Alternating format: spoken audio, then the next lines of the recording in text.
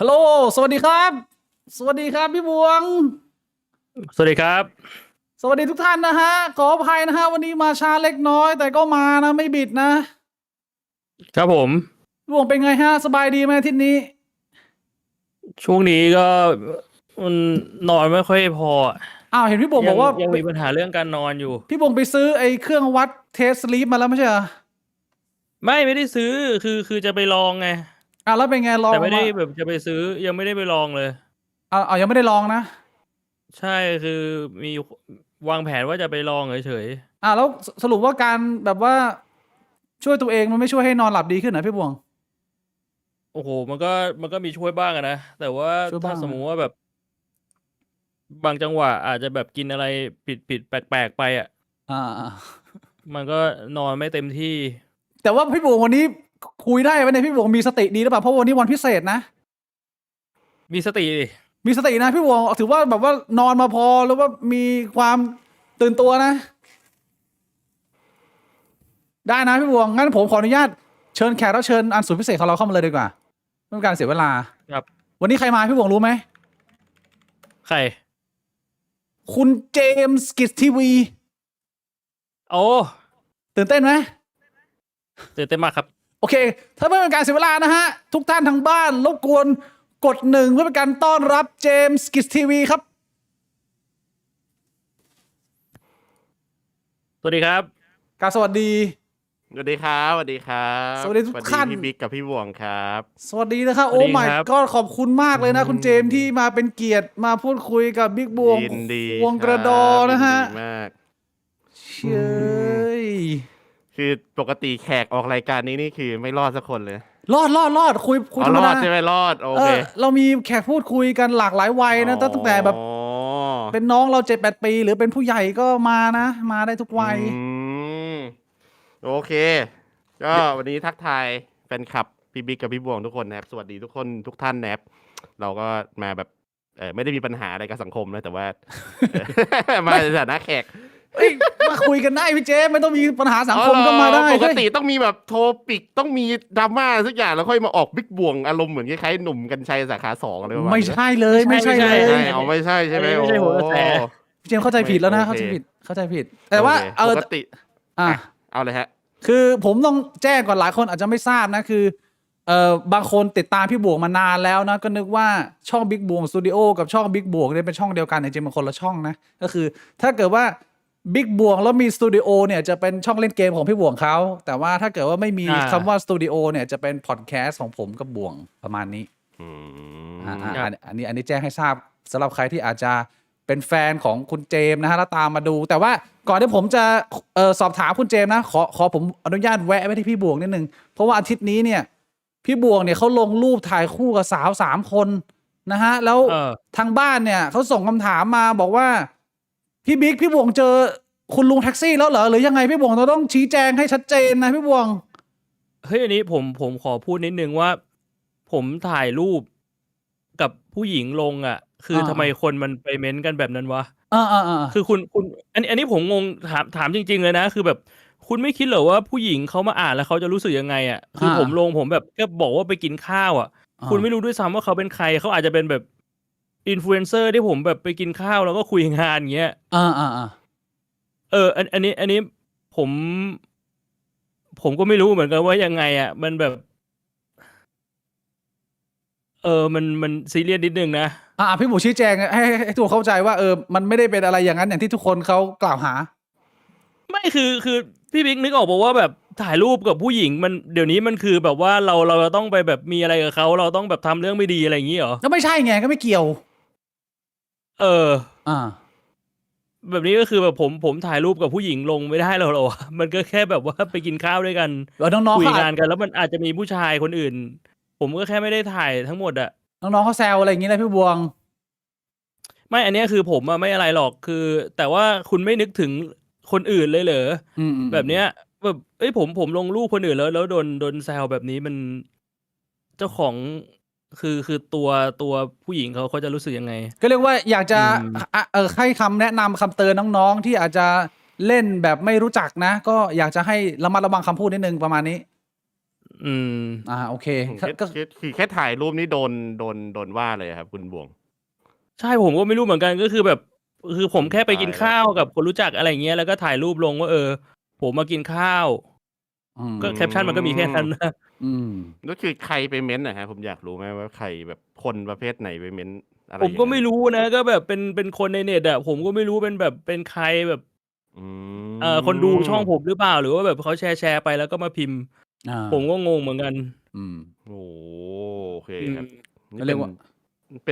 ป็นมุมใหม่เหมือนกันนะแค่ถ่ายรูปเดี๋ยวนี้ก็มีปัญหาแล้วครับ จริงๆปกติคือถ้าจะมีปัญหามันคือมันต้องแบบกิริยามันก็ต้องส่อแววก่อนปะ ใช่ใช่ใช่ เช่นแบบอย่างงู้นอย่างนี้ให้มันเห็นว่าเฮ้ยมันไอ้นี่มันแบบทำผิดมารยาทหรือเปล่าแต่ถ้าถ่ายรูปกับผู้หญิงเฉยๆแล้วมีดราม่านี้ผมว่าแปลกนะ คือมันไม่เชิงเป็นดราม่าหรอก แต่ว่ามันมีคนที่เข้ามาคอมเมนต์แบบเขาคอมเมนต์แบบไม่ให้เกียรติอะไรอย่างเงี้ยแล้วผมก็ไม่รู้จะทำไงผมก็แบบมันแบบนี้ได้เหรอวะก็ถือว่าเตือนออกกล้องไปเลยนะพี่บวงนะโอเคโอเคก่อนที่ผมจะเริ่มลุยถามคำถามเพราะว่าผมเนี่ย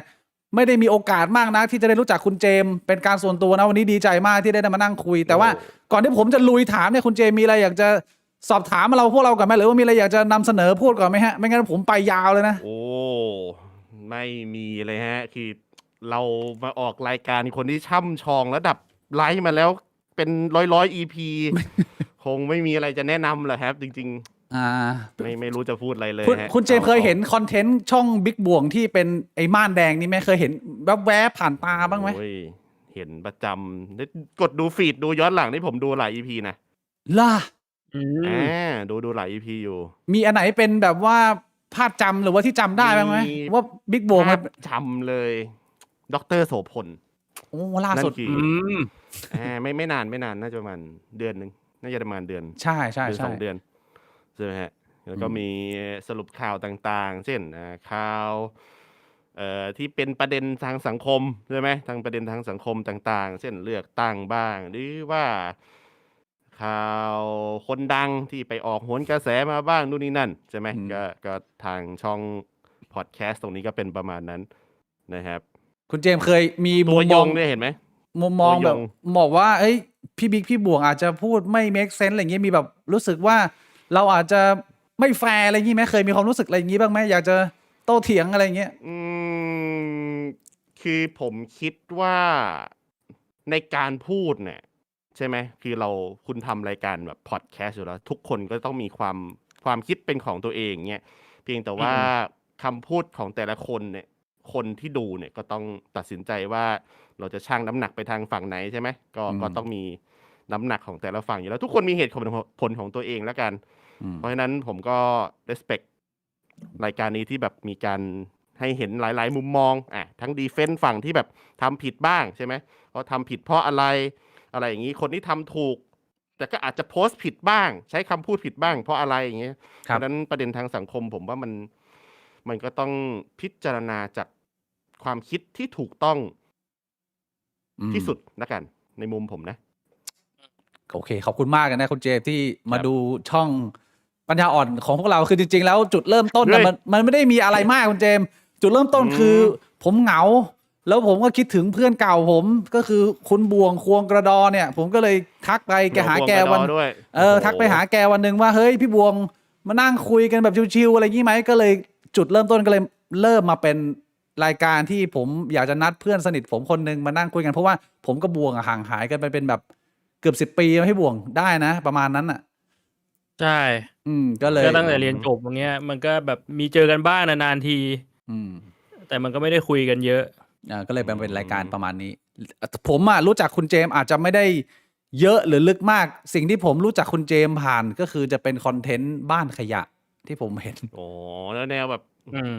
เรียลลิตี้แนวบล็อกแบบเขาเรียกว่าอะไร IRL ใช่มันคือ IRL ป่ะใช่In Real Life ใช่ไหม In Real Life ใช่บ้านขยะนี่ถือว่าโหดอยู่นะสุดยอดเลยนะคือมันเป็นอะไรที่มันน่ากลัวแหละเอาตรงมันน่ากลัว แต่ว่าในความเป็นจริงนะผมก็เซฟตี้ตัวเองในการแบบให้วิศวกรโยธาจริงๆเข้ามาตรวจสอบไปแล้วอะไรประมาณนี้คือมันจะมีเลเวลของความอันตรายอยู่ อันเนี้ย อืม ถือว่ามันอันตรายในมุมมอง แต่ว่าไอ้ตัวที่มันจะทำให้บ้านมันแคร็กได้จริงๆเนี่ยเราเช็คไปเรียบร้อยแล้วว่าโอเคมันไม่ได้เสี่ยงแบบถึงขั้นแบบตัวโครงสร้างมันทำมาแย่ทั้งหมดอะไรประมาณเนี้ยครับเพียงแต่ว่าภายในมันดูแย่คือเราเซฟตี้ตัวเองด้วยการแบบจ้างคนมาอินสเปกตรงบ้านไปแล้ว ประมาณนั้น มีคนเคยแนะนำว่าแบบพี่ทุบทิ้งไปเหอะอะไรเงี้ยมันมีประมาณนี้ไหมหรือว่า เยอะแล้วก็บางคนก็แนะนำคือมันจะแบ่งเป็น2ฝั่งในมุมผมนะ ฝั่งแรกคืออยู่ทุบทิ้งไหมใช่ไหมฝั่งที่2คือเขาก็เห็นแล้วว่าเราโตมากับที่นี่เขาก็จะมีการแนะนำบอกว่าเฮ้ยบ้านเนี่ยตรวจสอบแล้วมันสามารถดีดขึ้นมาได้นะเดี๋ยวนี้เขามีเทคโนโลยีดีดบ้านนะถ้าเผื่อใครไม่รู้เผื่อใครบ้านสุดอะไรประมาณนี้ก็สามารถดีดให้บ้านมันขึ้นมาตรงได้ แต่ว่าก็ต้องประเมินจากข้างล่างก่อนว่าตัวรากฐานหรือว่าตัวฟุตติ้งของตัวเขาเรียกว่าเสาเข็มนะมันหลุดไปเลเวลไหนอะไรประมาณเนี้ยก็มี2ฝั่งที่เขาฝั่งหนึ่งก็บอกว่าให้เอาที่ดินไปใช้ประโยชน์ใช่ไหมของบ้านผมอีกฝั่งหนึ่งก็คือบอกว่าเก็บไว้ไหมเพื่อเป็นแบบอนุสรณ์สถานอะไรประมาณนี้ก็ได้ก็แล้วแต่เราประมาณนี้ปัจจุบันคุณเจไม่ได้อยู่ในบ้านหลังนั้นแล้วถ้าที่ผมเข้าใจเนี่ยคือมาสร้างบ้านอยู่ข้างๆไหมหรือยังไงปัจจุบันคือมันมีเหตุผลที่ผมต้องสร้างบ้านข้างๆคือมันมีเหตุผลก็คือคือพูดตรงๆนะผมเคยโดนด่าจากเจ้าของคนเก่าละกันเขาเหมือนไม่รู้เขาไปปลูกฝังยังไงนะจะมีข้อความมาถึงผมถ้าใครตามดราม่าคือเขาด่าว่าผมนิสัยไม่ดีเรื่องเงินก็คือเหี้ยเรื่องเงินนั่นแหละแต่ในความเป็นจริงที่ดินที่ผมปลูกบ้านตรงเนี้ย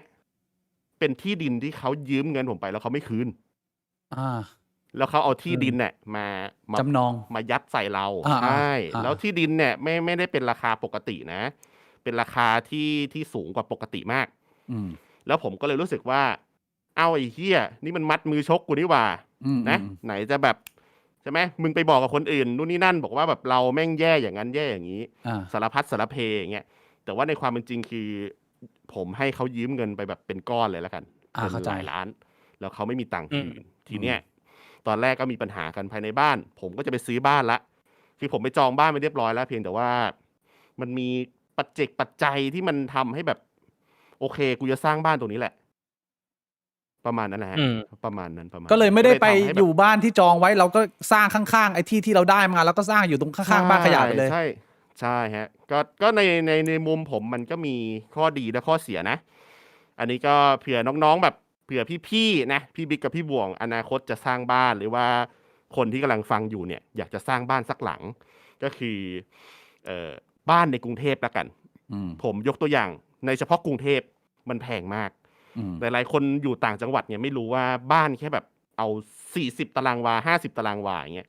ในกรุงเทพเริ่มต้นสวยๆอยู่ประมาณแบบ 8-9 ล้านบาทแล้วนะแพงมากเพราะฉะนั้นถ้ามีเงินสดจริงๆเนี่ยผมคิดว่าการสร้างบ้านเองในกรุงเทพถูกกว่าเราไปซื้อหมู่บ้านนะครับล่ะถูกกว่าจริงๆนะเพียงแต่ว่าเราต้องมีกระแสเงินสดในกระเป๋าเท่านั้นเองคือว่าบ้านมันกู้ซื้อไม่ได้ไงพร้อมที่ดินถูกไหมมันต้องซื้อที่ดินเปล่าเป็นเงินสดก่อนแล้วก็ค่อยกู้สร้างบ้านอันเนี้ยได้แต่ถ้าหมู่บ้านเนี่ยคือเราสามารถกู้ซื้อได้ทั้งที่ดินแล้วก็ตัวบ้านอันนี้คือความรู้นะครับปัจจุบันมันไม่มีคนอยู่ในบ้านขยะแล้วใช่ไหมมันเป็นแค่อนุสรณ์สถานแล้วเอาไว้ให้คนไปเดินเยี่ยมเดินชมอะไรอย่างเงี้ยไม่ฮะยังปกติยังใช้งานอยู่ใช่ครับเป็นที่เก็บของจริงๆจังๆเลยพวกเก็บอุปกรณ์ในการแบบทำอีเวนต์หรือว่าทำแบบพวกถ่ายรายการแล้วก็ยังเป็นที่ออกกำลังกายของผมกระบูมอยู่ก็คือยังใช้งานได้อยู่นะฮะยังใช้งานได้อยู่แล้วบ้านหลังใหม่นี่คุณเจมอยู่คนเดียวเลยไหมหรือว่าคุณบูมในบ้านอยู่ด้วย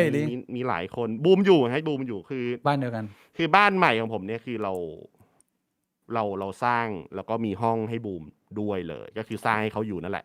ก็อยู่ฟรีไปเลยก็เป็นเพื่อนกันใจกันเราช่วยงานกันไปกันมาอยู่แล้วไหนก็แบบยังมีแรงในการทำงานวงการนี้อยู่ก็อยู่ด้วยกันไปเลยละกันอะไรประมาณนี้คุณเจมส์เล่าให้ผมฟังหน่อยว่าก่อนที่จะมาอยู่บ้านขยะนี่มันไปยังไงมายังไงถึงได้มาอยู่ไอ้บ้านที่มีความอันตรายขนาดนี้แล้วอยู่นานขนาดไหนเคยเล่าไว้ไหมเรื่องเนี้ยเคยเล่าแต่ว่า ต้องบอกว่าเราเล่าได้ไม่หมดละกันว่าแบบ เอาเท่าที่ได้ มีคอนฟลิกต์อะไรในการที่แบบทำไมผมต้องซื้อบ้านหลังขยะนั้นในราคาที่สูงแบบนั้น คือผมซื้อราคาสูงมากนะถ้าในแชทรู้นี่คือเขาน่าจะแบบตกใจเลยว่าเฮ้ยไอ้เหี้ยมึงบ้าป่ะมึงซื้อบ้านอย่างนี้ราคานี้อย่างเงี้ยแต่มันมีปัญหาหลายๆอย่างจนทำให้แบบกูซื้อเพื่อความสบายใจเราดีกว่าอย่างนั้นเลยดีกว่านะครับแล้วก็จริงๆคือเริ่มแรกอ่ะคือผมเนี่ยเรียนอยู่จีนเรียนอยู่นอกนะครับแล้วก็ดันดนกลับมาไทยแล้วก็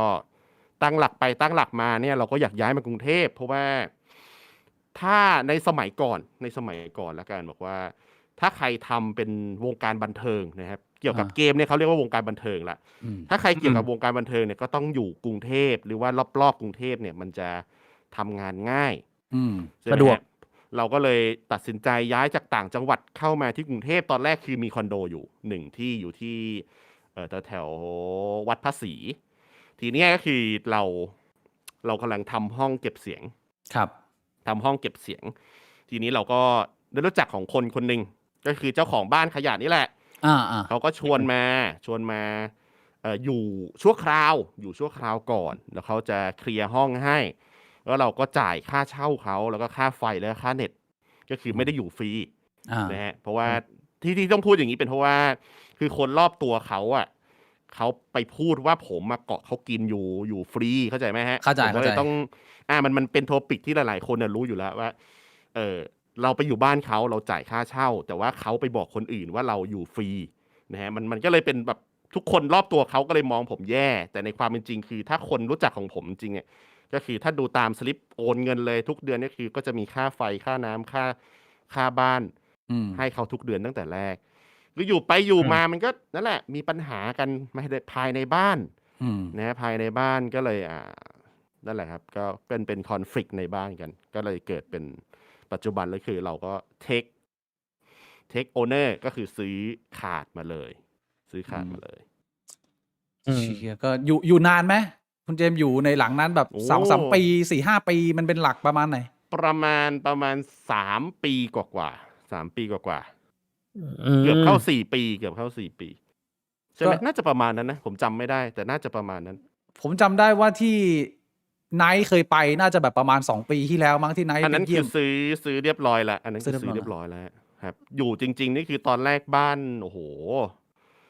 คือผมต้องตั้งชื่อบ้านว่าบ้านขยะเลยอ่ะเข้าใจป่ะเพราะว่าคนในบ้านนั้นนะคือแต่ก่อนอ่ะมันเราไม่ได้อยู่ไงแต่นิสัยของคนในบ้านมันมีคนอยู่หลายคนมากคือในบ้านจะมีแต่กองขยะเต็มไปหมดเลยคือนิสัยแต่ละคนคือวัยรุ่นเนี่ยที่แบบน้ำวันหนึ่ง3 ขวดอย่างเงี้ยดื่มปั๊บแล้วเขาก็ทิ้งในบ้านเลยอะไรประมาณนี้คือมันหนักอย่างนั้นเลยนะครับเราก็เลยแบบตั้งชื่อแบบผมเป็นคนตรงๆอยู่แล้วบ้านขยะก็คือขยะจริงๆเงี้ยแต่ว่าเพียงแต่ว่าในความคอนทราสต์ของเราอะผมชอบอะไรที่มันแบบเราจะไม่ทำแบบนั้นแต่ว่าเรายังคงจดจำภาพเก่าๆของมันไว้ได้เราก็เลยตั้งชื่อว่ามันบ้านขยะซะเลยเพียงแต่ว่าแบบเราก็พยายามเปลี่ยนแปลงหลายๆอย่างให้มันดีขึ้นประมาณนั้นไม่ต้องทุบทิ้งนะทุกวันนี้ผมว่าก็เก็บเอาไว้ได้อยู่ข้างๆบ้านเราอะไรอย่างนี้ชิวๆก็ได้แต่ถ้าเราอยากจะใช้ประโยชน์จากพื้นที่ให้มันเต็มจริงๆอย่างเงี้ยเพราะว่ามันที่ดินมันมีค่าเนาะเผื่อเราจะสร้างอะไรให้มันดีขึ้นก็ได้เหมือนกันเผื่อได้เกิดประโยชน์เช่นทำเป็นสำนักงานใหม่ออฟฟิศใหม่ๆอะไรเงี้ยก็อาจจะได้เหมือนกันโอเคแล้วกับคุณบูมนี่รู้จักกันได้ยังไงครับเพราะว่าผมรู้สึกว่าคุณบูมก็เป็นสตรีมเมอร์ท่านหนึ่งที่มีความสามารถนะผมดูสตรีมคุณบูมแล้วก็สนุกคือบูมไม่ได้เป็นสตรีมเมอร์อย่างแรกคือสตรีมเมอร์กับยูทูบเบอร์ต่างกันสตรีมเมอร์นี่คือไลฟ์ใช่บูมเป็นยูทูบเบอร์อย่างเดียวที่ไม่สตรีมเลยก็คือทำแต่คลิปฮาๆอย่างเงี้ยก็คือผมเป็นคนที่ชอบสังเกตคนละกันผมชอบสังเกตคนว่าคนนี้อยู่กับเราได้กี่เปอร์เซ็นต์ส่วนตัวผมเป็นอย่างนั้นนะคือเราเป็นอารมณ์ประมาณว่าเราทำงานสายวงการบันเทิงด้วยแล้วเราก็ต้องเป็นแมวมองด้วยว่าใครจะช่วยเหลือเกื้อกูลกับเราไปได้ไกลก็เหมือนกับพี่บิ๊กกับพี่บวงเห็นไหมเราก็คุณพี่บิ๊กกับพี่บวงก็อยู่ด้วยกันปั๊บก็ช่วยเหลือเกื้อกูลกันถูกปะครับในยุคนั้นมันก็ผมก็ไปเจอบูมแล้วก็รู้สึกว่าเฮ้ยคนเนี้ยมันมีแววมากที่จะเป็นคนดังได้ คือในตอนนั้นคือบูมเนี่ยไม่ได้มีชื่อเสียงอะไรแบบนี้เลยนะต้องบอกอย่างนี้แต่ว่าเราได้ยินเขาเราพฤติกรรมจากน้ำเสียงไงเราผมเป็นคนฟังพฤติกรรมอย่างนั้นออกก็คือแบบพอเจอบูมปั๊บเรารู้เลยว่าไอ้คนเนี้ยแม่งดังแน่เว้ยผมก็เลยอ่ะชวนมาบูมมาอยู่กับกู แล้วก็ให้เขาทำการบ้านในการแบบให้เป็นตัวตนแบบนี้นี่1 2 3ผมก็ส่งเป็นภาพไป1 2 3 4คำพูดแบบนี้1 2 3 4เป็นวิดีโออย่างเงี้ยแล้วก็ให้เขาแบบฝึกตัวตนแล้วก็เปลี่ยนตัวตนของตอนนั้นของเขาให้มันแบบมันเป็นตัวของเขาชัดเจนขึ้นอย่างเงี้ย ครับ ก็เลยปัจจุบันก็เลยแบบมาเป็นแบบดังมากแบบนี้ดังกับผมอีกไงบูมไม่ดังกับผมอีก เหร สุดย อ อดใช่ใช่ รู้จักกันผ่านเกมอะไรอย่างนี้ไหมหรือว่ามัน รู้ เป็น จักกันผ่านออนไลน์เนี่ยครับออนไลน์เนี่ยนะฮะ เราได้ยิน ก็คือเรา สียง เราเห็น แล้ว ช่อง YouTube เขาอะไรเงี้ย ใช่คือตอนนั้นเขาไม่ค่อยได้ลงคลิปเขาจะเป็นแบบเหมือนเป็นพูดตรงๆก็คือลูกกระจอกไปอยู่ช่องอื่นมากกว่าอะไรประมาณเนี้ย โอเค ใช่มันคือเราต้องยอมรับนะในความเป็นจริงว่าบูมก็รู้ตัวเขารู้ตัวตลอดว่าแบบเอ้ยเราเริ่มทำมากันยังไงอย่างเงี้ยคือตอนนั้นคือเราต้องบีฟงานกันยันตี 2 ตี 3เงี้ยอัดเกมเสร็จตี 4คืออย่างนั้นเลยนะเพราะว่าผมอยู่จีนผมเรียนหมอผมไม่รู้คณะอื่นเรียนถึงกี่โมงนะแต่ว่าที่จีนเนี่ยตอนผมเรียนวิชาแพทย์บางวันจะเรียนตั้งแต่9 โมงเช้ายัน2-3 ทุ่มมหาลัยนะฮะใช่เรียนหนักมากก็คือต้องมีวิชาทั่วไปต้องมีเข้าแลบนะฮะต้องมีเขียนแบบพวกรายงานต้องมีเอาเขาเรียกว่ากล้ามเนื้อต้องเอาแบบนู่นนี่นั่นมาวิเคราะห์มันต้องเรียนจบประมาณ3 ทุ่มจริงๆอันนี้ไม่ได้โกหกสามารถไปหาข้อมูลได้เลยนะบางวันก็1 ทุ่มบางวันก็3 ทุ่มก็เลยแบบ3 ทุ่มเสร็จปั๊บเราก็นอนแบบนอนเติมพลังเลยแล้วก็ประมาณตี 1เน็ตที่จีนจะเริ่มใช้ได้จะเริ่มออก global ได้ก็คือเปิดสตรีมได้เริ่มประมาณตี 1ก็หลังจากตี 1ถึงตี 4ก็คืออัดเกมกับบูมคือทำงานโคกันข้ามประเทศใช่แล้วรู้จักกันมาตั้งแต่10 กว่าปีที่แล้ว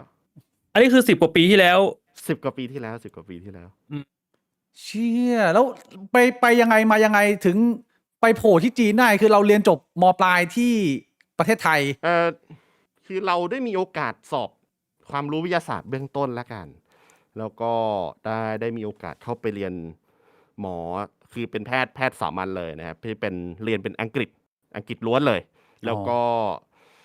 ภาควิชาที่จีนจะต้องบังคับให้คุณเรียนจีนจนถึงเขาเรียกว่าข้อสอบ HSK ใช่ไหมถ้าจำไม่ผิดเป็นความถนัดภาษาจีนจนถึงเลเวล5ก็คือเลเวล5จะเท่ากับป.ตรีจีนจริงๆเลยนะครับก็เลยแบบเรียนควบคู่กันไปก็คือได้วุฒิวิทยาศาสตร์1ได้วุฒิจีน1ใช่ไหมแล้วก็วุฒิหมออีก1แต่ว่าผมรู้ตัวตอนประมาณปี4จะเข้าปี5ก็เลยมันบอกว่าแบบทางนี้ไม่น่าจะใช่เรานะแต่เราก็ไม่ได้เรียนตกนะคือเราไม่ได้ตกสักวิชาเลยแต่ว่าเราก็แค่รู้สึกว่าแบบมันไม่ใช่ทางแล้วก็เราเห็นลู่ทางของวงการเกมตั้งแต่10 ปีที่แล้วแล้วกันว่าแบบเฮ้ยวงการเกมมันกำลังจะโตขึ้นไปในเวแบบไหนแล้วเรารู้จักกับใครเราคุยกับใครเงี้ยแล้วเราคุยถูกคนก็เลยทำให้10 กว่าปีที่แล้วเราก็แบบเริ่มเดินตามเอนเตอร์เทนเมนต์เกมเอนเตอร์เทนเมนต์มาตั้งแต่ตรงนั้นคือเราเริ่มเล่นเกมก่อนที่เราจะเข้าไปเรียนแพทย์อย่างนี้เหรอใช่คือผมเป็นคนที่แข่งโดตาในไทยสมัยก่อนโดตา1โอ้โหเก่ามากโดตา1ผมเก่งมากอันนี้ต้องบอกอย่างนี้คือผมเป็นแชมป์ประเทศไทยโดตา1โดยที่แบบไม่แพ้ใคร6 เดือนเว้ยอันนี้คือเป็นเรื่องที่ผมขิงมานานแล้วใช่แต่เป็นยุคที่พี่ไตรพี่เบสหรือว่าลาเคลถ้าใครรู้จักนะถ้าใครแข่งเกมมานานก็จะเพิ่งออกไปประมาณแบบเดือน2 เดือนก็คือเป็นช่วงผัดเปลี่ยนยุคพี่ไตรพี่ลาเคลออกไปก็จะเป็นยุคของผมเลยครับก็คือจะมาสานต่อในช่วงของโดตา1ต่อไปแล้วก็ฮอนก็มาแต่ว่าช่วงฮอนมาเนี่ยผมไปเรียนหมอละก็คือแต่ก่อนเนี่ยเรามีเส้นสายกับพวกพี่คัตโตะรู้จักใช่ไหมแบบทีม BBH คัตโตะพี่ไต MITH เพราะนั้นเส้นสายของวงการเล่นเกมสมัยก่อนผมก็เลยแบบมีตั้งแต่พวกพี่ไตพี่เบสอะไรปัจจุบันก็ยังอยู่ด้วยกันแล้วก็ล่าสุดก็คือตอนที่ทำทีม RV ประมาณ 2-3 ปีที่แล้วก็เอาพี่ไตร TNK เนี่ย ที่เป็นแชมป์ประเทศไทย Dota 1 ที่ไป TI คนแรกเลยเนี่ย ครับ ก็เอามาเป็นโค้ชเกม ROV นั่นเอง อืม ก็มีแบบคอนแทคมาตั้งแต่สมัยเด็กๆเลยครับ ชื่อแล้วผมกำลังจะนึกภาพว่าเราไปเรียนแพทย์เข้าปีที่ 5 แล้วอีกนิดเดียวเนี่ยมันจะจบแล้วพอเราเลิกนี่เราบอกพ่อแม่ยังไงอะหรือว่ามันจะต้องมีผ่านโปรเซสใช่ไหมหรือว่าเราไม่ต้องติดต่อเยอะ เป็นโปรเซสที่เราเลือกที่จะไม่คุยเลยดีกว่า ไม่คุยกับพ่อแม่เลย เพราะว่า1เรารู้อยู่แล้วว่าพ่อแม่เสียใจ2ก็คือมุมผมเป็นคนที่มักจะทำให้พ่อแม่ผิดหวังมาตั้งแต่เด็ก แต่ว่าผมเป็นคนที่ไม่ประชดพ่อแม่เข้าใจไหมฮะ อืม คือเราทำอะไรที่มันดีจริงๆ ให้เราเติบโตให้เราได้ดี แต่ว่าอาจจะขัดใจพ่อแม่ แต่เราไม่ได้ประชดพ่อแม่ที่ทำให้แบบชีวิตเราดิ่งลงเหวเข้าใจไหมฮะ ครับ แต่ผมจะเป็นคนคิดอ้อมในการแบบไปทำนู่นทำนี่ให้ชีวิตเราดีจริงๆ โดยที่เราไม่ได้โกหกตัวเองว่าชีวิตเราดี แต่เราเห็นว่าเฮียสิ่งเนี้ยเขาเรียกว่าแบ็กเทสกันช่องแชทก็คือการพิสูจน์ตัวเองซ้ำๆว่าไอ้สิ่งที่เรากำลังจะทำเนี่ยดีจริงหรือเปล่าพอเราทำซ้ำๆสัก10 รอบ100 รอบเนี่ยไอ้เฮียแม่งเวิร์กแน่ๆไปเลยครับไปให้สุดทางถูกไหมก็คือผมก็เลยรู้สึกว่ามันเป็น mindset ที่ดีนะเผื่อแบบผู้ฟังจะหารายได้เสริมใช่ไหมบางคนแบบเบื่องานมากผมเบื่องานแล้วไอ้เฮียงานที่นี่งานหนักมากอยากหารายได้เสริมก็คือคุณต้องเริ่มทำตั้งแต่คุณทำงานประจำเลยแล้วก็ต้องแบ็กเทสไอสิ่งที่คุณทำเป็นงานอดิเรกนั้นซ้ำๆแล้วก็พิสูจน์ให้เห็นว่าไอเฮียเนี่ยมีค่าจริงๆโดยการที่แบบแบ็กเทสกับมันแบบลองขายมัน100 รอบคุณจะขายได้100 รอบแล้วถ้าขายได้100 รอบนี่คุณออกจากงานประจำได้เลยถูกไหมใช่เส้นทางของคนที่ประสบความสำเร็จหลายอย่างที่ทำธุรกิจก็มักจะเป็นแบบเนี้ยก็คือแบบเราต้องทำอะไรควบคู่กันไปก่อนแล้วก็ดูความเติบโตของทั้ง2 ด้านชั่งน้ำหนักกันว่าอะไรจะไปได้ไกลกว่าแต่แล้วเราเสียดายไหมที่เราแบบว่าอย่างน้อยเฮ้ยนึกย้อนกลับไปในส่วนของใบแพทย์หรือวุฒิปริญญาตรีเนี่ยเพราะตอนนี้ก็ถ้าเทียบกับว่าเราประสบความสำเร็จในหน้าที่การงานของเรามานานแล้วแต่ว่าวุฒิการศึกษามันก็อยู่ที่เดิมถูกไหมเรารู้สึกเสียดายไหมหรือว่าไม่เลยเราไม่แคร์มันไม่ได้มีค่าอะไรวันนี้คือต้องพูดอย่างนี้ต้องลากยาวนิดนึงได้คนสมัยเนี้ยมักจะมีคำปลูกฝังจากคำพูดว่าปริญญาไม่สำคัญหรอกถูกไหมบางคนก็จะคิดอย่างนั้นก็คนบางคนมีความคิดแบบนี้จริงๆดูถูกใบปริญญาว่ามันไม่สำคัญจริงๆซึ่งมันจริงครึ่งหนึ่งไม่จริงครึ่งหนึ่งไอ้จริงครึ่งหนึ่งเนี่ยก็คือใบปริญญาถ้าคุณไม่มีมันนะแต่คุณมีวิชาชีพที่คุณเนี่ยไปขายให้กับคนได้แบบทุกที่เลยคุณไปอยู่ที่ไหนก็ได้อันนั้นคือไม่สำคัญแน่นอนถูกป่ะใบปริญญาแต่ถ้าคุณจำเป็นที่จะต้องทำงานพร้อมกับใบปริญญานั้นน่ะสุดท้ายแล้วใบปริญญาก็สำคัญอยู่ดีเพราะฉะนั้นการที่เราจะบอกตัวเองว่าใบปริญญาไม่สำคัญนั้นน่ะเราต้องมีอะไรบางอย่างที่มันไม่ต้องใช้ใบปริญญาจริงๆก่อนแล้วถึงคิดแบบนั้นเว้ยซึ่งของผมเนี่ยในเวผมนะก็คือเราแบ็กเทสไอ้วงการเกมนี่มาหลายปีไงโอเคแล้วเราเห็น potential ว่าใช่คือในยุคนั้นพี่บิ๊กกับพี่บวงต้องเข้าใจว่าทวิสเนี่ยยังไม่มีนะคือการที่คุณเล่นเกมลง YouTube นี่ผู้ใหญ่ด่านะคุณทำแบบนี้ผู้ใหญ่เขาด่าตายห่าเลยนะจริงๆคุณลองย้อนไป10 ปีที่แล้วเนี่ยไปเล่นร้านเกมอย่างเงี้ยพ่อก็ด่าตายห่าแล้วไอ้ยี่นี่ติดเกมถูกป่ะใช่แบบแต่เด็กสมัยนี้คือเขาดูสตรีมเมอร์ยูทูบเบอร์เห็นไหมสัญญายกตัวอย่างคุณกายหงิดใช่ไหมสัญญาคนเล่นเกม100 ล้านสมัยก่อนลอง10 ปีที่แล้วไอ้เหี้ยวงการเกมไม่ยังโกงตังกันอยู่เลยถูกไหมแบบแข่งเกม e-sport ไอ้เหี้ยแม่งโกงตังบิดตังกันชิบหายไปวอดถูกไหมไม่ได้มีวงการแบบนักแข่ง ROV ในปัจจุบันคือปัจจุบันมันไม่มีเพราะฉะนั้นยุคที่ผมอยู่เนี่ยแม่งคือยุคที่แบบโอ้โหเหี้ยแม่งวงการเกมเนี่ยแม่งแบบมีแต่คนสาปแช่งมีแต่คนแบบด่าว่ามันปัญญาอ่อนติงต้องทำ YouTube ถ่ายร็อกใช่ไหมถ้าย้อนไปดูสมัย12 ปีที่แล้วผมเป็นคนแรกๆในไทยที่ถ่ายร็อกนี้เลยนะลองไปหาดูได้เป็นคลิปชื่อว่า Life in China ก็คือผมเอามือถือของผมเนี่ยเดินไปถ่ายเลยว่าจีนมีอะไรคะสวัสดีครับพี่จีนวันนี้พี่จีนขายเหี้ยอะไรกันบ้างเนี่ยคนจีนแดกเหี้ยอะไรวะวันเสาร์กับเราเองนะฮะผมเป็นคนแรกๆที่ทำซึ่งสมัยก่อนนี่คนไทยด่าผมนะ ครึ่งหนึ่งด่าครึ่งหนึ่งชม อืม ครึ่งที่คนที่ชมก็คือได้เปิดหูเปิดตา แต่อีกครึ่งหนึ่งก็ด่าว่าแบบมึงเรียนหมอมึงทำเหี้ยอะไร โอ้โห คนที่ด่าก็คือเป็นรุ่นพี่ในโรงเรียนในมหาลัยก็มีนะฮะ อืม บอกว่าพ่อแม่มึงส่งมาเรียนอย่างเงี้ยแบบมึงมาทำเหี้ยอะไรอย่างเงี้ยโคตรโง่แบบเขาเข้ามาด่าในห้องเรียนเลยนะในห้องพักเลยก็มี อืม เพราะฉะนั้นในยุคนั้น10 ปีที่แล้วมันไม่เหมือนยุคแบบนี้นะครับ อืม เมื่อกี้คำถามคืออะไรนะโทปิกหลัก ก็ ก็ คือ คือ คุย ใบ เรื่อง ปริญญาเนาะ ใช่แต่ว่าผมก็คุยไปเรื่อยๆคือผมอยากรู้ในมุมของประสบการณ์ที่ไปจีนด้วยอันนี้ก็อยากทราบว่าเป็นยังไงบ้าง กับการไปอยู่ใช้ชีวิตอยู่จีน 4-5 ปี เราเรียนมต้นมปลายที่ไทยใช่ไหมแล้วไปเรียนปริญญาที่นู่นหรือว่ายังไง ถูกต้องครับไปเรียนปริญญาที่นู้นจริงๆคือสอบที่ได้ที่รังสิตแล้วก็คือผมเป็นคนที่เกรดต่ำต้องพูดอย่างนี้ คือแต่ก่อนเราจะเป็นคนถ่อมตัวมาก ผมจะเป็นคนถ่อมตัวมาก เช่นคุยกับใครก็ไม่ได้นะเกรดผม1.98คือเกรดเราต่ำมาก แต่ว่าในมุมนึงผมเป็นคนที่ตั้งใจเรียนอยู่ข้างหลัง ผมเป็นคนตั้งใจเรียนมาก เช่นแบบพวกชีวะเลขหรือว่าอังกฤษอย่างเงี้ย เรียนวิทย์มา เราจะใช่แต่ผมตั้งใจเรียนมาก คืออยู่ห้องบ๊วยเลยคือถ้าสืบประวัติผมไปตั้งแต่อยู่ราชสีมาเนี่ยโรงเรียนผมเนี่ยเป็นโรงเรียนที่เพี้ยน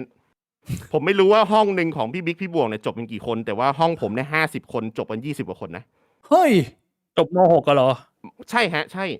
คือห้องผมเนี่ยมีแบบสมมติม.6 พี่บวงอายุเท่าไหร่ประมาณเท่าไหร่ฮะ17ป่ะ 17 ในห้องผมมีคนอายุ22-23เรียนด้วย เฮ้ยไอ้ที่โรงเรียนมันโหดจังวะ ใช่เป็นนักเลงเลยเขาชื่อพี่ปาล์มถ้าใครอยู่ราชสีมาก่อนนะเขาจะรู้จักคนนี้ก็คือ แม่งเรียนซ้ำชั้นม.6 จนถึงอายุ23เว้ย แล้วผมอยู่ในห้องแบบนั้นอะ คือเกณฑ์การสอบผ่านมันโหดหรือว่าเขาแค่ไม่เรียนหรือยังไงอะ แม่งไม่เอาเฮียอะไรเลย นะจริงๆผมก็เลยบอกไงว่าไอ้เฮียโรงเรียนราชสีมาวิทยาลัยเคยดูคลิปในอาร์มไหมฮะ เคยดูมันเป็นโรงเรียนที่เพี้ยนเฮี้ยเลยทุกคนแบบ คือห้องผมนะ แม่งไปฆ่าคนตาย เฮ้ย ค้ายา ติดยา มีลูกก่อนวัยอันควรแม่งแบบแม่งจบกัน20 กว่าคนจริงๆแม่งแบบโอ้โหแล้วแบบนักเลงจัดคือบางคนแม่งแบบกุ้ยเลย แต่ว่าเราเนี่ยด้วยความที่เป็นผมนะผมเป็นคนที่แบบชอบหาอะไรที่มันก็คือผมอยู่ห้องบ๊วยแต่ว่าชอบมีเพื่อนอยู่ทับต้นๆอะไรประมาณเนี้ยเราก็ได้ปลูกฝังความคิดแล้วก็เรียนพิเศษกับทับต้นๆไปด้วยก็คือคุณพ่อคุณแม่สนับสนุนให้ไปเรียนพิเศษกับพวกลูกคนที่เป็นราชการนะประมาณนั้น เราก็เลย มีความรู้ด้วยแล้วก็มีความที่แบบความเหี้ยด้วยแล้วกันผมเป็นคนที่อยู่กับคนที่เหี้ยคือเราต้องทำตัวให้เหี้ยเพื่อที่จะไม่โดนรังแกจากคนในห้องเป็นเหมือนผมคือผมเป็นคนที่แบบผมเป็นคนนิสัยไม่ดีนะตอนมัธยมเพียงแต่ว่าในใจเราเป็นคนที่ดีเราเอื้อเฟื้อเผื่อแผ่เพื่อนเหล่านั้นนะเพียงแต่ว่าอีกในหนึ่งที่เราทำตัวไม่ดีให้ดูไม่ดีแล้วกันก็คือเป็นเพราะว่าเราอยากจะอยู่ให้ในสังคมห้องนั้นให้รอดโดยที่ไม่โดนรังแกไว้อันนี้คือชีวิตมัธยมแล้วก็เล่นเกมเก่งไงเพื่อนห้องบวยๆมันชอบอยู่ได้ยัดแม่ยี่นี่แม่งเล่นเกมเก่งไอ้เหี้ยSF ก็ทำบั๊กกล่องได้โคตรโหดเลยหมายัดแม่กดปริ้นสกรีนเข้ากำแพงเงี้ยโอ้โหผมแม่งแบบผ่านมายุคนั้นมาหมดละคล้ายๆพี่บวงเลยพี่บวงก็เป็นอย่างนั้นตอนพี่บวงสมัยมัธยมต้นก็บ้าเหมือนกันเหรอพี่บวงนี่ก็เป็นเซนเกม .a ไล่ตบคนไปทั่วเล่นดอทอะไรขโมยเงินพ่อแม่ไปเล่นเกมมาพี่บวงแต่ยุคแบบผมเล่นจริงจังมากก็คือแบบมีการกินตังกันระหว่างร้านเกมด้วยอะไรประมาณนี้คือจริงจังมากผมจริงจังมากคือถ้าไปเสิร์ชประวัติตอนนี้ก็ยังอยู่นะในอินเทอร์เน็ตยังมีชื่อผมอยู่ว่าแบบเราเป็นแชมป์นี่นั่นนู่นนี่นั่นนะแล้วคือเราไม่ได้ซุยขึ้นมาหรือว่าอุปโลกตรงนี้ขึ้นมานะแต่ว่าเรามีพยานจากโปรเพลเยอร์ยุคเก่าๆจริงๆอะไรประมาณนี้นะครับก็เลยผมค่อนข้างจะสังคมกว้างแต่ว่าโอ้โหเด็กห้องบ๊วยแล้วแบบว่าอยู่ดีอยากจะไปเรียนหมอนี่แม่งค่อนข้างฉีกอยู่กันแบบมันเข้าไปในหัวไงว่าจะไปเรียนแพทย์ไม่คือในมุมพี่บิ๊กกับพี่บวงลืมโรงเรียนอื่นไปเลยฮะไอ้เหี้ยโรงเรียนราชสีมาเนี่ยเพี้ยนผมจำได้ว่ารุ่นผมน่าจะถึงรุ่นเจมอ่ะคือเรียนหมอเนี่ยมันไม่ต้องดูเกรดปะถ้าจำไม่ผิดเหมือนแบบถ้าสอบความถนัดทางแพทย์ยังเป็นระบบ entrance อยู่ฮะใช่ผมจำได้ว่าเรียกว่าความถนัดทางแพทย์ ถูกต้อง ไม่สนเกรดเลยคือมึงจะเรียนไม่จบ ถูกต้อง ม .6 อ่ะแต่ถ้าได้ความถนัดทางแพทย์อ่ะก็มีโอกาสเรียนหมอได้ เชี่ย แล้วก็ผมคิดว่ารุ่นของผมเนี่ย รุ่นพี่บ่วงเขาเรียกว่ามีโอกาสสอบหลายรอบในยุคปัจจุบันยื่นสอบได้แค่ครั้งเดียวนะถ้าจำไม่ผิด TGAT ใช่ไหมยังเป็นแล้วเขาเรียกว่าระบบ TGAT จะสอบได้ปีละแค่ครั้งเดียว ในยุคเรานะจะมีแบบรับตรงจะมีแกดแพดปีละ2 ครั้งอย่างนี้ ใช่ ใช่ไหมอะไรประมาณนั้น แล้วก็มี entrance ก็คือ ONET ANET ก็คือรอบสุดท้าย แต่ในยุคนี้มันทุกอย่างมันแข่งขันกันเพียงแค่รอบเดียว ถ้าจำไม่ผิดนะฮะคือมันยากขึ้น แล้วไปจีนเป็นไงฮะแชร์ตอนประสบการณ์ไปจีนกับการไปเป็นนักเรียนคนเดียว นักเรียนไทยพูดจีนได้ไหมเนี่ยเรียนจีนไปไหมหรือว่ามัน ตอนนั้นพูดจีนได้ไหม พูดจีนคือต้องโดนบังคับให้เรียนจีนถึง HSK 5 อ๋อ ก่อนที่จะไป 5 หรือว่าหมายถึงว่าตอนที่ไป ตอน ยู่ ระหว่างเรียนฮะซึ่งผมแม่งเฮี้ยมากคือสารภาพเลยว่าภาษาจีนนี่คือ ภาษาจีนเนี่ย ถ้าใครเคยเรียนนะ ภาษาจีนเนี่ยจะพูดเหมือนไทยเป๊ะเลยแค่เช่นแบบฉันต้องการจะกินข้าวอาจจะเรียงประโยคเหมือนไทย เพียงแต่ว่าอักขระของจีนเนี่ยผมขออนุญาตนะใครเรียนจีนมาคือแม่งเหมือนบะหมี่เว้ย ยังไง แม่งเหมือนแบบภาษาบะหมี่อ่ะคุณลองเปิดคำว่าหว่อไอ้หนี่ดิ ก็ฉันรักเธอบอกไอ้นี่เอามาถึงตัวเขียนน่ะเหรอ คุณลองเขียนตัวเขียนดิเย็ดแม่ คือหลายท่านอาจจะไม่รู้ว่าภาษาจีนเนี่ยเขาบอกว่าเป็นอักษรภาพใช่ไหมเคยได้ยินไหม ใช่ เช่นคำว่าพระจันทร์พระอาทิตย์ยี่กับเย่เงี้ยเป็นอักษรภาพแต่ในความเป็นจริงคือ ใช่มันเป็นแค่คำแบบเลเวลต่ำๆไงสมมุติว่ามึงจะพูดว่าอะม็อกซี่เงี้ยยาอะม็อกซี่ แม่งบอกอะโหมซี่หลินอย่างเงี้ยพ่อมึงตายแล้วเขียนโคตรยาว โอ้โหไอ้เหี้ยแล้วแบบอักษรคือ ไหนอะอักษรภาพมึงยัดแม่ไม่มี อักษรภาพเหี้ยอะไร แม่งแบบอุปโลกขึ้นมาแบบมั่วๆคุยเหอะคือมันต้องพูดอย่างงี้ อักษรจีนมันไม่มีที่มาที่ไปเว้ยมันอาจจะมีบางคำเว้ยแต่แบบบางคำแม่งแบบ ผมกล้าพูดเลยนะคนจีนแม่งเกินครึ่งแม่งเขียนภาษาจีนไม่ถูกเว้ย มันก็ไม่รู้ทุกตัวใช่ เรื่องจริงใช่เขาไม่ได้รู้ทุกตัวฮะเพราะฉะนั้นมันมีประโยคนึงที่คนจีนพูดให้ผมแล้วแบบรู้สึกดีมากคือเขาบอกว่าคนไทยที่ไปเรียนจีนเนี่ยแม่งเก่งภาษาจีนมากกว่าคนจีนนะเฮ้ยมันขนาดนั้นเพราะว่ามันตั้งใจเรียนวิชาการถูกไหมคนจีนส่วนใหญ่เขาตั้งใจเรียนเว้ย ถูกต้องเขาไม่ได้แคร์ภาษาจีนเขาแคร์แค่คำพูดเว้ยคุณกับคำเบสิกเช่นแบบข้าวหมูสับข้าวเหี้ยหมูนี่เนื้อหมูนี่เนื้อวัวนี่เนื้อปลาเขาแคร์แค่นั้นเว้ยเขาแคร์แค่ภาษาพูดแต่ภาษาเขียนเนี่ยคนไทยแม่งแอดวานซ์มากผมบอกเลยว่าไม่ใช่คนไทยที่ไปเรียนนั่นคือแม่งระดับโหดเลยระดับอาจารย์ยังเขียนผิดเลยนะภาษาจีนมันยากจริงๆตอนนี้ผมไม่รู้ว่าคุณเจมส์รู้หรือเปล่าแต่ว่าผมไม่ได้อยู่ไทยนะผมอยู่ไต้หวันนะจริงเหรอฮะใช่ผมแต่งงานกับคนไต้หวันผมย้ายมาอยู่ไต้หวันเนี่ยทุกวันนี้เนี่ยผมกับพี่บุ๋มก็ทำงานข้ามประเทศเหมือนกันที่คุณเจมส์เคยติดต่อกับคนบูมประมาณนั้นเลยแต่ว่าเป็นยุคปัจจุบันโอ้ไต้หวันนี่คือกวางตุ้งไหมฮะกวางตุ้งไม่ใช่ไต้หวันเป็นฮกเกี้ยนครับกวางตุ้งจะเป็นฮ่องกงฮกเกี้ยนใช่ผมจำรู้แค่ว่าภาษาพูดมันจะต่างกันมากเลยใช่ผมไม่รู้ว่าคุณเจมส์เนี่ยภาษาจีนในหัวนี่ยังมีอยู่หรือเปล่ามันยังหลงเหลืออยู่ไหม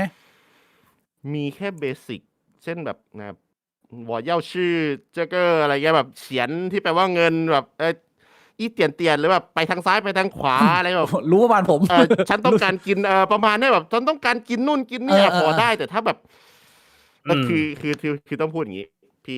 พี่บิ๊กกับพี่วงเรียนหมอที่จีนเนี่ยมันเป็นคลาสอิงใช่ไหมแต่ว่าเราใช้ภาษาอังกฤษในการไดแอกโลกเวลาคุณเดินลาวคือตอนปี 4คุณต้อง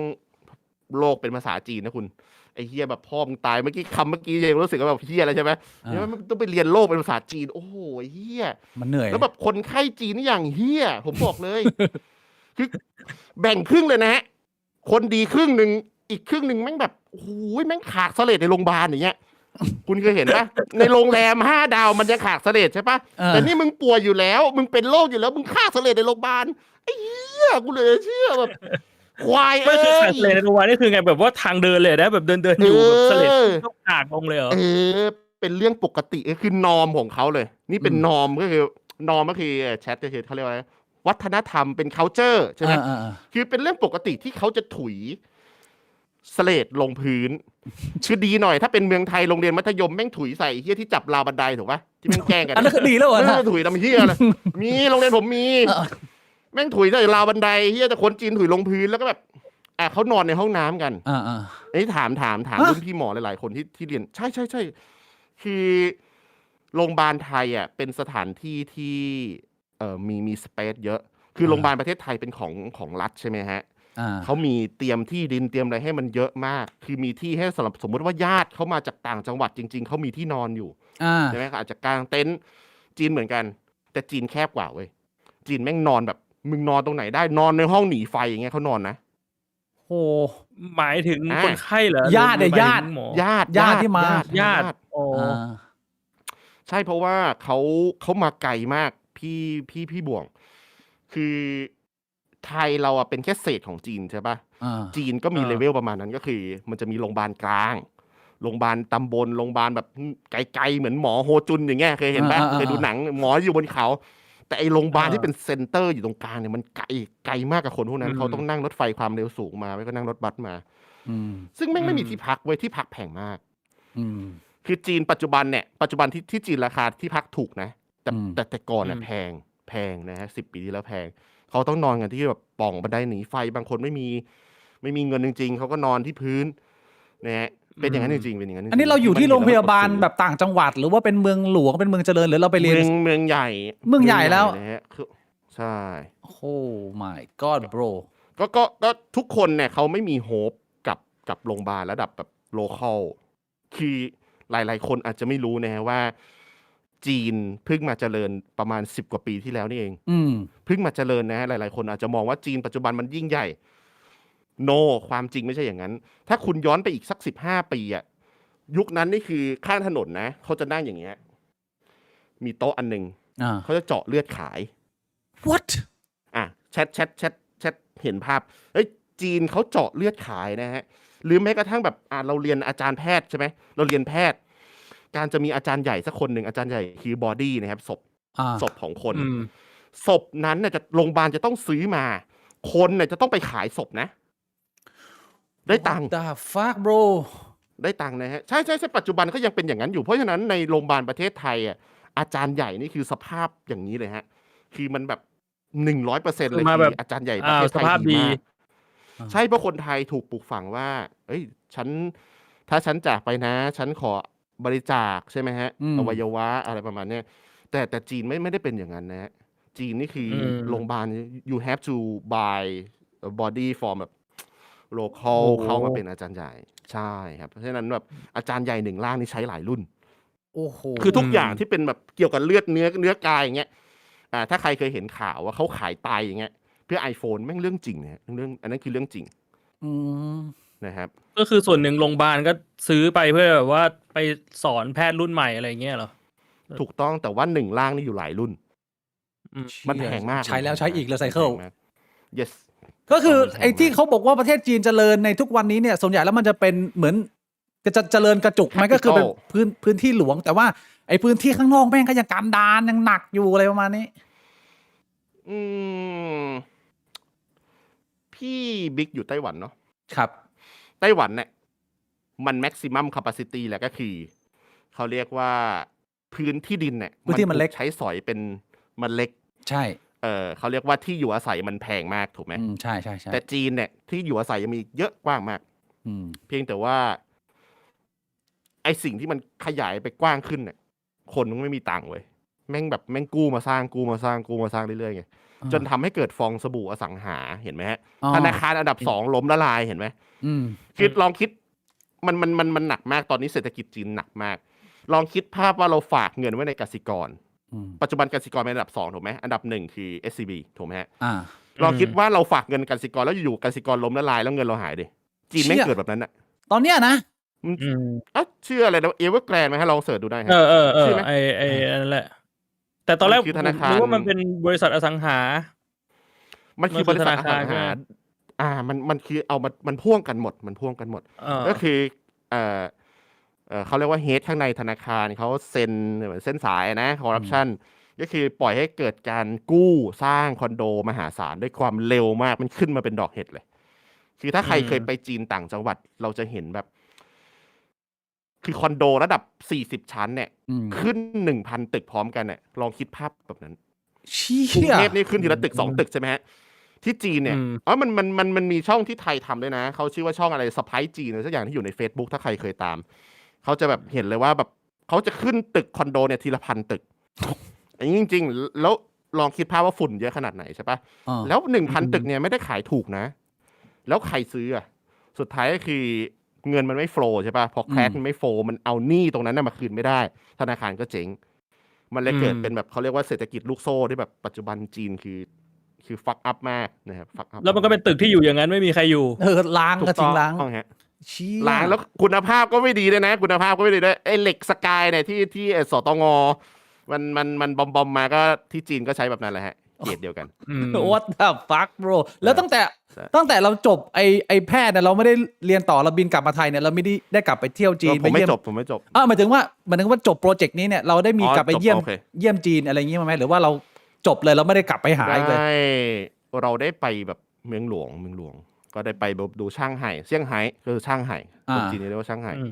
ก็คือได้เห็นความเจริญจริงๆนะกันที่แบบคนก็อยู่หรูอยู่สบายแต่ความเป็นจริงก็คือมันเป็นเมืองที่ต้องแข่งขันกันเหมือนกรุงเทพนี่นะฮะอันนี้คำถามอยากทราบมากเลยเกี่ยวกับคนที่เคยมีประสบการณ์ไปจีนไอ้ที่เขาว่าประเทศเผด็จการที่แบบว่าคุมแบบเบ็ดเสร็จเด็ดขาดไม่มีคอร์รัปชันเนี่ยประสบการณ์จริงนี่เป็นยังไงจากที่เราไปสัมผัสมามันเป็นอย่างนั้นไหมหรือมันยังไงต้องบอกว่าเราไปในฐานะนักศึกษาเราไม่สามารถรู้ได้หรอกว่ามันมีคอร์รัปชันระดับไหนเข้าใจป่ะเราเป็นแค่คนโง่ๆคนดองแดงคนหนึ่งที่เดินไปเรียนนะเพียงแต่ว่าถ้าถ้าถามในเรื่องแบบนี้ผมคิดว่าเราอ่านข่าวดีกว่าน่าจะจัดอะไรได้แบบได้ง่ายกว่าว่าแบบมีการคอร์รัปชันไหมเช่นล่าสุดก็คือสีจิ้นผิงใช่ไหมฮะสีจิ้นผิงก็ถอดในพลที่อยู่รอบตัวเขากับไต้หวันที่ใกล้ๆฝั่งไต้หวันออกไป 2-3 คนที่เป็นอยู่ในพรรคเดียวกับเขาอะนะก็มันก็มีเหตุการณ์คอร์รัปชันอยู่แล้วเพียงแต่ว่าในมุมของคนธรรมดาแบบเราเนี่ยเราคงไม่เห็นแบบนั้นหรอกเพราะเราแค่ไปเรียนแต่ว่าถ้าตามข่าวเรื่องคอร์รัปชันจริงๆก็คงมีจริงๆแหละทุกที่มีคอร์รัปชันหมดแล้วแต่ว่าจะมากจะน้อยขึ้นอยู่กับว่าตัวเลขอะนะไทยเราก็มีถูกไหมแล้วเวลาคุยกับเพื่อนอะไรอย่างเงี้ยเขาคุยกันเรื่องการเมืองกันไหมเขามีแบบว่าวิจารณ์การเมืองไหมหรือว่าเรื่องพวกเนี้ยยุคนั้นก็ได้ยุคสมัยเรายุค15 ปีที่แล้วของเราไม่คุยเรื่องนี้เลยนะไม่มีฮะก็ถามวัยรุ่นเนี่ยพี่ตอนพี่วัยรุ่นเนี่ยตอนแชทวัยรุ่นอะมีใครอายุ20บ้างคนอายุ20ยุคนี้เขาคุยเรื่องการเมืองเปล่าไม่ค่อยนะก็ถูกไหมหรือว่าในยุคนี้มีคือยุคเรา20นะ20เป๊ะ15 ปีที่แล้วของเรามันไม่มีพวกแบบโซเชียลมีเดียที่คนมันคุยกันเยอะยังไงผมว่ายุคนี้กับยุคสมัยก่อนมันอาจจะเปรียบเทียบกันยากเรื่องของการแต่คือถ้าสมมติว่าให้นึกอะช่วงปี2ปี3อะคุยกันเยอะนะเพราะช่วงนั้นมันเสื้อเหลืองเสื้อแดงพอดีใช่ช่วงผมกับบิ๊กนะมันเสื้อเหลืองเสื้อแดงพอดีมันก็เลยแบบคุยกันเยอะแล้วก็แบบทะเลาะกันเยอะจากเรื่องการเมืองแต่ผมไม่รู้ไงว่าที่จีนคือแบบเด็กมหาลัยเขายังไงไม่มีใครกล้าพูดในยุคนั้นนะในยุคนั้นแต่ผมคิดว่าในยุคนี้ก็คงมีบ้างเพราะว่าสื่อเหมือนกระแสบ้านเราเห็นไหมคือเด็กวัยรุ่นสมัยเนี้ยเราเห็นพฤติกรรมของนักการเมืองมากขึ้นถูกไหมคนอายุ20เด็กน้อยๆยังรู้เลยว่าแบบ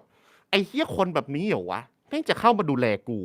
แล้วมึงเคยเข้ามาอยู่ในสภาได้ยังไงถูกไหมฮะแบบแชทน่าจะเห็นว่าแบบใช่การเมืองไม่เป็นอย่างนี้แหละนะครับเพราะว่าคือที่ผ่านมา10-20 ปีในมุมผมนะผมคิดว่าคนไม่ค่อยจะสนใจเพราะว่าแบบปากท้องมันเงินมันก็เท่าเดิมใช่ไหมอาหารก็ถูกมันไม่ค่อยได้เดือดร้อนอะไรแต่ในปัจจุบันเนี่ยเราได้เห็นแบบนักการเมืองแม่งแบบรวยเอาแต่ว่าคนธรรมดาแม่งแบบแม่งก็เจอภาพที่แบบอยู่ๆก็เดินมาไหว้หน้าบ้านสวัสดีครับสวัสดีครับพี่บิ๊กสวัสดีครับพี่บวง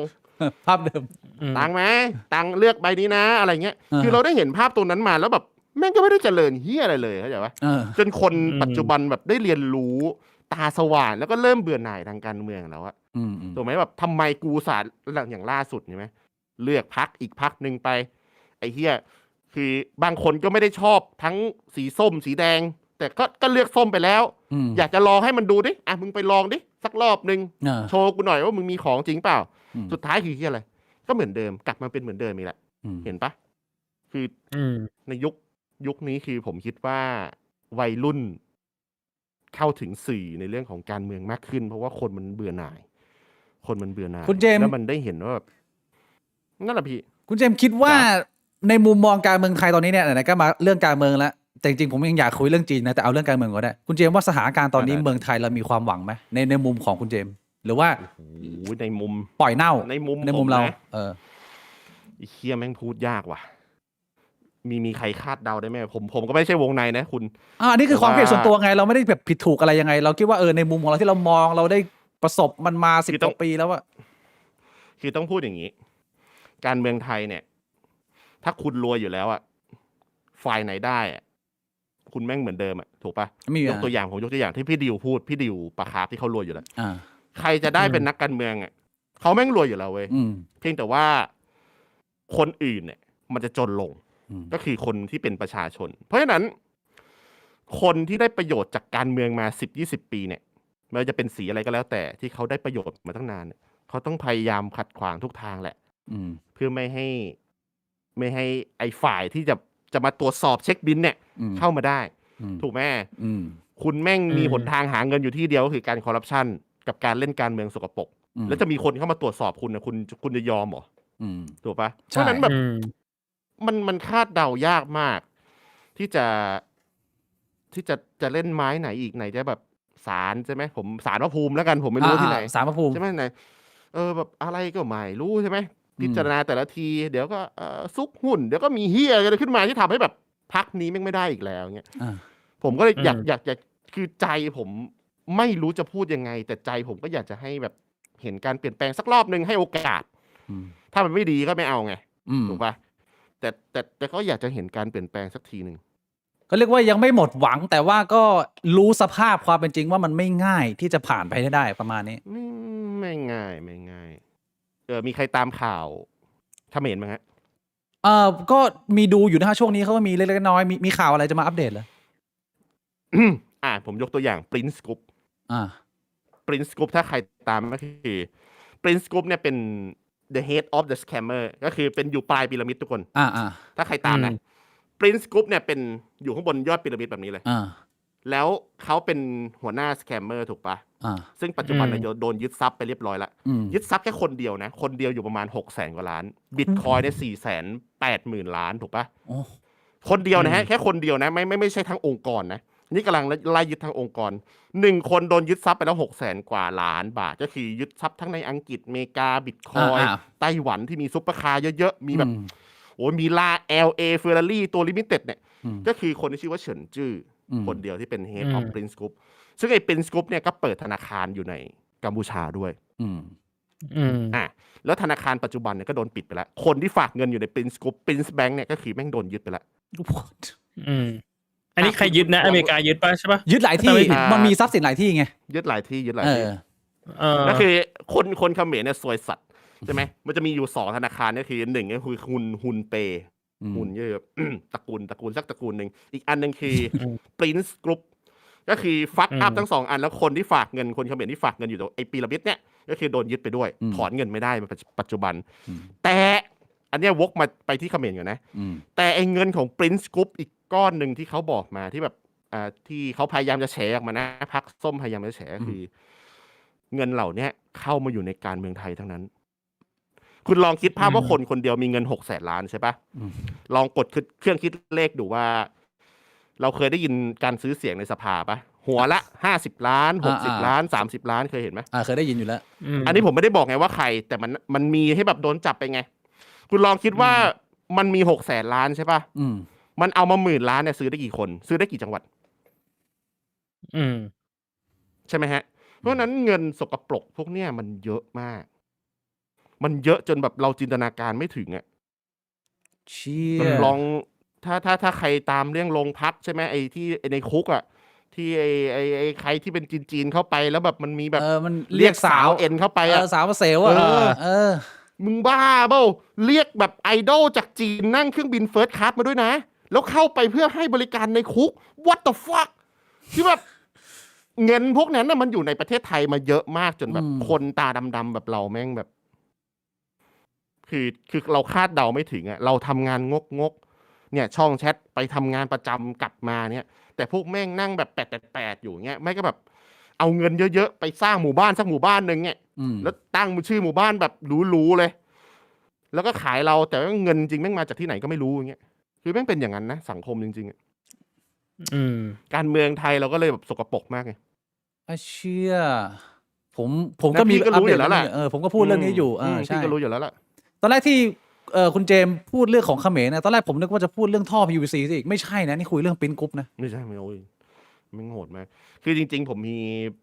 มีประสบการณ์หลายประสบการณ์ที่ไม่เคยเล่าอันนี้ผมจะเล่าหนึ่งอย่างมาตอนผมทำทีมอีสปอร์ตทีมหนึ่งครับมีผู้ใหญ่ที่เป็นระดับคุณต้องไม่เชื่อผมแน่ๆแต่ผมมีคนพิสูจน์หลักฐานว่าอย่างเป็นอย่างนั้นจริงๆผมได้ไปคุยกับคนหนึ่งที่เป็นแบบเจ้าพ่อสีเทาเลยเขาเรียกผมไปคุยเฮ้ยแล้วบอกว่ากูจะสปอนเซอร์มึงอะเอากี่บาทเอาโลโก้กูไปขึ้นทีมมึงได้เปล่าเดี๋ยวกูให้มึงแล้วคนนั้นเนี่ยจะคุยกับเขาตรงๆไม่ได้เช่นผมจะคุยกับพี่บ่วงพี่บิ๊กอย่างเงี้ยผมคุยอย่างงี้ไม่ได้นะผมต้องคุยผ่านเลขาทางขวาของเขาก่อนแล้วเลขาทางขวาแล้วพูดไปตึก3 ขยักอันนี้คือในห้องเดียวกันหรือว่าหมายถึงถูกต้องคือระดับแบบเขาคืออาแปะคนหนึ่งที่แม่งแบบมีเงินระดับแบบผมว่าเป็นแสนล้านในไทยอ่ะที่แม่งผมพูดชื่อไม่ได้ผมตายแน่ไว้จริงๆคนไทยแม่ผมถามได้ไหมเนี่ยคนไทยได้ป่ะไม่ใช่คนไทยไม่ใช่คนไทยแต่ว่าเขาจะไม่ฟังคนที่เป็นแขกนะเขาจะให้แขกเนี่ยพูดไปทางขวาก่อนแล้วก็ให้คนทางขวาเอาไปเล่ามือขวาของเขาก่อนแล้วเขาจะฟังจากมือขวาเขาเท่านั้นเว้ยเชี่ยเล่นแบบว่าเกมมากไม่ใช่พี่มันเหมือนเจ้าพ่อพี่เคยเห็นเจ้าพ่อปะเข้าใจแล้วตอนที่เขาพูดเนี่ยคนที่อยู่ในนั้นเนี่ยต้องยืนนิ่งกันหมดนะคือห้ามขยับต้องให้คนที่เป็นเฮดของเขาอะให้พูดให้เสร็จก่อนชิเราไม่กลัวเหรอเราตอนนี้เขาติดต่อให้เราไปผมกลัวตอนแรกเราไม่รู้แต่สุดท้ายคือเขาไม่ได้สปอนเรานะเราไม่ทำไม่ได้เพราะว่ามันขัดหลักกับตัวบริษัทเรานะแล้วเราปฏิเสธเขาไปตรงๆเราก็ปฏิเสธได้มันก็ไม่ถึงขนาดว่าถ้าปฏิเสธแล้วจะโดนแล้วตากระเจียวใช่แต่ว่าเพียงแค่ว่าผมให้ที่พูดออกมาให้แบบให้คนเห็นว่า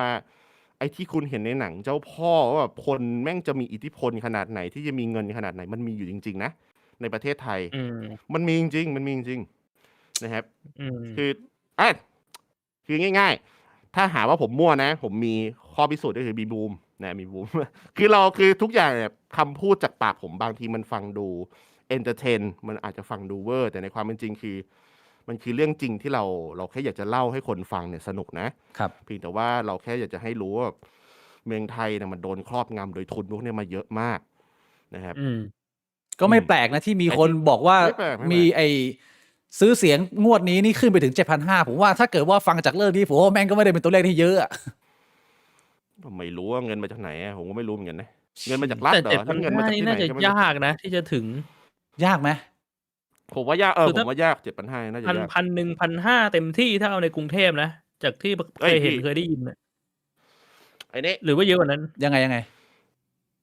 พี่ดิวปะครับเล่าล่าสุดเลยในช่องคุณพอเขาเล่าว่าที่สุรินทร์หรือเปล่าซื้อกันเท่านี้นะไปฟังเขาได้เขาซื้อกันเท่านี้อันนั้นคือระดับอบตนะอันนี้คือข้อมูลจากฝั่งนู้นเขานะที่เขาออกมาแฉซื้อหัวเท่านี้อบตนะครับเชี่ยเงินมาจากไหนอ่ะติดชายแดนจังหวัดติดชายแดนไม่โหดมากไอ้เชี่ยแล้วแต่ว่าคือเรื่องซื้อเสียงเป็นเงินตรงๆมันก็ส่วนหนึ่งแต่ว่าบางทีเขาจะมาเป็นส่วนอย่างอื่นผมไม่รู้ว่าพี่บิ๊กเกิร์ของเจมเคยหรือเปล่าที่แบบว่ามาชวนไปเที่ยวเคยปะอันนี้ต้องเป็นระดับมาชวนไปเที่ยวชวนพี่บ่วงไปเที่ยวเหรอแบบคือมาชวนไปเที่ยวเป็นรถทัวร์แบบ 3-4 คันแล้วก็ตอนเราเดินขึ้นมาเราก็จะเห็นคนหนึ่งที่แบบว่าหน้าอยู่บนป้ายหาเสียงแล้วก็ใส่ชุดพักแล้วก็สวัสดีครับนี่เดี๋ยวพาไปเที่ยวนะพาไปเที่ยวอันนั้นเคยเห็นแต่พวกโรงงานสเกลโรงงานเคยเห็นไหมคือแถวบ้านผมอ่ะมันเป็นแบบสลัมเยอะไงเขาก็จะมาชวนแล้วก็แบบ หวัดดีแล้วก็แบบยื่นซอง ก็คือแบบไปพักแบบว่าโรงแรมอะไรอย่างเงี้ย เป็นแบบต่างจังหวัดไม่มีอะไรทำก็นั่ง เดินไปเดินมา3-4 วันกลับแบบ พี่ เนี้ บงไปไหม เคยไปกับคุณแม่ตอนเด็ก พี่บงเคย ๆ ไปเหรอ ตอนประมาณแบบประมาณม.ต้นอ่ะ คือกูไม่รู้ไง แม่กูบอกเนี่ยมีคนชวนไปเที่ยวไปไหมกู เชี่ย ก็แบบไปต่างจังหวัดก็ไป อ่า แม่กูก็ไปเนี่ยขึ้นไปแบบใส่เสื้อพักว่ายอย่างงี้กูแบบมันมีแบบนี้ด้วยเหรอวะแต่มัน ไอ้เชี่ย นึกออกว่ามันตอนเด็กๆอ่ะเราไม่รู้เรื่องอ่ะ อืม ก็เหมือนแบบไปต่างจังหวัดแค่แบบเหมือนไปเที่ยวแบบพักตากอากาศ อืม มันเป็นโรงแรมใช่ป่ะตื่นเช้ามาเขาก็มีอาหารเช้าให้ตอนเย็นก็มีอาหารตอนกลางวันก็มีอาหาร 3 วัน 2 คืนอะไรอย่างเงี้ย4 วัน 3 คืนก็กลับ ซื้อเสียงด้วยการพาไปเที่ยว ใช่ เชี่ย อืม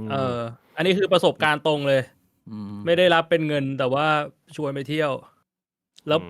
รู้สึกว่ามันก็มีแบบตลอดนะ มีปีละ2 ครั้งอะแต่ว่าหลังๆก็ไม่ได้ไปแล้วเหมือนแบบพอไปแล้วมันก็ไม่ได้ทำอะไรสำหรับเด็กมันก็เบื่อ คุณเจมส์ว่า เออ ไอความยากในการที่จะสู้กับ ไอทุนสีเทาตรงนี้เนี่ย มันสามารถผ่านกลไกของการทำถูกต้องผ่านการเมืองได้ไหมหรือสุดท้ายอ่ะบางคนเขาบอกว่า มันจะต้องไปถึงวันหนึ่งที่ต่อให้เราชนะขนาดไหนอ่ะก็ต้องโดนเทคนิคอะไรต่างๆ แล้วมันอาจจะต้องมีแบบซีวิลวอร์ไหมเราต้องปะทะกันไหมมันจำเป็นขนาดนั้นไหมในความคิดของคุณเจมส์ ในความคิดผมนะ ของผมนะ อืม ผมคิดว่าหน่วยงานภาคส่วนต่างๆ เนี่ยคือการทำงานมันก็ต้องมีโบนัสบางอย่าง แต่แบบมึงช่วยกินกันน้อยๆกว่านี้ได้ไหมคือเข้าใจปะคือในปัจจุบันเนี่ย ผมยกตัวอย่างนะ แค่การสร้างถนนเนี่ย อืม คุณผู้ชมคนที่กำลังฟังอยู่เคยเห็นการสร้างถนนทีละขยักปะส ที เก ละ ล ท่อน ไม่เกิน500,000อย่างเงี้ย ทีละตอน คือการสร้างถนน เช่น ถนนอบตตรงนี้สร้างเป็น10 ช่วงละ500,000อย่างเงี้ย คุณรู้ป่าวว่าการที่ทำงบสร้างถนนไม่เกิน500,000ไม่ต้องรออนุมัตินะทำได้เลย ก็คืองบมาทำได้เลยไม่ต้องรอเซ็นอะไรเงี้ยเขาแบบคอร์รัปชันมันก็เลยกินเป็นช่วงเงี้ยแล้วทำไม่ดีแล้วก็ซ่อมใหม่ คือหลายๆอย่างหลายๆภาคส่วนมันแบบมันมีเทคนิคจนเป็นเทคนิคท่าประจำของแต่ละหน่วยงานไปแล้วอะจนแบบคนเนี่ยก็ล่าสุดก็อะไรอะประกันสังคมใช่ไหม ที่เป็นข่าวเยอะๆตอน เห็ นี้ นไหมมีใครต้องจ่ายประกันสังคมบ้างไงผมยังต้องจ่ายเลยนะ ก็ต้องจ่ายหมด เดี๋ยวนี้ขึ้นเป็นเท่าไหร่อะ800ป่ะ850เขาบอกว่าปีนี้จะเป็น825 825แล้วแบบกองทุนระดับนั้นน่ะลองคิดภาพดิว่าแบบคนบริหารกองทุนแม่งกำไรปีหนึ่ง 2%น่ะแบบเหี้ย 875ใช่ไหมนั่นแหละครับแบบคืออะไรอ่ะคือแล้วประกันสังคมไม่ได้เป็นแบบเอกชนด้วยนะขึ้นตรงกับรัฐบาลถูกไหมฮะเป็นของ government อย่างเงี้ยคือแล้วจะตรวจสอบอะไรได้บ้างอ่ะแล้วคนธรรมดาคือแบบจะทำบ้าอะไรได้ถูกป่าวผมคิดว่าตอนเนี้ยถ้าสมมติแก้ที่ระบบไม่ได้ช่วยกินให้มันน้อยลงหน่อยแล้วกันในมุมผมนะ เป็นการขอร้อง น้อยลงหน่อยมัน ไอ้เรื่องคอร์รัปชันเนี่ยน่าสนใจนะ ผมได้มีโอกาสไปคุยกับคนเวียดนามคนหนึ่งที่เขาก็เรียกว่ามีอำนาจค่อนข้างเยอะ แล้วก็คุยกับเขาเรื่องคอร์รัปชันเนี่ยแหละผมก็แบบถามเขาว่าเอ้ยพี่ผมถามตรงๆคือในเวียดนามเนี่ยมีคอร์รัปชันไหมเขาบอกจริงๆในเวียดนามก็คอร์รัปชันเยอะแต่เราเห็นว่าแบบโหตลาดหุ้นเวียดนามแม่งขึ้นเอาเศรษฐกิจแม่งดีแม่งขยาย ผมก็เลยถามเขาว่าถ้าจะให้ถามตรงๆอ่ะเวียดนามกับไทยเนี่ยมันคอร์รัปชันเหมือนกันมันต่างกันตรงไหนเขาบอกว่าของเขาเนี่ยหัวหน้าโปรเจกต์เวลาจะทำอะไรอ่ะต้องไปขอพวกคนที่อยู่ในรัฐบาลก็จริงใช่ปะแต่ว่าโปรเจกต์ที่จะไปยื่นอ่ะก็ต้องเป็นโปรเจกต์ที่ดีคือเขารับเงินคอร์รัปชันแต่ว่าเขาไม่ได้แบบว่าปล่อยโปรเจกต์แบบสุรุ่ยสุร่ายเข้ามาคือควอลิตี้งานดีแต่ว่ามีรับเงินเพิ่มประมาณนี้ก็คือสมมุติว่ามึงจะแบบว่าหัวกันแบบสร้างทางด่วนอ่ะคือทางด่วนแม่งก็ต้องคุณภาพดีอ่ะไม่ใช่แบบพระราม2อ่ะอันนี้คือที่เขาบอกนะคือผมก็ไม่รู้มันจริงไม่จริงแค่ไหนแต่ว่าจากปากคำของคนที่เล่าอ่ะคือมันก็แล้วดูจากตลาดหุ้นเขานู่นนี่นั่นบ้านเมืองเขาเจริญเนี่ยมันก็น่าสนใจนะว่ามันเป็นอย่างนั้นหรือเปล่าจริง อืมมันเวียดนามในมุมผมคิดว่า มันมีระบบที่มันจัดการอะไรได้แบบเสร็จสับมากกว่า คือมันเขาเป็นคอมมิวนิสต์ถูกไหมเวียดนาม ใช่ใช่ อย่างล่าสุด ใช่ เนี่ย ใช่ ราชการเนี่ย อืม คือเขามีคำสั่งแบบดีดแป๊กเดียวเหมือนทานอสอ่ะแบบราชการเด้งออก150,000 คน แบบเมืองไทยเราทำแบบนั้นได้หรือเปล่า ถูกปะแบบแล้วไล่150,000 คนนั้นจะไปทำงานอะไร มีเขาเรียกว่าเงินชดเชยให้เท่าไหร่ อย่างเงี้ย แล้วก็ล่าสุดเวียดนามก็จริงๆมันคอร์รัปชันเยอะนะ โปรเจกต์เจ๋งๆ มันก็มีเยอะ ใช่ไหม อย่างเช่นรถยนต์ป่ะฮะ ไอรถวินฟ้าของเวียดนามป่ะฮะ อันนี้ผมไม่แน่ใจ อันนี้ นะ ผมไม่ ใครตาม ชัวร์ ไห เห ม มือน ฮะ กันฮะ ลองเสิร์ชดิ ได้ วินฟาส อืม วินฟาสนี่เป็นของใคร เชี่ย เป็นเวียดนาม อืม วินฟาสถ้าใครตามก็คือมันเป็นอารมณ์เหมือน BYD อ่ะ อืม ใช่ปะแบบ อืม จะดันแบรนด์ให้มันไป global แต่สุดท้ายคือดูตลาดหุ้นปัจจุบันมันก็แบบมีการแบบอารมณ์เหมือนแบบนั่นน่ะซุกหุ้นขายหุ้น มีการเส้นสายจนปัจจุบันรู้สึกว่าแบรนด์วินฟาสเนี่ยก็โดนคอลลับไประดับหนึ่งมากๆเหมือนกัน คือเวียดนามเองดีกว่าไทยแต่ถามว่ามันก็มีส่วนที่แย่อยู่เยอะเหมือนกันแต่ดีที่แบบแต่ละเมืองเขาก็สามารถแบบจัดการได้ดีนะก็คือเขาเรียกว่าพ่อเมืองเวียดนามมีระบบพ่อเมืองเผื่อใครไม่รู้นะแต่ละเมืองจะมีผู้ว่าคือไทยผู้ว่ามันเป็นแบบคล้ายๆเหมือนเลือกตั้งใช่ไหมแต่ว่าเวียดนามจะเป็นแบบเจ้าพ่อประจำเมืองอะไรเงี้ยซึ่งเจ้าพ่อแต่ละเมืองเนี่ยเขาจะมีเขาเรียกว่าเอกสิทธิ์ในการออกกฎไม่เหมือนกันเช่นล่าสุดเวียดนามก็บอกว่าไอ้เหี้ยเมืองเนี่ยห้ามไปเล่นโป๊กเกอร์ห้ามจัดทัวร์โป๊กเกอร์เลยตอนนี้ก็คือโป๊กเกอร์ไอรายการ APT อะไรที่โปรโป๊กเกอร์ไปเล่นเขาตอนนี้ก็โดนปิดไปแล้วเพราะว่าเจ้าพ่อเมืองรู้สึกว่ากูไม่โอเคอ่ะใช่ไหมก็ตอนนี้คนที่เล่นโป๊กเกอร์ก็เลยต้องไปไต้หวันใช่ไหมฮะไปเกาหลีเจจูอะไรประมาณนี้ใกล้ๆนะครับคือระบบจัดการเขาเด็ดขาดมากถ้าอย่างนั้นอารมณ์เหมือนรัฐไหมฮะเหมือนคือถ้าเราเปรียบเทียบแบบนี้เนี่ยเอามองจากทางเวียดนามหรือจากทางจีนก็ได้คิดว่า เมืองไทยเนี่ยถ้าเกิดจะพัฒนาเนี่ยมันต้องปลดล็อกตรงไหนว่ามันต้องใครทำมันต้องทำอะไรวะในมุมของเจมอ่ะคือ ตรงไหนที่มันเป็นคอขวดของปัญหา เชื่อพี่คือเมืองไทยเนี่ยเอาแค่แบบเลือกตั้งกันเนี่ยไอ้เลือกตั้งนายกจะถึงเดือน2เนี่ยเอาให้มันแบบ เอาเดี๋ยวรอดูผลรอบนี้กันแล้วกันนะผมถึงจะไปต่อได้นะใช่ไหมคนดูเนี่ย ผมเชื่อว่าในใจคนดูก็อยากจะเห็นการเปลี่ยนแปลงนะรอให้แม่งบางคนอาจไม่ได้ชอบนะอาจจะไม่ได้ชอบพรรคสีส้มเท่าไหร่แต่กระแสมาแล้วตัวพรรคสีส้มเองก็ยังไม่ได้เคยเป็นถูกไหมแล้วลองสักรอบดีใช่ไหมแต่ถามว่าจะได้ลองหรือเปล่าคือถูกไหมเราเบสิคลี่แค่เลือกตั้งเนี่ยเลือกตั้งนี่คือเบสสุดแล้วถูกปะที่เหลือเนี่ยถ้าเลือกตั้งไปได้เนี่ยเดี๋ยวทางอื่นเดี๋ยวไอ้ตรงที่คนที่เขาเข้าไปบริหารเขาแมネจของเขาเองเพียงแต่ว่าไอ้ด่านแรกของประชาชนไทยเลยคือการเลือกตั้งจะได้ป่ะเหรอน่าสนใจ ถูกไหม น่าสนใจถูก ใช่ไหม เชี่ยหวังว่ามันจะออกมาดีนะฮะใกล้เลือกตั้งกันแล้ว ตอนนี้ปลายเดือนมกรานะฮะอีกไม่ถึง10 วันนะประมาณ10 วันถึงมาเลือกตั้งแล้ว ใช่ประมาณ10 วัน แล้วอย่างนี้คุณเจมส์ต้องกลับบ้านไปต่างจังหวัดไหมหรือว่าเราเลือกที่กรุงเทพเราบอกได้ไหมผมไม่ได้โอนสิทธิ์เป็นคนกลับไปที่โคราชอ๋อเป็นคนโคราชเหรอโคราชใช่ครับเดี๋ยวเมื่อวานผมคุยกับคุณเจมส์บอกว่าคุณเจมส์เป็นคนอีสานโคราชนี่นับเป็นอีสานเหรออีสานดิอีสานจ๋าเลยโคราชว่าอีสานได้ป่ะเนี่ยไม่ได้อ้าวว่าวไม่ได้นี่ผมไม่เก่งภูมิศาสตร์พี่บงเก่งเรื่องว่าวอย่างเดียวนะแต่ว่าคุณเจมส์พูดไม่ได้นะได้แต่พูดกลางอย่างนี้อันนี้ผมพูดมั่วแล้วกันแบบโหมดคนอีสานเปิดละอันนี้คือตอมอีสานแม่งขึ้นมาที่สมองผมละผมจะพูดมั่วแล้วคนอีสานมาแล้วก็คือโคราชแม่งมั่วเว้ยจริงเป็นจังหวัดที่แม่งมั่วเหี้ยไอ้ที่บางพื้นที่พูดใต้นะเว้ยมีหลายชนชาติมีมันมั่วมากคือภาษาโคราชแม่งแบ่งออกเป็นแบบชั้นเชิงเยอะมากเช่นโคราชคอนบุรีแม่งจะพูดอีกแบบหนึ่งเว้ยโคราชเมืองคงมันเป็นเขาเรียกว่าอำเภออำเภอคอนบุรีแม่งพูดอีสานอีกแบบหนึ่งโคราชเมืองคงแม่งพูดอีกแบบหนึ่งโคราชพิมายแม่งพูดอีกแบบหนึ่งพ่อมึงตายแล้วแบบตรงไหนคือคำว่าภาษาโคราชวะก็ไม่มีจริงๆอีสานโคราชนี่แม่งมั่วเหี้ยแบบบางที่มีเด้อบางที่มีแบบอะไรบางที่แบบเองอะไรเงี้ยแบบมันมั่วมากเข้าใจว่าคือ ความเป็นโคราชคือมันใหญ่ลอง อ่ะ เสิร์ชแผ จัง น หวัดมัน ที่ ใหญ่ โค ไง ราชเป็นจังหวัดที่ใหญ่มาก อืม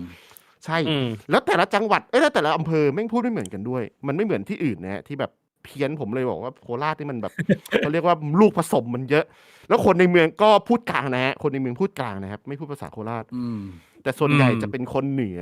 คนโคราชในเมืองจะเป็นคนเหนือฮะแปลกมาก มันเป็น นะครับ เป็นเหมือนเมืองที่ผสมของทุกภาคมารวมกัน ใช่ใช่ใช่ใช่ใช่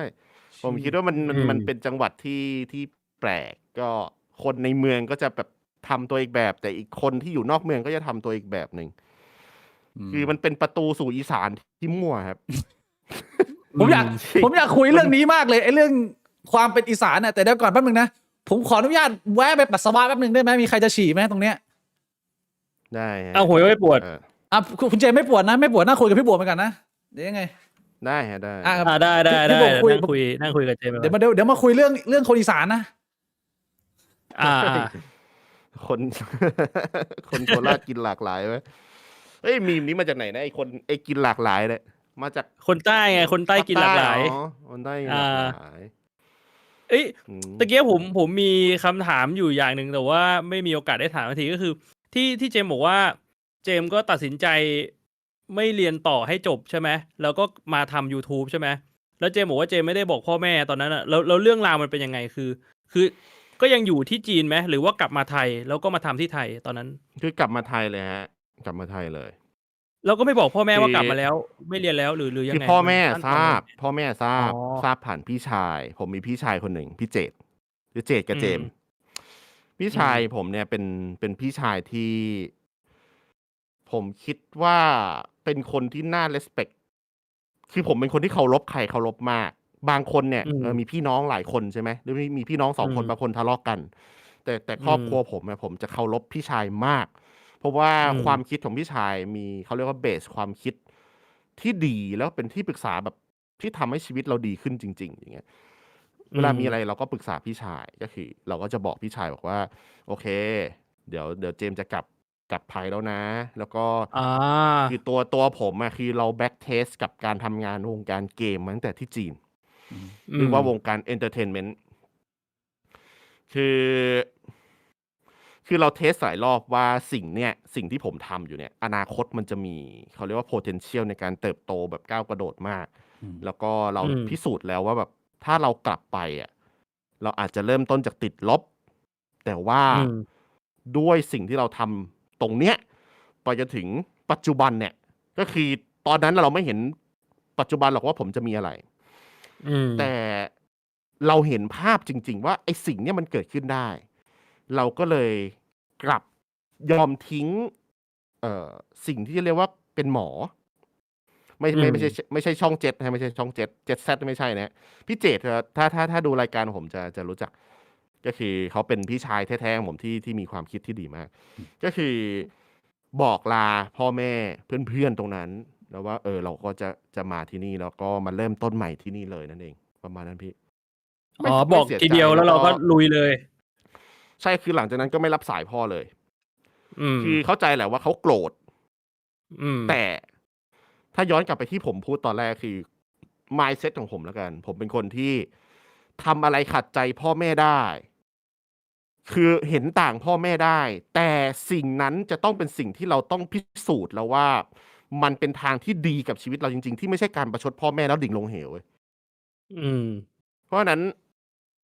เหมือนการเลือกคบเพื่อนเหมือนกันผมก็จะเลือกคบเพื่อนที่ดีปัจจุบันเห็นไหมบูมเงี้ย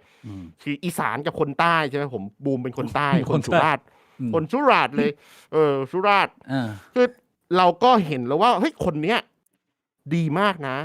มี potential ที่ดี เราก็อยู่กับเขายาวๆเลยดูแลเขาเหมือนน้องจริงๆซึ่งปัจจุบันก็ยังอยู่ด้วยกันบ้านหลังเดียวกันสร้างให้เขาอยู่สบายๆอยู่ด้วยกันทำงานด้วยกันเห็นไหมฮะเพราะฉะนั้นแบบคือเราต้องแบ็กเทสกับสิ่งที่เรากำลังจะมองไปข้างหน้าว่ามันดีจริงหรือเปล่าหรือมันแค่มาแบบมันแค่มายั่วยวนเรามันมาหลอกเราอะไรประมาณนี้แล้วทุกวันนี้เราเป็นเจมส์กิจทีวีแล้วเนี่ยคุณพ่อคุณแม่เขามีรีแอคชั่นอะไรยังไงไหมเราได้กลับไปพูดคุย หรือว่าปรับความเข้าใจอะไรอย่างนี้อย่างจากที่ผ่านมาที่เราแบบเดินออกมา ตรงเนี้ยมันเป็นจุดที่ผมก็อยากจะทำคลิปออกมาให้กำลังใจคนมาก อย่างหนึ่งก็คือการทำอะไรแล้วมันไม่ย่อท้ออ่ะมันเป็นสิ่งที่ดีนะแต่ถ้าคุณเลือกผิดเนี่ยชีวิตคุณพังทั้งชีวิตนะเหมือนกับการที่เราเลือกที่จะไม่เรียนต่อเงี้ยอยู่ๆม.3เลือกไม่เรียนต่อแล้วทำงานเงี้ยบางสิ่งบางอย่างเราอาจจะเลือกผิดไปทั้งชีวิตแค่แบบการกระทำโง่ๆแค่อันเดียวแต่ว่าในมุมผมเนี่ยผมเป็นคนที่ทำอะไรต้องตั้งหลักได้จริงๆนะผมถึงจะออกมาทำไม่งั้นผมจะไม่ทำถ้ามันแบบรู้สึกว่าไอ้เหี้ยมันเสี่ยงไปชีวิตกูพังได้ผมจะไม่ทำแบบนั้นเพราะฉะนั้น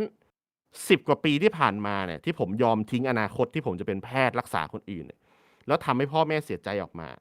คือระหว่างนั้นเนี่ยโอ้โหพ่อแม่ผมแบบเสียใจมากนะเสียใจมากแล้วก็ผิดหวังกับผมมากอะเข้าใจปะพี่แต่ว่า ผมบอกแกตลอดแล้วก็ทำให้แกเห็นตลอดว่าแบบ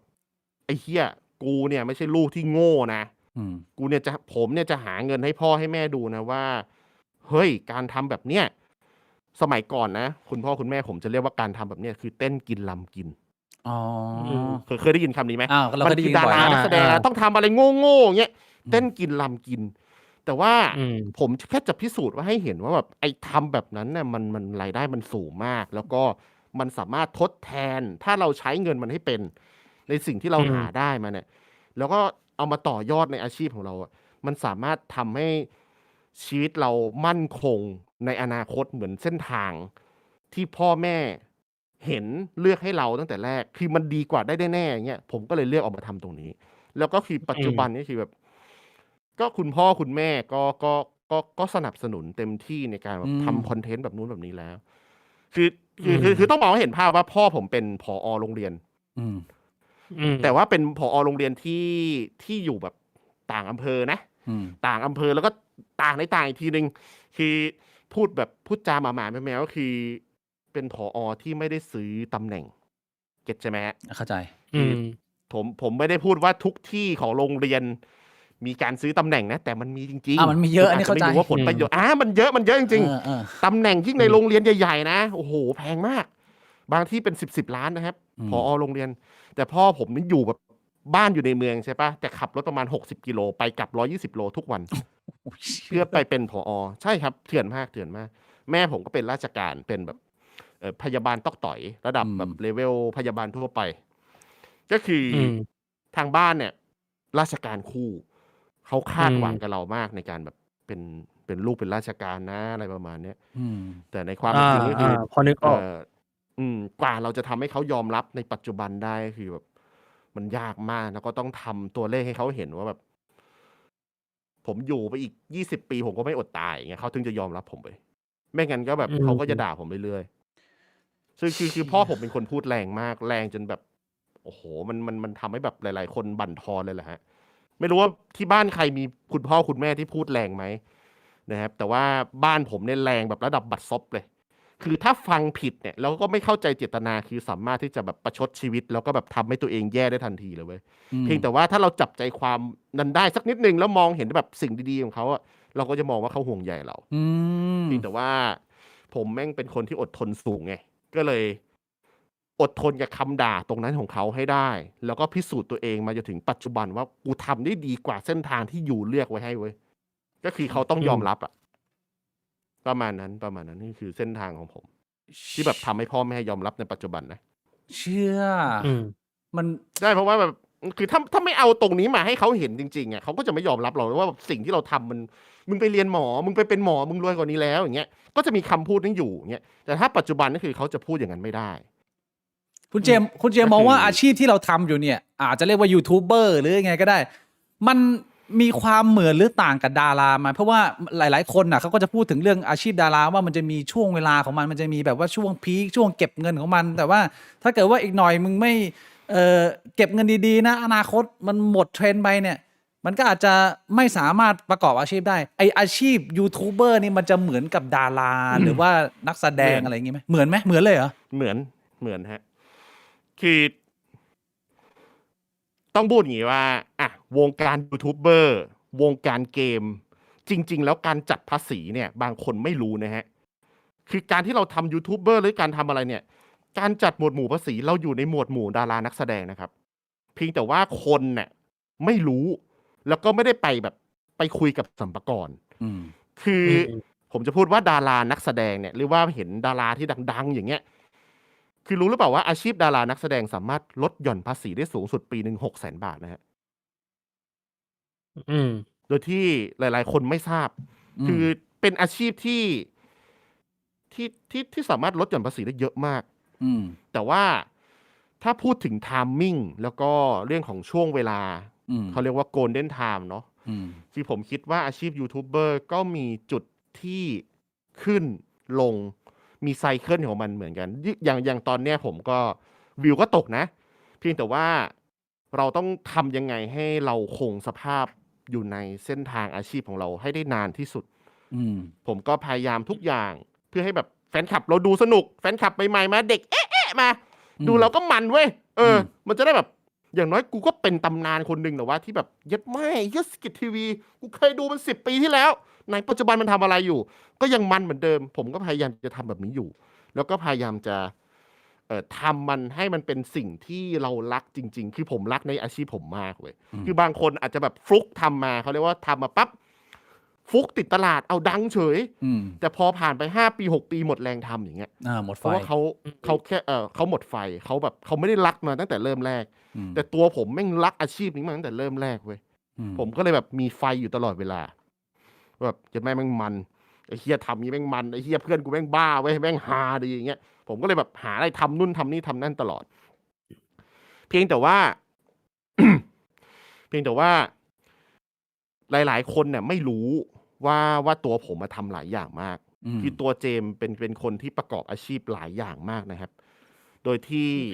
ในมุมของที่ผมพรีเซนต์คนอื่นออกไปเนี่ยอาจจะมองให้ว่าเอ้ยเจมันเป็นแค่ยูทูบเบอร์แต่ในความเป็นจริงคือดูขอบตาผมได้เห็นไหม ผมทำหลายอย่างมากอาทิเช่นผมเนี่ยทำไมถึงมีชื่อไปอยู่ในแบบพวกวงการอีสปอร์ตได้คือทำไมต้องมีแบบมีแบรนด์ระดับแบบทีมวาเลนเซียรู้จักทีมวาเลนเซียไหมฮะทีมบอลที่อยู่สเปนผมก็ไม่ได้ดูบอลแต่ว่าพอเคยได้ยินเสียง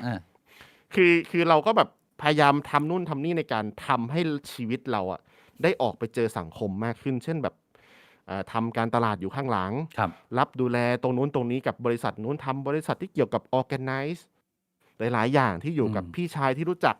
คือทำไมเราถึงรู้จักกับ Intel ได้ทำไมเราถึงแบบเข้าไปถึง Intel ได้ก็คือเราต้องพยายามแบบ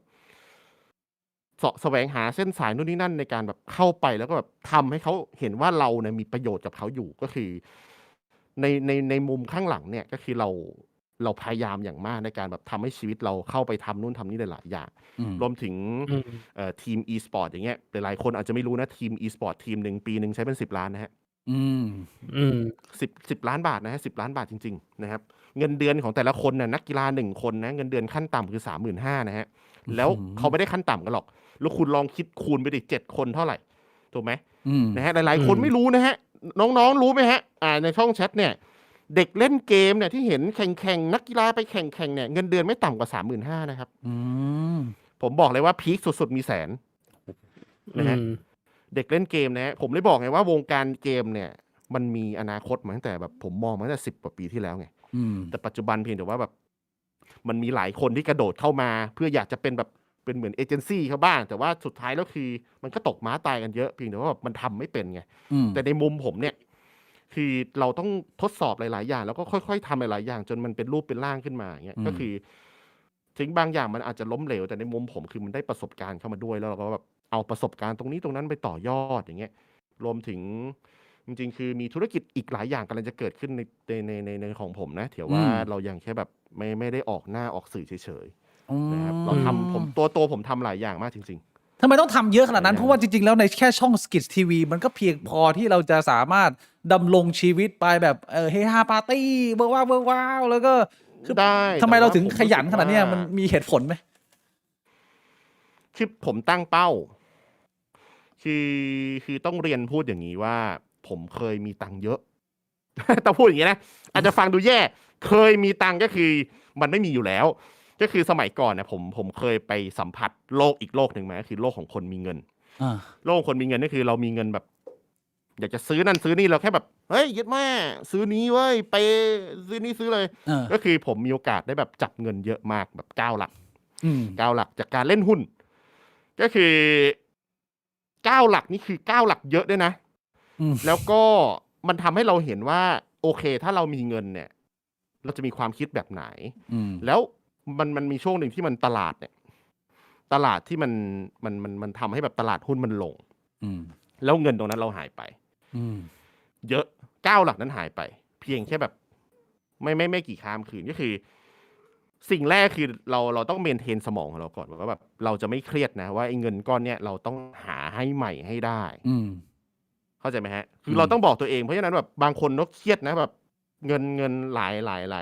ร้อยล้านบาทนั้นหายไปเนี่ยมันทำให้แบบเฮ้ยเราต้องคิดในมุมบวกแค่ไหนในการที่แบบเราจะต้องไม่รู้สึกเสียดายกับมัน แล้วก็จมอยู่กับอดีตของมันมากอย่างนั้นก็คือมันเลยทำให้แบบตั้งแต่ตอนนั้นมาจนถึงปัจจุบันก็คือผมพยายามจะทำยังไงก็ได้ให้ตัวเองเนี่ยไปถึงสักเฉียดตรงนั้นอีกสักครั้งหนึ่งแล้วก็เราจะหยุดทำงานหนักสักอายุสักประมาณ40คือผมตั้งเป้าไงก็คือจริงหลายคนอาจจะไม่รู้ว่าแบบคือตัวผมเคยมีเงินเยอะอย่างนั้นจริงๆแล้วก็หายไปจริงๆเชี่ยก็เจ็บอยู่นะมันเจ็บแต่ว่าเราได้เรียนรู้หลายๆอย่างอย่างปัจจุบันอย่างเงี้ยผมเทรดหุ้นก็คือได้บทเรียนหลายๆอย่างจากระหว่างทางตัวนั้นมาเพื่อเป็นเขาเรียกว่าประสบการณ์ในการเทรดดิ้งก็คืออะไรที่เราทำแล้วเจ๊งอะไรที่ทำแล้วมันไม่เวิร์กอย่างเงี้ยเราก็ได้ประสบการณ์แล้วเก็บเกี่ยวปัจจุบันก็พยายามปั้นพอร์ตขึ้นมาอีกเหมือนกันระดับหนึ่งใช่นี่คือเหตุผลที่เราขยันเหตุผลและขยันก็คืออยากจะกลับไปอยู่ในจุดนั้นที่เป็นเงินที่ไม่ใช่เงินอุปโลกขึ้นเรามาจริงๆก็คือตอนนั้นคือฟลุกได้แบบโหได้เป็นเยอะเป็นกอบเป็นกำเยอะแยะมากเราก็แค่พยายามจะหาเงินในแบบด้วยฝีมือของเราอีกครั้งก่อนที่เราจะตั้งเป้าเราจะเกษียณตอนไหนอย่างเงี้ยคือเกษียณของผมไม่ได้แปลว่าผมหยุดทำงานนะก็คืออีก10 ปีผมจะ40ใช่ปะแต่ว่าระหว่างทางเนี่ยเราพยายามที่สุดในการทำงานให้หนักที่สุดแต่ก็ต้องนอนพอด้วยนะผมไม่ได้นอนวันนึง 4-5 ชั่วโมงนะผมนอนวันนึงก็ 7-8 ชั่วโมงเงี้ยแต่ว่าเราก็พยายามแบบอยู่กับเพื่อนให้แฮปปี้ที่สุดรักแฟนคลับให้ดีที่สุดแล้วก็ทำงานใหม่ๆให้ดีให้เจ๋งที่สุดเพราะนั้นแบบมุมมองผมก็เลยแบบได้มีโอกาสไปเจอคนนั้นคนนี้เยอะเช่นพี่ดิวใช่ไหมพี่ดิวได้มีโอกาสแบบไปถ่ายกับเศรษฐีท่านนั้นท่านนี้แล้วก็มีเพื่อนที่ทำงานเยอะๆเป็นเขาเรียกว่าเป็นคนที่ให้ mindset ที่ดีแก่เราเพราะว่าผมเชื่อว่าคนที่มีความสามารถจะมองผมออกว่าผมมีค่าเพราะนั้นจะเห็นรายการถ้าผมไปถ่ายคนนู้นคนนี้นั้นผมจะแบบสามารถเรียกพี่ดิวแบบเฮ้ยพี่ดิวแม่งพี่แม่งเฮี้ยจริงๆนะพี่แม่งทำตัวเงี้ยโกนส้นตีนผมมากจริงๆนะคนดูก็คือเราทำตัวให้เขามีค่าให้เขามองเห็นค่าเราจนแบบเราสามารถคุยกับคนพวกนี้ได้จริงๆเวลาเรามีความเดือดร้อนหรือว่าเราอยากปรึกษาเขาก็แบบอ้าแขนเพื่อจะให้คำปรึกษาเราจริงๆเพราะฉะนั้นผมก็เลยแบบรู้สึกแฮปปี้ในการทำงานปัจจุบันมากๆในการแบบหาคอนเนคชั่นไปเรื่อยๆแล้วก็ทำงาน YouTube สายเกมไปเรื่อยๆเรื่อยเอนเตอร์เทนเมนต์ไปเรื่อยก็แฮปปี้ดีในทำมาประมาณ13 ปีได้ไหมคุณเจมอ่ะตั้งแต่เริ่มเข้ามาทำตอนแรกผมเห็นช่วงแรกจะทำเป็นภาคนรกคล้ายๆเหมือนเริ่มมาเหมือนซันนี่อะไรเงี้ยภาคนู่นภาคนี้ไปแล้วก็มาเล่นเกมใช่ไหม13 ปีได้ไหมผมคิดผมบวกลบแบบประมาณ14 ปีมันมีช่วงที่แบบว่าดิ่งท้ออยากเลิกทำไหมหรือว่า14 ปีได้ไปเป็น14 ปีของความสนุกสนานของความมันเลย14 ปีเหรอสนุกอยู่นะผมแฮปปี้มากไม่มีช่วงแบบเชี่ยดิ่งดาวไม่อยากทำแล้วไปหาอย่างอื่นทำดีกว่าไม่เจอไม่เกิดขึ้นกับเรามีแค่แบบกูไปนอนเพิ่มดีกว่าไหมอย่างเงี้ยแล้วก็ต้องนอนเพิ่มมันนะผมไม่รู้ว่าผมเห็นอะไรที่แบบชีวิตเรามันก็อยากให้คนได้เห็นค่าว่าเราแม่งก็มันเหมือนกันว่าเฮียคนดูคือคนดูของผมมันจะเป็นคนดูที่แบบแม่งเป็นคนดูจริงๆอ่ะแบบอารมณ์เหมือนช่องพี่บิ๊กพี่บวงแหละที่รอดูไลฟ์ทุกวันพุธอะไรประมาณเนี้ยคนดู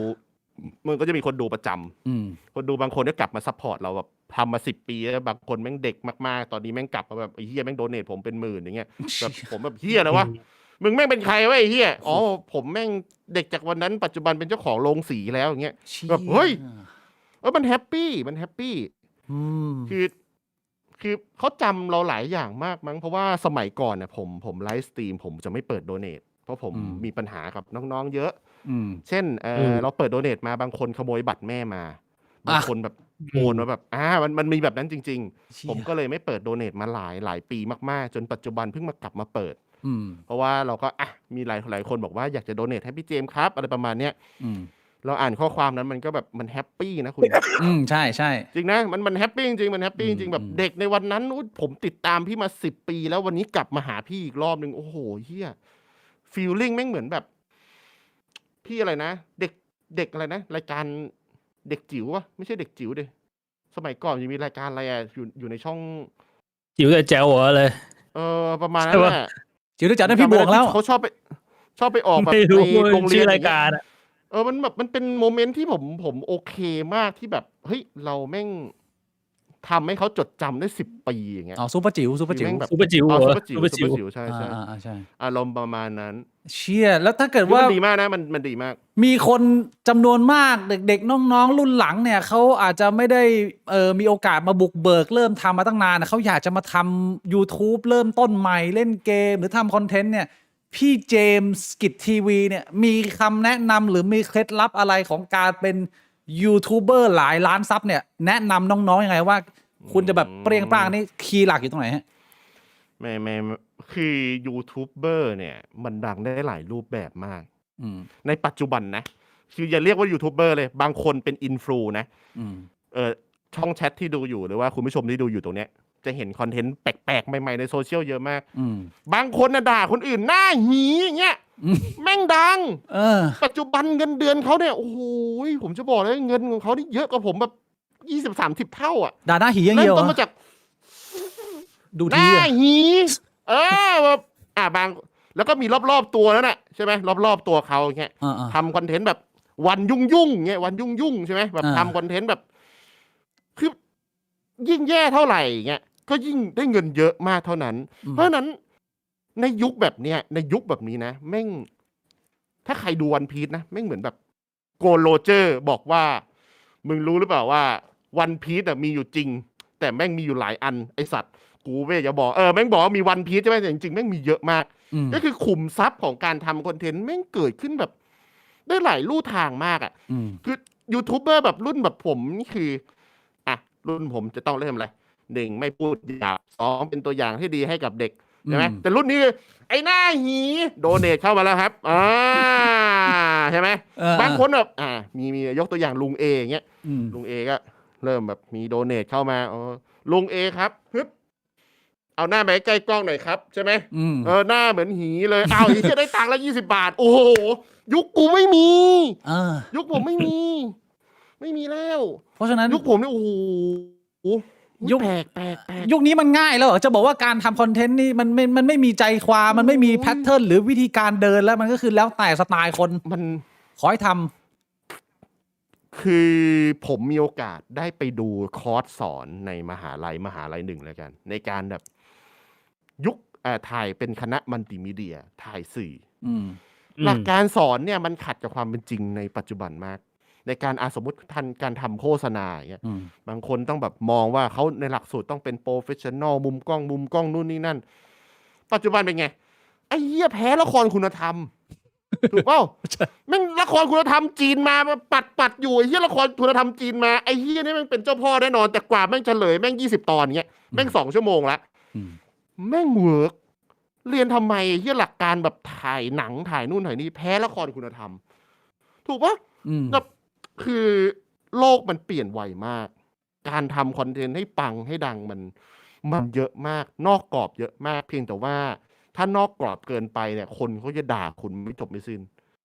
จบปะเหมือนยกตัวอย่างเหมือนการทำคอนเทนต์กับแม่ตั๊กขายทองใช่ไหมทองใช่ไหมคนเสียหายมีซุปเปอร์คาร์ใช่ไหมคอนเทนต์ค่ะวันนี้ค่ะซื้อกระเป๋าใหม่ค่ะแต่ว่าจริงๆคือโดนจับไปแล้วโดนบัสไปแล้วอย่างเงี้ยมันก็เป็นการทำคอนเทนต์เหมือนกันเพียงแต่ว่าคุณทำนอกกรอบแล้วคุณคิดอะไรที่แบบไม่ยั่งยืนไงมันก็เลยกลายเป็นว่านั่นแหละมันก็แบบคนก็เชื่อแต่ว่าก็เชื่อแป๊บเดียวแล้วก็แบบแล้วก็ไม่ยั่งยืนประมาณแล้วเอาของเจมก็ได้ตอนที่เจมเริ่มทำผมก็ไม่ได้คิดว่ามันจะแบบ โอ้โหคุณเริ่มทำมา1 ปีแล้วมันจะปังเงินมันจะมาเลยมันก็คงไม่ใช่มันก็คือเป็นการสั่งสมแล้วก็หมั่นเพียรทำคอนเทนต์ออกมาเรื่อยๆเป็นเพื่อนผู้ชมอะไรเงี้ยของเจมส์อ่ะมันมาระเบิดตอนไหนเราทำมานานขนาดไหนมันถึงระเบิดจำได้ไหมฮะเราต้องแบ็กเทสหลายๆครั้งอย่างที่ผมบอกไงเราต้องทำอะไรที่เป็นงานอดิเรกที่ไม่ใช่ต่อให้ไม่ได้เป็นอาชีพยูทูบเบอร์ก็ได้ อืม ก็เหมือนสูตรสำเร็จของพี่บิ๊กกับพี่บวงสูตรสำเร็จของพี่บิ๊กพี่บวงทดสอบมาแล้วกี่อย่างใช่ไหมอาจจะเป็นการเล่นเกมตีดอทบวกเล่นเกมแต่สุดท้ายแล้วการทำบิ๊กบวงทอล์กเนี่ยมันเป็นคีย์หลักของรายการบิ๊กบวงสุดท้ายแล้วผมคิดว่าแต่ละคนเนี่ยมันไม่เหมือนกันแต่สำหรับผมคือการทำอะไรซ้ำๆแล้วก็พิสูจน์หลายๆอย่างของผมคือการทำอะไรมั่วๆตัวคนชอบดูนะผมไปถ่ายนั้นพาไนท์ไปดูบ้านนี้พาพี่อาร์มไปดูนี่อันนั้นคนกับกลายว่าคนมันจำว่าเราแม่งเป็นคนเกรียนอย่างเงี้ยคนก็แต่ในความเกรียนของเราก็คือเรามีความรู้ไปด้วยเราก็สอดแทรกความเป็นจริงไปด้วยคนก็จะแบบเขาเรียกว่าอันนี้เป็นพาร์ทโง่ไอ้เจมอีกอันนึงเป็นพาร์ทที่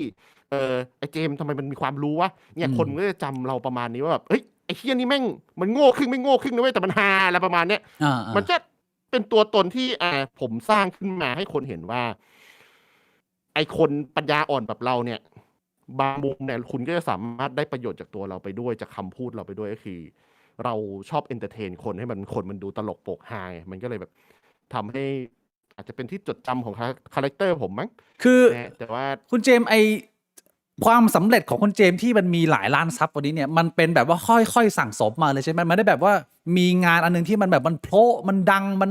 ระเบิดไวรัลไม่ใช่มันค่อยๆเก็บมาเรื่อยๆแบบเล็กๆน้อยๆไปเรื่อยๆอย่างนี้มีช่วงที่มันทำให้มันดังมั้งกับการเล่นแบบเหมือนเล่นกับบูมเงี้ยใช่ไหมเล่นกับคนใต้มี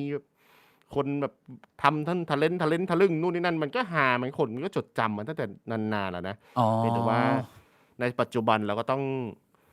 งปรับปรุงแนวทางแล้วก็หาคอนเทนต์อะไรที่มันตามยุคตามสมัยมากขึ้นนะเพราะว่าคนเดี๋ยวนี้ก็ดูแต่ช็อตกันหมดแล้วเขาไม่ค่อยได้ดูคลิปยาวนะครับคนดูช็อตเยอะกว่าเพราะนั้นจะเห็นอินฟูหลายๆท่านเอาไปทำช็อตขึ้นมากขึ้นถูกไหมเพราะว่าเฮ้ยบางคนทำเป็นแบบแทบตายใช่ไหมบางคนก็ไปสำเร็จกับการทำช็อตอย่างเงี้ยมันก็ต้องปรับตัวอันนี้เป็นคำแนะนำจากผู้ที่สำเร็จแล้วนะฮะมีเรื่องขั้นอะไรมีคนโดเข้ามาบอกว่าอันนี้เป็นเรื่องสมมุตินะถ้าพวกพี่คบกับแฟนมาแล้ว5 ปีแล้วมาพบว่าเขามีคลิปหลุดพวกพี่รับได้ไหมแล้วจะทำอย่างไรเงื่อนไขคือยังไม่มีลูกด้วยกันความสัมพันธ์ดีมากในคลิปผู้ชาย5 หญิง 1สมยอมนี่เรื่องสมมุตินะแต่ว่าดีเทลมันอาจจะแบบดีเทลมันค่อนข้างลงลึกขอดูคลิปหน่อยเลยล้อเล่นอันนี้ผมไม่พูดแล้วกันนี้ให้พี่บวงกับพี่บิ๊กพูดผมก็คงจะไม่เลือกไปต่อพี่บวงถ้าเกิดเป็นผมนะผมว่าเรื่องแบบนี้มันไม่ใช่ว่าผิดหรือถูกแต่ว่ามันไม่ถูกจริตเรามันไม่ใช่สไตล์เราคนเรามันเลือกคู่หลากหลายแบบสำหรับผมเนี่ย51มันก็จะเถื่อนไปพี่บวงมันอาจจะแบบว่าไอ้เชี่ยกูไม่รู้ว่าอนาคตกูจะเอามึงอยู่หรือเปล่าของกูมันก็ไม่ได้แบบแข็งมากไงตอนนี้มันก็แบบออกแนวแบบนุ่มๆเอ็นน่ะไอ้เชี่ยเราไม่รู้ว่าเราจะ please เขาได้ไหมเราก็โอเคเห็นทางข้างหน้าแล้วเนี่ยผมคงตอบว่าผมว่าเราถอยพี่บวงเราถอยไปป้อมปราการเราดีกว่าไม่แต่ว่าในมุมนึงเราลองนึกดูว่าถ้าสมมุติมันไม่มีคลิปหลุดมาคือมันก็ยังเป็นผู้หญิงคนเดิมที่เคยผ่านประสบการณ์นี้มาไหมก็ใช่แต่ว่าเราแค่ไม่รู้ไงเราก็คือเราไม่รู้แต่ว่าอนาคตอะความสัมพันธ์มันก็ยังดีแต่พอเรารู้แล้วมันก็คือมันก็ทุกอย่างมันเปลี่ยนนะทั้งนี้มันเป็นเรื่องในอดีตมันเปลี่ยนเพราะว่าเราไม่รู้ว่าจริงๆแล้วมันพูดยากนะพี่บวงเพราะว่ามันต้องดูบริบทหลายๆอย่างว่ามึงกี่คลิปมึงเยอะแค่ไหนมึงถี่แค่ไหนคืออย่างที่3 เทราไบต์3 เทราไบต์เนี่ยผมบอกเลยว่าผมสู้ไม่ไหวพี่บวงเรารู้เลยว่าเราไม่สามารถ please เขาได้ไงเรากลัวว่ามันจะเป็นปัญหามันก็จะเป็นทรงนั้นพี่บวงแต่ว่าเอาจริงๆแล้วเรื่องแบบเนี้ยสุดท้ายมันก็ต้องอยู่ที่หน้างานแหละว่าการพูดคุยความสัมพันธ์สื่อสารของเรามันเป็นยังไงเขามีนิสัยเป็นยังไงถามว่าโอ้ยคิดไม่บวกแต่คนมันมี3 เทราไบต์มันจะเปลี่ยนก็คงยากไอ้สมมติมันน่าจะเป็นแบบ DNA มันก็เยอะมาก แต่ว่าก็คบกันมา5 ปีก็ความสัมพันธ์มันก็ดูดีนะ เอาจริง5 ปีมันไม่ได้เยอะพี่บวกเพราะคนที่มันผ่านความสัมพันธ์10 ปีมาแล้วว่า5 ปีมันไม่ได้เยอะนะเว้ยมันไม่ได้แบบว่าโอ้โหมึงรู้จักไส้รู้จักพุงไม่นะกูว่าคนบางคนน่ะคบกันไป10 กว่าปีแล้วมึงยังไม่รู้หมดเลยว่า ถ้าเกิดสถานการณ์แบบนี้เคยเจอช่วงเวลาที่แย่ด้วยกันแบบนี้ มึงจะตัดสินใจยังไงอ่ะ10 กว่าปีบางทียังไม่รู้เลย5 ปีมันไม่ได้เยอะหรอก ถ้าเกิดว่าสำหรับเด็กๆนะ อยู่แบบมัธยมหรืออยู่มหาวิทยาลัยอ่ะคุณมีแฟนแบบ1 ปี2 ปีนี่ก็ถือว่านานละ3 ปีนี่โหดละแต่ถ้าเกิดว่าคุณแต่งงานอ่ะมองไปแบบไอ้เหี้ย2-3 ปีนี่รู้จักแค่20%เองมั้งถ้าเกิดว่าไม่ได้แบบว่านอนอยู่บ้านเดียวกันนะพี่หรือว่าพี่บงโอเค ผมว่าไม่มีปัญหาผมไม่ได้จัดพี่บงโอเค ผมก็สบาย ไม่อันนี้เขาบอกว่าคบกันถ้าสมมติไม่ใช่แค่คบกันถ้าแต่งงานแล้ว จดทะเบียนสมรสแต่ว่ายังไม่มีลูก ถ้าแต่งงานแล้วเนี่ย จะหย่าไหม มันก็จะขึ้นอยู่กับโอ้โหเฮีย3 เทราไบต์เลยวะมันก็ กูว่ามันอยู่ที่ตอนพูดคุยแล้วตอนที่เราเจอ แล้วเราพูดคุยถ้าเรารู้สึกว่าเขาไม่ได้เป็นคนเดิมแล้ว จิตวิญญาณเขามันอาจจะเรียนรู้แล้ว หรือว่าเขาไม่ได้มีความที่กระหายขนาดนั้นน่ะ มันยังพอมีเปอร์เซ็นต์ของการไปต่อ แต่ว่า กูคิดว่าถ้าเกิดว่าเป็นสมมติฐานพี่บุ๋ง3 เทราไบต์เนี่ย มันก็ทำใจยาก คือ ไอ้ ก็ เชี่ย หย่า มันทำใจยาก แต่งงานแล้วก็หย่า ถ้าไม่มีลูกนะ แต่ถ้ามีลูกอีกคำตอบหนึ่งถ้ามีลูกอีกคำตอบหนึ่ง อืม เพราะว่า อืม ในความเป็นจริงอะความผิดพลาดแบบเนี้ยหลายๆคนก็บอกเอ้ย ถ้าแฟนกูแบบว่านอกใจอะไรเงี้ยกูหย่ากูไม่ทนหรอกกูมีศักดิ์ศรีอะไรเงี้ย แต่ถ้าเกิดว่าคุณ อืม มีเพื่อนหลากหลายวัยหรือคนที่มีประสบการณ์แต่งงานไปแล้วอะพอมันมีลูกมันไม่ได้มีแค่เรื่องของความรับผิดชอบกับลูกนะมันมีความโยงใยมันมีความสัมพันธ์ของครอบครัวแฟน อะไรอย่างนี้อีกอ่ะมันต้องเวทเยอะ มันต้องเวทเยอะว่าเราจะสามารถไปต่อด้วยกันแบบนี้ได้ไหมมันไม่ได้นี่คือความเป็นจริงอันนี้ผมพูดแบบเร็วๆโอเค แล้วไม่ให้กูตอบคนเดียวอ่ะพี่บวมมึงต้องตอบบ้างดิ ไม่ก็คำตอบมันก็คล้ายๆของพี่บิ๊กแหละ พี่บอก copy ไม่ นะ น่าจะไกลกว่านั้นอ่ะ มึงลอกนะ ไม่ลอกคำตอบ เชยอ่ะไหนๆก็คุยเรื่องความรักความสัมพันธ์เลย ตอนเนี้ยครับ คุณเจมส์พี่บวงเนี่ย ครับ โสด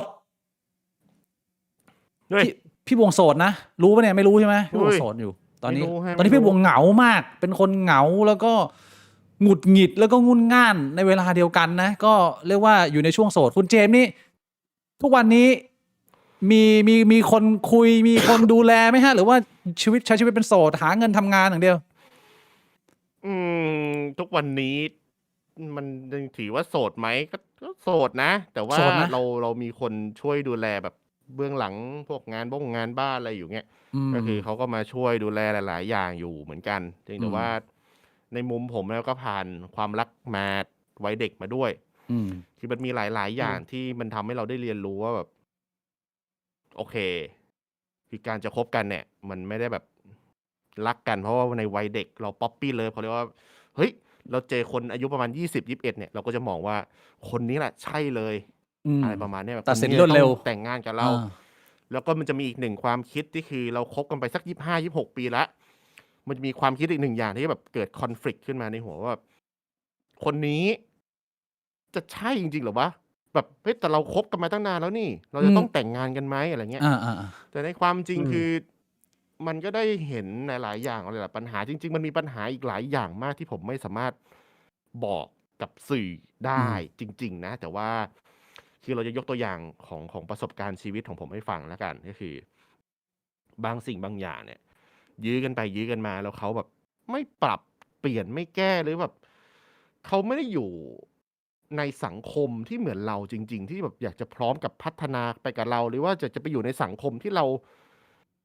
ที่จะดีขึ้นให้ได้อย่างเงี้ย แต่เขาเลือกที่จะอยู่ในสังคมที่แบบ อยู่หรูอยู่สบายหรือว่าอาจจะแบบอยู่กันแบบโลคอลบ้านๆอย่างเงี้ย คือถ้ามันต่างคนต่างอยู่ในสังคมที่มันคนละแบบกันแล้ว แล้วก็ความต้องการในชีวิตในเรื่องอาชีพ เรื่องฐานะทางสังคมมันต่างกันก็คือผมคิดว่ามันอยู่กันยากมาก เป็นเรื่องของ value ของชีวิตคือ value ไม่ตรงกันผมเคยคุยกับพี่บวกเรื่องนี้ ใช่คือผมเคยมีโมเมนต์ที่แบบเ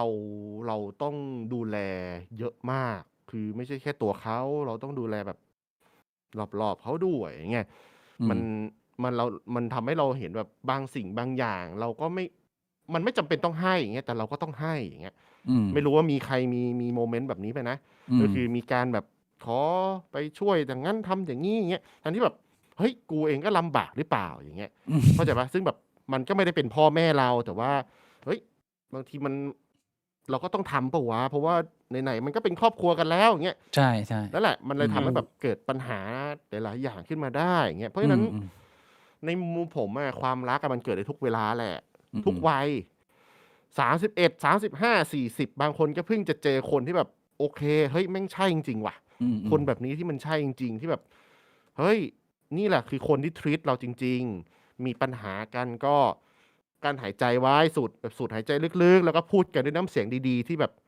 เราต่างคนต่างมีเหตุผลอย่างเงี้ย มันก็อาจจะทำให้ชีวิตเราดีขึ้นก็ได้นะ อื แต่ ม บางคนอาจจะอยู่กันแบบเหมือนเพื่อนแบบมีอะไรด่ากันไอ้เหี้ยเอ้ยมึงควายโง่มึงไม่ทำอย่างนี้คือบางสิ่งบางอย่างอะพูดเวลาขำๆมันได้ไง อืม แต่ว่าถ้าสมมติเราทะเลาะกันอยู่จริง ๆ แล้วล่ะไอ้น้ำเสียงแบบนั้นมันควรใช้หรือเปล่าอย่างเงี้ย อื มัน ม ก็ต้องเขาเรียกว่ามันก็ต้องดูตรงนี้ในการประกอบการหาคู่ชีวิตจริง ๆ ด้วยนั่นแหละเพราะว่าผมก็เลยแบบ อืม ผมคิดว่าพี่บวงเดี๋ยวก็หาได้อยู่แล้วมี โอ้ คน พี่ ดังเดี๋ยวคนก็เดินหาเข้ามา พี่บวง เต็ม นี่สบายไม่ต้องห่วงเรื่องสาวๆอะพี่บวงเขาสาวเยอะดูเห็นหนวดแบบนี้ นี่แบบ ผมบอกให้ว่าเจียวนี่ไม่ธรรมดานะพี่บวงอ่ะ ใส่เสื้อขาวอย่างนี้นะควักตังค์ขึ้นมา โอ้ยเขาคาล น้อ ม ง คาลมเยอะพี่บวงอ่ะ แบบปัดอย่างนี้เลย ปัด พี่บวงงี้มาเลย โอ้ย คือน้องเขาไม่ถามเลยว่าแบบบ้านพี่บวงทำอะไรอะแต่เขาขึ้นรถมาแล้วพี่ อ่ะ เออ แต่พี่บวงไม่มีรถนะ แบบความคิด ความ มีร คิ ถ ด เดิ ระ น ดับบิ๊กบวงเนี่ยนะความคิดดีเบตในรายการบิ๊กบวงโหคนดู 5,000 คน น้องก็เปิดประตูรถเข้ามาละคืออย่างนี้เลยพี่ ผม เรื่อง ว่า พี่จะลองเป็นแบบทนายแก้วลองไหม เอ้ย หลายคน เฮ้ย แต่ โอ้ แต่อ่ มา พี่ก่อ เลื น อก เข้าเรื่องทนายแก้วพี่บิ๊กเพิ่มเสียงเจมส์อีกนิดนึงได้ไหมคนดูเขาบอกว่าเสียงเจมส์เบา ผมอ่ะเพิ่มเสียง เอาเหรอ พี่ ฮะ เจมส์แม็กแล้วพี่เจมส์ต้องเพิ่มเสียงตัวเอง เอาละฮะ อ๋อ ขออภัยนะเดี๋ยว เออ พี่เจมส์เพิ่มเสียงได้ไหม เข้าเรื่องทนายแก้วเลยเหรอ ประมาณนั้นทนายแก้วเนี่ยผมก็ไม่ค่อยอยากกล้าพูดเลยนะเพราะว่ามันมีประเด็นทางการเมืองทางกฎหมายเขาอยู่นะ เข้าใจแต่ว่าแน่นอนว่าอาทิตย์นี้เนี่ยหนึ่งในเรื่องใหญ่ๆ นอกจากเรื่องการเมืองนั่นก็คือเรื่องของทนายแก้ว แล้วซึ่งผมก็ไม่ได้อยากจะชวนคุณเจมมานั่งตัดสินหรอกว่าใครผิดใครถูกเราต้องเข้าข้างใคร แต่เราจะมาพูดในมุมของสถานการณ์ของชีวิตที่ว่า ผมไม่รู้ว่ามันจะเรียกว่ามันเป็นความเครียดของคนมีชื่อเสียงได้ไหมว่าสักวันหนึ่ง มันอาจจะมีเหี้ยอะไรของชีวิตมึงที่มันหลุดออกมา อะไรประมาณนี้ แล้วให้ผมยกตัวอย่างสถานการณ์แล้วกัน ผมเรียกว่าเอาตัวอย่างของเคสทนายแก้วมาเป็นตัวอย่าง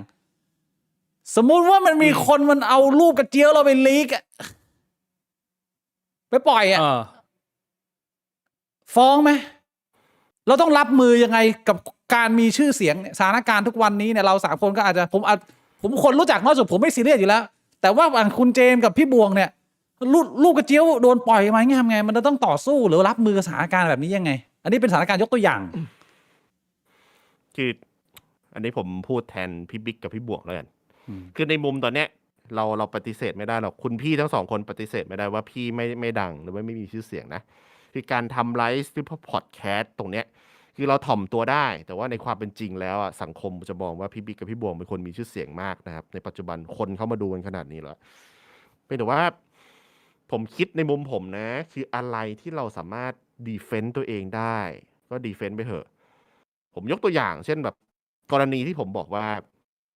ของผมนะของผมคือมีแฟนคลับ ไม่ใช่แฟนคลับดิใครก็ไม่รู้ อืม มาตัดต่อแม่ผมเว้ยไปยืนขายบริการอยู่ อืม ผมฟ้องไปเว้ยคุณเชื่อไหมว่าปัจจุบันเนี่ยก็ยังมีคนที่ไม่ชอบผมด่าผมว่าผมมันขี้ฟ้องทั้งที่แบบนั่น อืม คือแม่งผมเอาไปตัดต่อให้แบบยืนขายบริการอยู่ อ่า แล้ว อืม มันสุดท้ายแล้วอ่ะคือมึงแคร์คนอื่นไม่ได้ขนาดนั้นเว้ยมึงต้องแคร์ตัวเองให้ได้เยอะที่สุดอะไรที่แบบ มันไม่ใช่ก็คือ คุณก็ควรจะดีเฟนต์ตัวเองบ้าง เพราะฉะนั้นสุดท้ายแล้วเนี่ย เนี่ยขนาดของผมเนี่ยตอนที่คนเกลียดผมมากๆโดยที่เขาไม่รู้อะไรเลยว่าแบบหาผมเป็นคนขี้ฟ้องแบบไอ้เจมันชอบหาเรื่องอนิเมะแต่แบบมึงรู้หรือเปล่าว่าไอ้คนที่กูฟ้องนะมันคือเอาแม่กูไปตัดต่อเป็นกะหรี่อ่ะคือแบบมันก็ไม่รู้มันก็ไม่ฟังถูกไหมเพราะไม่รู้แบบบางคนก็แบบบอกว่าแม่มึงตายไอ้ควายเหี้ยเจมอย่างเงี้ยอ่ะเป็นพี่คิดว่ายังไงอ่ะก็แบบมันทุกอย่างอ่ะมันก็ดูความเหมาะสมแล้วกันนะในมุมผมว่าเราจะดีเฟนต์ตัวเองยังไงอย่างเช่นแบบรูปของลับเราหลุดไปเงี้ยเราส่งให้เขาด้วยความเชื่อใจแต่เขาเล่นกับเราด้วยความไม่เชื่อใจอย่างเงี้ยคือคุณเอาของที่แบบคือแค่สำนวนในศาลอย่างเงี้ยคือการเอาแชทออกไปให้อย่างเงี้ยมันถือว่ามันผิดแล้วนะใช่ผมว่ามันก็เป็นการที่เล่นไม่มีความจริงใจอ่ะถูกต้องคือเรื่องรสนิยมเรื่องเพศเรื่องอะไรอ่ะคือมันไม่ได้เลยฮะยกเว้นแบบเราไปทำแบบเยาวชนอย่างเงี้ยอันเนี้ยคือมันผิดละแต่ถ้าสมมติว่าสมมติว่าเป็นเรื่องส่วนตัวดีลกันระหว่าง2คนดีลกันระหว่าง2คนแล้วไอ้เฮียนี่เป็นคนดังอีกคนนึงก็เป็นแค่แบบน้องเด็กดิ้งไอเด็กดิ้งเอาไปแฉเพื่อนแล้วเพื่อนก็เอาไปลีกไอ้เฮียแม่งโดนฟ้องเลยนะนี่คือไม่ทำไม่ได้นะคือคุณจะบอกว่าความผิดในสังคมกับความผิดหน้าศาลมันตัดสินกันคนละแบบนะคนละแบบอันนี้คือจากประสบการณ์เพราะฉะนั้นอะไรที่มันทำให้จิตใจเรามันพังจริงๆแล้วมันผิดจริงๆอ่ะก็ปกป้องตัวเองไว้นะต้องฟ้องต้องลุยในมุมของคุณเจมคือจัดไปอย่าให้เสียใช่ครับใช่เอาตามความเหมาะสมแต่ไม่ได้แบบเพื่อหาเงินมันมีเพื่อหาเงินก็มีนะฮะผมยกตัวอย่างคือตัวผมเองอ่ะทำเกี่ยวกับกฎหมายด้วยทนายทำอะไรอย่างมีเคสที่ชอบปั่นให้คนด่าเป็นอินฟูเหมือนกันปั่นให้คนด่าแล้วก็ไปฟ้องหรือไม่ก็โพสต์ภาพเซ็กซี่ให้คนเข้าไปเม้นไม่ถูกต้องให้แบบเม้นแย่ๆแล้วก็ฟ้องมีคนทำแบบนี้อยู่และเป็นคนดังด้วย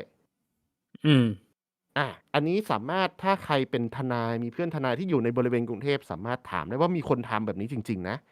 เพื่อหารายได้เข้าตัวเองเชี่ยแบบนี้จริงๆใช่แบบโพสเซ็กซี่เลยอย่างเงี้ยแบบให้คนไปเม้นแบบใส่ชุดรัดอย่างเงี้ยไม่ก็แบบรัดให้เห็นแบบคาเมลโทคุณผู้ชมเข้าใจปะกีบจีนมาพูดง่ายๆแปลเป็นไทยมันคือไปเม้นปั๊บโดนเลยนะฮะมันมีคนทำจริงๆคนนี้แล้วเคสหนึ่ง100,000นะฮะหมิ่นประมาทในเคสละ100,000ขั้นต่ำนะหมายความว่าเขามีทนายรองเอาไว้เลยแล้วเขาต้องการที่จะแบบถูกต้องฟ้องเลยคือนี่คือรายได้หลักเลยประมาณนี้ใช่ไอ้เชี่ยน้องๆที่บ้านระวังนะเฮ้ยไปพิมพ์อะไรเงี้ยเหมือนพี่โดมอ่ะใช่ครับมันเหมือนเคสพี่โดมมาเลยฮะคืออันนั้นมันก็ไม่เหมาะสมใช่ป่ะเพียงแต่ว่ามันจะมีอีกคนนึงอีกประเภทหนึ่งที่แบบเราทำตัวเองให้มันดูแบบอย่างนี้เพื่อให้คนมาเม้นแบบนี้แล้วก็จัดเลยประมาณนี้โหแล้วคนที่เป็นผู้ฟ้องสามารถเลือกได้ว่าจะให้คนนั้นโพสต์ขอโทษหรือไม่ขอโทษ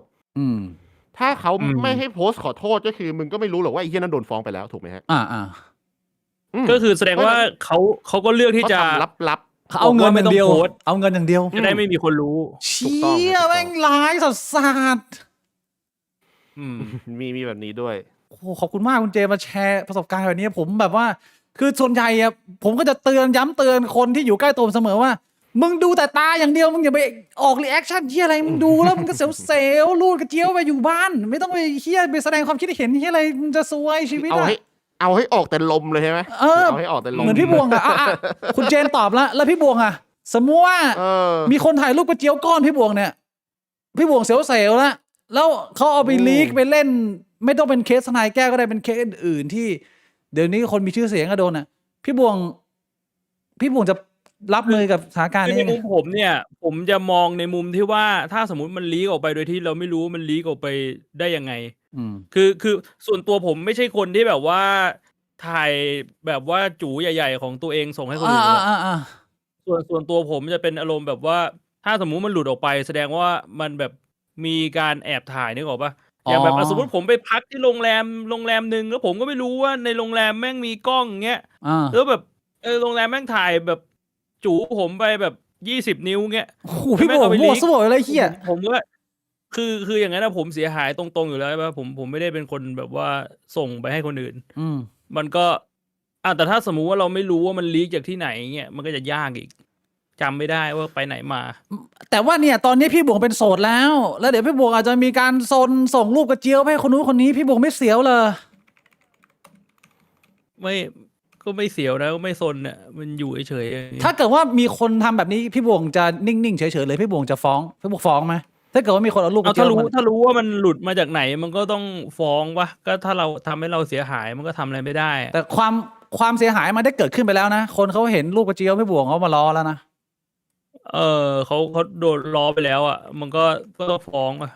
พี่บวงฟ้องเหรอ ก็คงจะต้องฟ้องนะ ผมบอก มันทำ เลย อะไรไม่ได้แล้ว ผมบอก อย่างที่เจมส์บอกมันก็ต้องปกป้องตัวเอง คือเรื่องเนี้ยพอมันเกิดขึ้นนะ มันทำให้ผมนึกย้อนกลับไปถึงตอนที่ผมยังเด็กๆ ตอนสมัยที่ผมอายุประมาณสัก16-17เนี่ย ผมเคยเล่น MSN พี่บวง มันมีอยู่ช่วงเวลาหนึ่งอะที่เรามีความกลัดมัน แล้วเราก็แชทกับสาวผ่านกล้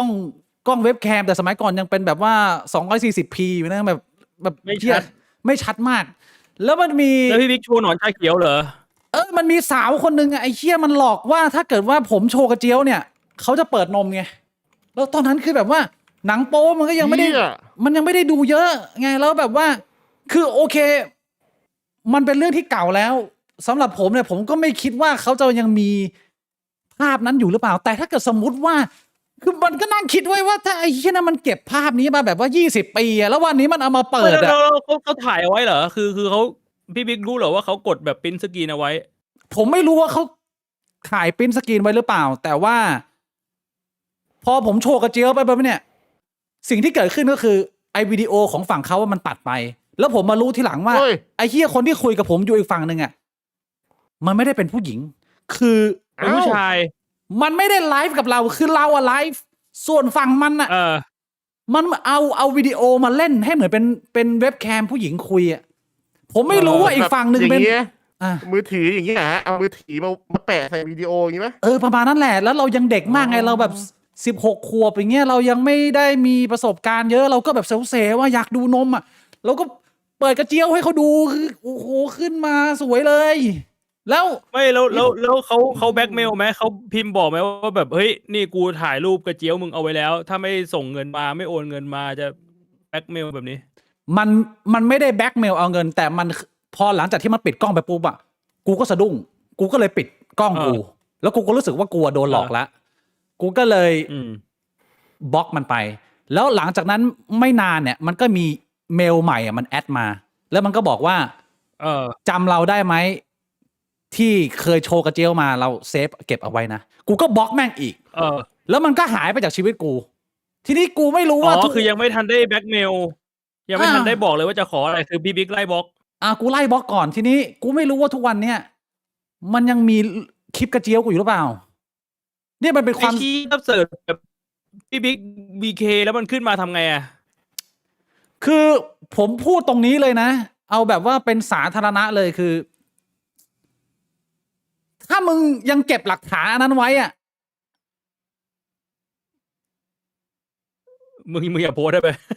แบบนี้เหรอขอร้องเหรอกูก็อยากจะขอร้องว่ามึงอย่าโพสได้ไหมแต่ถ้าเกิดว่ามึงจะโพสอ่ะ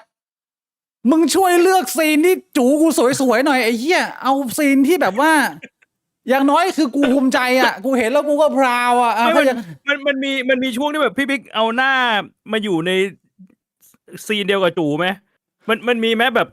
ช่วงที่แบบมันนี่เลยกูนั่งถือกระเจียวอย่างนี้อยู่เลยพี่ปวงอย่างนี้เลยคือเต็มตัวเลยเต็มตัวเลยเห็นหน้ากูเนี่ยกระเจียวอยู่ในมือเนี่ย โอ้ตอนนั้นแข็งยังอะแข็งปังแต่ว่าผมไม่รู้ว่ามันเริ่มถ่ายตอนไหนคือมึงก็เริ่ม3 นิ้วโอ้โหพี่บวงไม่ใช่แต่ว่าผมบอกเลยว่าถ้ามีนะถ้ามึงจะทำนะมึงเลือกเซนหน่อยแต่ว่าไม่ใช่ว่ากูไม่ฟ้องนะถ้ากูตามได้กูฟ้องนะไอ้เชี่ยฟ้องไอ้สัตว์แต่ว่ามึงช่วยเลือกซีนให้กูหน่อยนิดนึงคืออันนี้มันไม่ได้เป็นโจ๊กอะไรมากนะเพียงแต่ผมกำลังจะแชร์ว่าในมุมหนึ่งของคนที่มีชื่อเสียงที่มันมีโอกาสโดนอะไรแบบเนี้ยมันเป็นข้อดีของยุคสมัยปัจจุบันที่ทำให้ผมรู้สึกไม่แย่มากก็คือทุกวันนี้มันมีดราม่าเยอะและแบบว่า เออ เดี๋ยวเรื่องมันก็จะผ่านไปอะไรประมาณนี้คือมันมีเรื่องคนขุดมา ผมไม่ได้คิดว่าเรื่องของผมอาจจะเป็นเรื่องที่มันมีคนดูมากอะไรขนาดนั้นน่ะมันก็อาจจะเป็นเรื่องเก่าแล้วเป็นกระเจียวอันสมัยเด็กๆอะไรอย่างเงี้ยก็ ไม่ใช่เดี๋ยวพอแม่งลีกปุ๊บแม่งแบบไวรัลไปต่างประเทศแล้วก็แบบว่าพาดหัวข่าวเป็นภาษาอังกฤษแบบแจ็คกี้แชนดิกลีกคนแม่งนึกว่าเจียว ไม่ เจียว เชี่ย เฉินหลง หน้ากูไม่ได้เหมือนเฉินหลงขนาดนั้นไอ้เชี่ยยิ่งกูแบบมึงนึกภาพกู16โอ้โหหน้ากูตอนนี้เจ้าคุณ โอ้โห ผมถามพี่เจมส์คุณเจมส์เนี่ยคุณเจมส์ว่าผมหน้าเหมือนเฉินหลงเหรอมีคนเขาชอบแซวบอกผมเหมือนเฉินหลงแจ็คกี้ชานเหมือนไหม เอ้ยเหมือน เหมือนเหรอเชี่ย เหมือนนะ โอเค เหมือนต้องไว้ผมแบบยุค 90 ใน 80 บ๊อบ จริงเหรอวะ เป็นแบบคล้ายๆเหมือนผู้หญิงอ่ะคล้ายๆผู้หญิงเหมือนอยู่ ผมไม่สามารถปฏิเสธได้นะ เขาก็บอกกระเจียวเฉินหลงของจริง เชื่อ เฟซจริงอ่ะเหมือนยืนยันว่าเฟซจริง ไม่แน่นะ ก็อาจจะถือว่าเป็นแบบอาจจะเป็นภาพเฉินหลงผมอาจจะบิดได้ว่าไม่ใช่ผมอะไรประมาณนี้ นี่คุณแม่งเหยื่อการตลาดตั้งแต่สมัยโตกโชว์เนี่ยสมัยก่อนเขาเรียกว่าโตกใช่ไหม ก็เลือกอะไรก็ได้ แต่ว่า เขาจะเรียกว่าโตก มันก็มีหลุดบ้างก็มันอยากเห็นเซลล์ว่ามันหนังโป๊มันไม่ได้เข้า access ได้แบบเหมือนทุกวันนี้ไงสมัยก่อนอ่ะ โอ้โหนี่แม่งคือผมผิดหวังเลยเนี่ยพอได้ยินอย่างนี้ว่าคุณโตกโชว์แล้วมีคลิปหลุดด้วย โอ้แย่แล้ว เฮ้ยโหความผิดพลาดของ แม่ง ข ผิ อง ดห เด็ วั ก งในตัวพี่เลยเฮีย 16กันมันก็ต้องให้ พี่โตกโชว์แล้วมีเฮียแล้วพี่ ให้อภัยหน่อยไม่ได้ตกโชว์นะแค่โชว์กระเจียวเฉย สมมุติว่า ถ้าสมมติว่ามันแบบว่า โอ้ย ตกโชว์แล้วแบบอีกฝั่งเป็นผู้หญิงกำลังแบบบีบ ได้ หัวน ได้ มอยู่ เสียวเหมือน มันยั นาง พอรับ ฟ้า ได้บ้าง เนี่ย แต่อันนี้มันแบบว่าโดนแบล็ พี่ คเมลด้วยมันหนักเลย ชี้ให้อภัยเด็ก16หน่อยดี อุทิศศรัทธา ให้อภัยหน่อย ผมผิดหวังในตัวพี่แล้วพี่หมดแล้วพี่ พี่บอกไม่เคย ถ้า เห ผ ร ม อ รู้ตั้งแต่16 ปีที่แล้วผมโอเคอยู่ไงแต่ผมเพิ่งมารู้ว่าพี่ตรงนี้ว่าแม่งบิ๊กแม่งเคยตกโชว์ ไม่ได้ตกโชว์ ผู้ายด้วยกันเองโอ้ แค่โชว์กระเจียวเฉยแล้วเราก็ไม่รู้ด้วยอีกฝั่งจะเป็นใครเขาอาจจะเป็นสาวสองก็ได้ อ๋อ ใช่ปะล่ะ มีโอกาส คุณต้องมองหลายๆ ไม่ ซี แต่ นา ผ ริ ม โอ ไม่ ดิ เคยในชีวิตนี้ผมไม่เคยแบบว่า ให้แบบว่าหำขึ้นกล้องเลย ไม่เคยนะ ตอนนั้นผมไม่มีชื่อเสียงไง ผมก็คิดว่าเราก็ไม่มีอะไรจะเสีย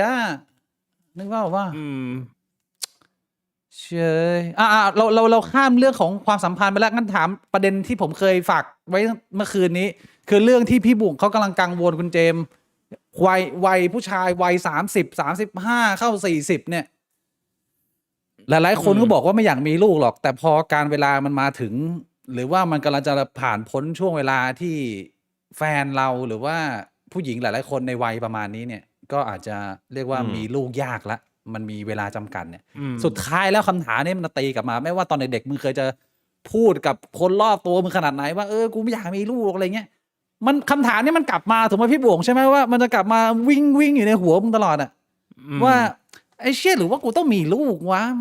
ชีวิตมันก็ไม่ได้มีหาอะไรแล้ว คุณเจมมองเรื่องการมีลูกยังไงฮะมีแผนอยากมีลูกไหมเพราะคุณเจมก็ไม่ได้มีความวุ่นวายอะไรกับพาร์ทอื่นแล้วชีวิตมันก็แบบประสบความสำเร็จแล้วว่าไอ้พาร์ทนี้มันเข้ามาให้เราเลือกไหม มันก็มีนะ มันก็ใจผมมันก็ต้องมีอย่างหลายๆอย่างให้พร้อมก่อนอะไรประมาณเนี้ยเพราะว่าคือบางคนมันก็มีความคิดบอกว่าไม่มีลูกเงี้ยคือมันก็เป็นมุมมองของเขาอ่ะเขาแค่ขี้เกียจที่จะมาดูแลตัวเองแบบตอนที่มันพูดไม่รู้เรื่องคือบางคนก็ไม่ชอบ เด็ก การจะพูดอะไรกับสิ่งที่มันพูดยากมันพูดไม่รู้เรื่องใช่ไหมเราก็เข้าใจว่าแบบความคิดของเขามันแบบเขาไม่ได้ต้องการอยากจะดูแลเขาต้องการจะเที่ยวเขาต้องการใช้ตังค์ของเขาอย่างเงี้ยแต่ว่าในมุมผมเองก็มีก็ได้ และคิดว่าถ้าเรามีลูกจริงๆเราก็คงต้องมีเวลาดูแลเขาจริง ๆ อย่างเงี้ยมันก็เป็นชาเลนจ์ชีวิตที่ดีเหมือนกันนะ แล้วก็เราได้เห็นแบบการเติบโตของอะไรที่เราต้องเทคแคร์มันจริง ๆ มันก็โอเค ก็เหมือนกับเราเลี้ยงหมาเลี้ยงแมวแหละเพียงแต่ว่ามันฮาร์ดคอร์กับหมาแมวไง แต่ไม่รีบใช่ไหมเพราะว่าเราก็ยังไม่ได้อายุเยอะเราก็คิดว่าโอเค วันหนึ่งถ้าเกิดว่ามันพร้อมเจอคนที่ใช่เราก็จะมีลูกอะไรประมาณนี้ไม่ได้แบบว่ากูจะไม่มีลูกอะไรประมาณนี้ ผู้ชายมัน40ก็ยังแข็งแรงมันไม่เหมือนผู้หญิงที่จะแบบ30นี้ก็เริ่มไข่ที่จะฝ่อแล้วนะเดี๋ยวนี้แบบเผื่อใครไม่ค่อยทราบที่แบบเวลาเขาจะมีลูกเขาต้องไปตรวจผู้หญิงก่อนว่าไข่แข็งแรงไหมอย่างเงี้ยคือผู้หญิงจะอยู่ประมาณ30-35นี่คือแบบแย่มากแล้วถ้าบางคนไหนทำงานหนักๆเลยเงี้ยก็ยิ่งแบบ เขาเรียกว่าสุขภาพไข่มันไม่แข็งแรงก็จะมีลูกยากขึ้นอะไรประมาณเนี้ย อืม มัน อืม ในมุมผมยังเหลือเวลาอีกหลายปีก็เลย มีเวลาให้คิด มีเวลาให้เตรียมพร้อมให้มันถูกต้อง อืม โอเค มีประมาณนี้ คือคุณเจมส์แจ้งเราว่าอาจจะไม่สามารถอยู่กับเราไปตลอดรอดฝั่งได้ คุยกันสักประมาณ2 ชั่วโมงครึ่งนี่กำลังดี งั้น ถ้าพี่บ่วงกับคุณเจมส์มีอะไรจะเติมอะไรไหมถ้าเกิดว่าไม่มีเนี่ย ผมจะขออนุญาตเปิด Q&A สักเล็กน้อยเผื่อคนทางบ้านอยากพูดคุยสอบถามอะไรสนุกสนาน พี่บ่วงอยากจะมีอะไรคุยเพิ่มไหม ตอนนี้ก็ยังไม่มีนะ คุณเจมส์มีอะไรจะ ข เส อบ ริม คุณน้องเมลด้วยครับ อุ้ยโหพี่บ่วงไอ้เชี่ย น้องเมลโดมา69โด เชี่ยพี่บ่วง แก้ เหี้ย ปัญหาที่ต้องหาผู้หญิงอายุน้อยกว่าค่ะ อืม ก็ถ้าเกิดว่าใครมีช้อยออปชันเลือกก็เลือกคนน้อยกว่านะ แต่หลายคนเขาไม่มีออปชันไงเขาเลือกไปแล้วอ่ะ อืม ใช่ว่าผมในยุครุ่นผมก็เริ่มแบบมีเพื่อนๆนะเพื่อนๆอายุ30กว่า อืม ที่เป็นผู้หญิงอะไรเงี้ย อืม ก็บางคนแบบเจอแฟนใหม่ๆในอายุประมาณนี้คือแบบแต่งงานเลยแล้วก็มีลูกเลยอย่างเงี้ยคือเขาไม่เหลือเวลาแล้วอย่างเงี้ยอย่างนี้ก็มีเหมือนกัน ใช่ คือใช่แต่ผู้ชายก็ต้องแบบพร้อมนะผู้ชายก็ต้องพร้อมที่จะแบบทำอย่างนั้นแล้วก็ต้องแบบไปถึงสเต็ปต่อไปเลยอย่างเงี้ย อืม ก็ไม่รู้เหมือนกันนะอยู่ที่ชีวิตเขาเลือก แต่ในมุมของเราก็คือเราขอตั้งตัวตั้งหลักให้มันพร้อมจริง ๆ ก่อน เพราะว่าการมีบุตรการมีลูกในยุคปัจจุบันมันเลี้ยงดูยากขึ้นมันไม่ได้เหมือนสมัยก่อนนะที่อย่างคุณพ่อผมอย่างเงี้ยคุณแม่ผมคุณพ่อผมมีลูกบ้านหนึ่ง7-8 คนนะ อืม พ่อผมเป็นคนที่ 1แม่ผมเป็นคนที่ 1เหมือนกันเงี้ย อืม แต่ว่า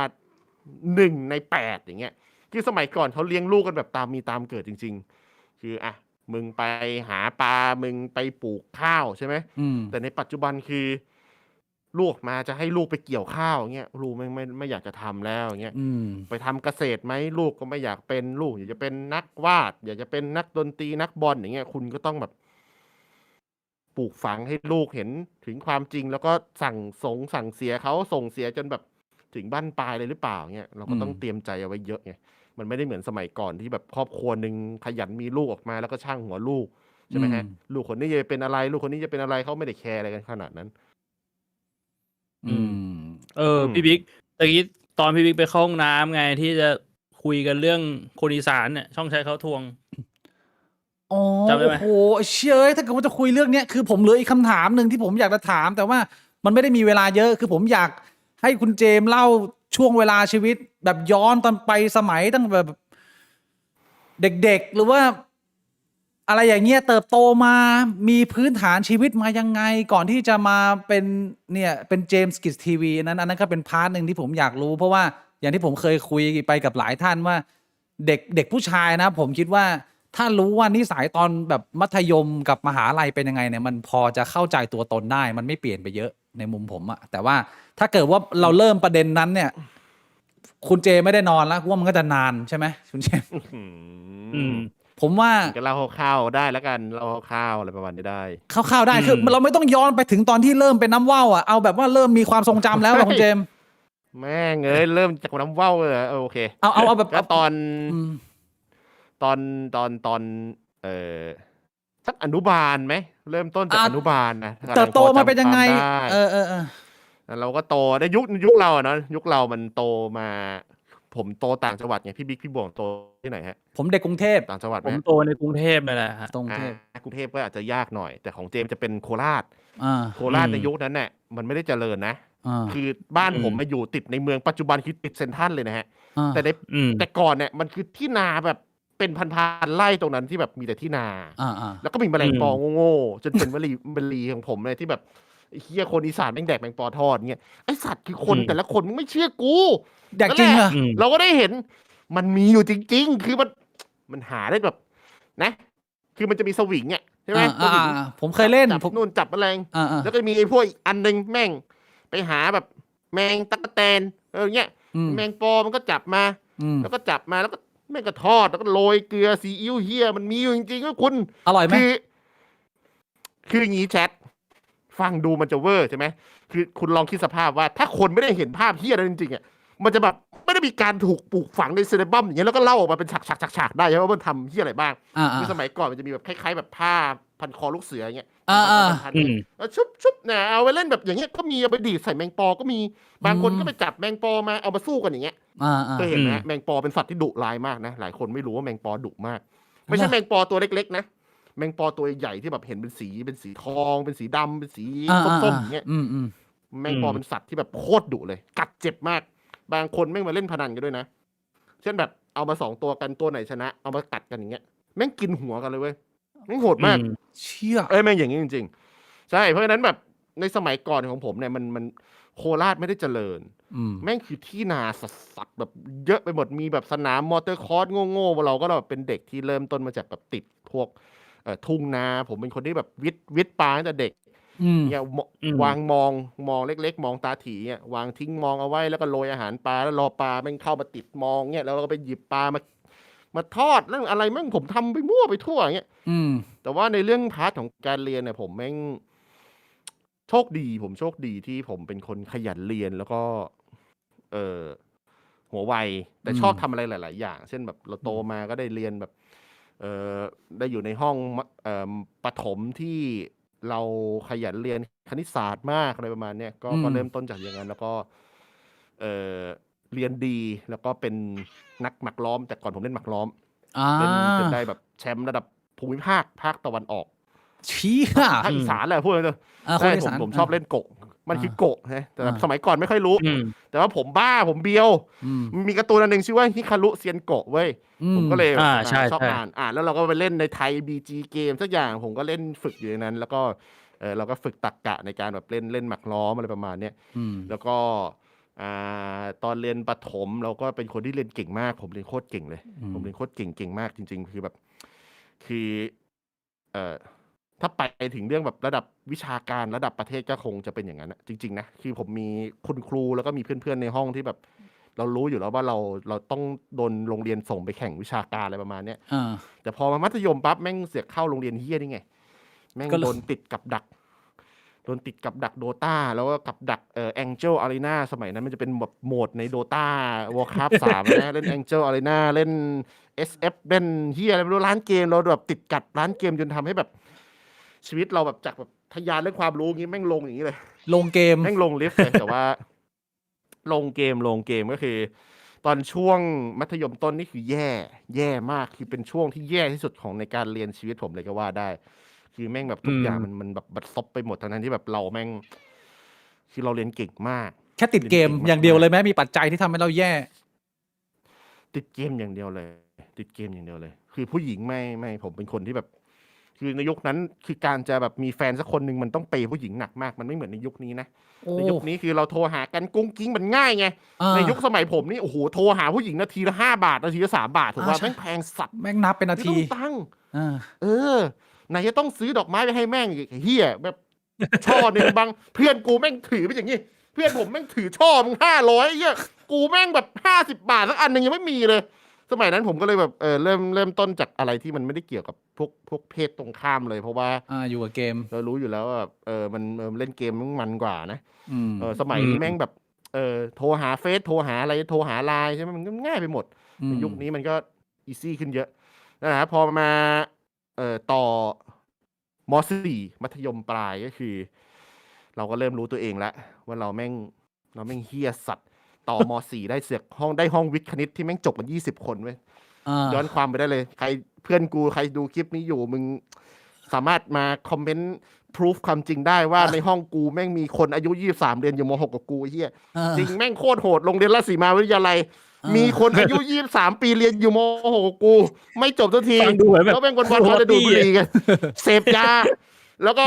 เข้าแคมป์ลูกเสือแม่งก็ไปเย็ดตุ๊ดนะเย็ดตุ๊ดเต็นท์ลูกเสือแม่งเย็ดต่อคิวเย็ดตุ๊ดรูตูดมันมีเฮียอะไรแบบเฮียอะไรไปหมดโรงเรียนผมแม่งหัวคุยอะไรไม่รู้จริงๆเชื่อแบบแม่งบ้าเดี๋ยวโรงเรียนคุณเป็นชายล้วนไหมชายล้วนเหรอชายล้วนฮะชายล้วนแต่ความมันเนี่ยคุณต้องไปถามพี่อาร์มได้เลยหรือว่าดูคลิปนายอาร์มหรือว่าคลิปของผมก็ได้โรงเรียนของผมแม่งบ้ามากคือในยอดพีระมิดเนี่ยโรงเรียนยอดพีระมิดท็อปพีระมิดเนี่ยคือเด็กเรียนเก่งกับเด็กรวยใช่ป่ะแต่คุณก็สามารถแบบมีลูกแบบเด็กกระจัวที่เป็นลูกกุ้ยอยู่ข้างล่างนี่ไปผสมกับเด็กรวยได้เด็กกระจัวบางสิ่งบางอย่างแบบเด็กรวยบางทีลูกคนรวยอาจจะเหี้ย อาจจะผสมกับคนเหี้ยก็คือเป็นหัวหน้าพวกเหี้ยที่อยู่ล่างๆก็จะเกิดเป็นสังคมเด็กรวยแต่ว่าเหี้ยอยู่กับลูกคนเหี้ยก็เลยแบบมั่วไปหมดเลยคือในนั้นมันมีตั้งแต่ลูกนายพลยันแบบลูกสอเหี้ยอะไรก็ตามใช่แต่ลูกนายพลโดนตบหัวอย่างนี้นะยัดแม่มา10 บาทได้เหี้ยมาได้บุหรี่มีเปล่ามึงเฮ้ยผมอย่างนั้นจริงแม่มึงใครวะเฮียแบบมาตัวนี้แต่มันก็สร้างคนอย่างในอาร์มาได้นะแสดงว่ามันก็ไม่ได้เป็นโรงเรียนที่แย่มากนะหรือมันยังไงมันเป็นโชคดีมันเพชรเหรอ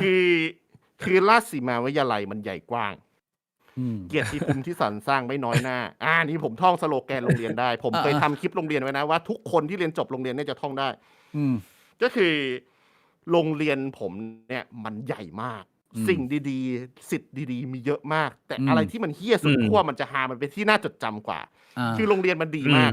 คือรุ่น1 ปีนึงนะโรงเรียนผมสอบติดหมอประมาณ100 กว่าคนอ่ะถือว่าเยอะมากนะ100 กว่าคนนะต่อรุ่นเยอะมากเยอะมากแล้วก็ผมเนี่ยเสือกมีเพื่อนหลายกลุ่มทำไมกล้องผมมันเริ่มไม่ชัดเริ่มเบลอฮะอาจจะเป็นที่เน็ตผมนะครับแต่ว่าไม่เป็นไรต่อเลยสบายๆสนุกเสียงชัดขอเสียงชัดพอก็คือโรงเรียนผมมันมีหลายประเภทอยู่ที่ว่าเราจะมองอะไรบางทีเด็กที่เรียนเก่งมากๆอาจจะหนีเรียนเหมือนกับเราอาจจะสูบบุหรี่เหมือนกับเราอย่างเงี้ยก็มันมิกซ์อยู่ในสังคมรั้วโรงเรียนที่มันดีมากเพียงแต่ว่าผมเนี่ยเล่นเกมผมเป็นคนแข่งเกมมาตั้งแต่เด็ก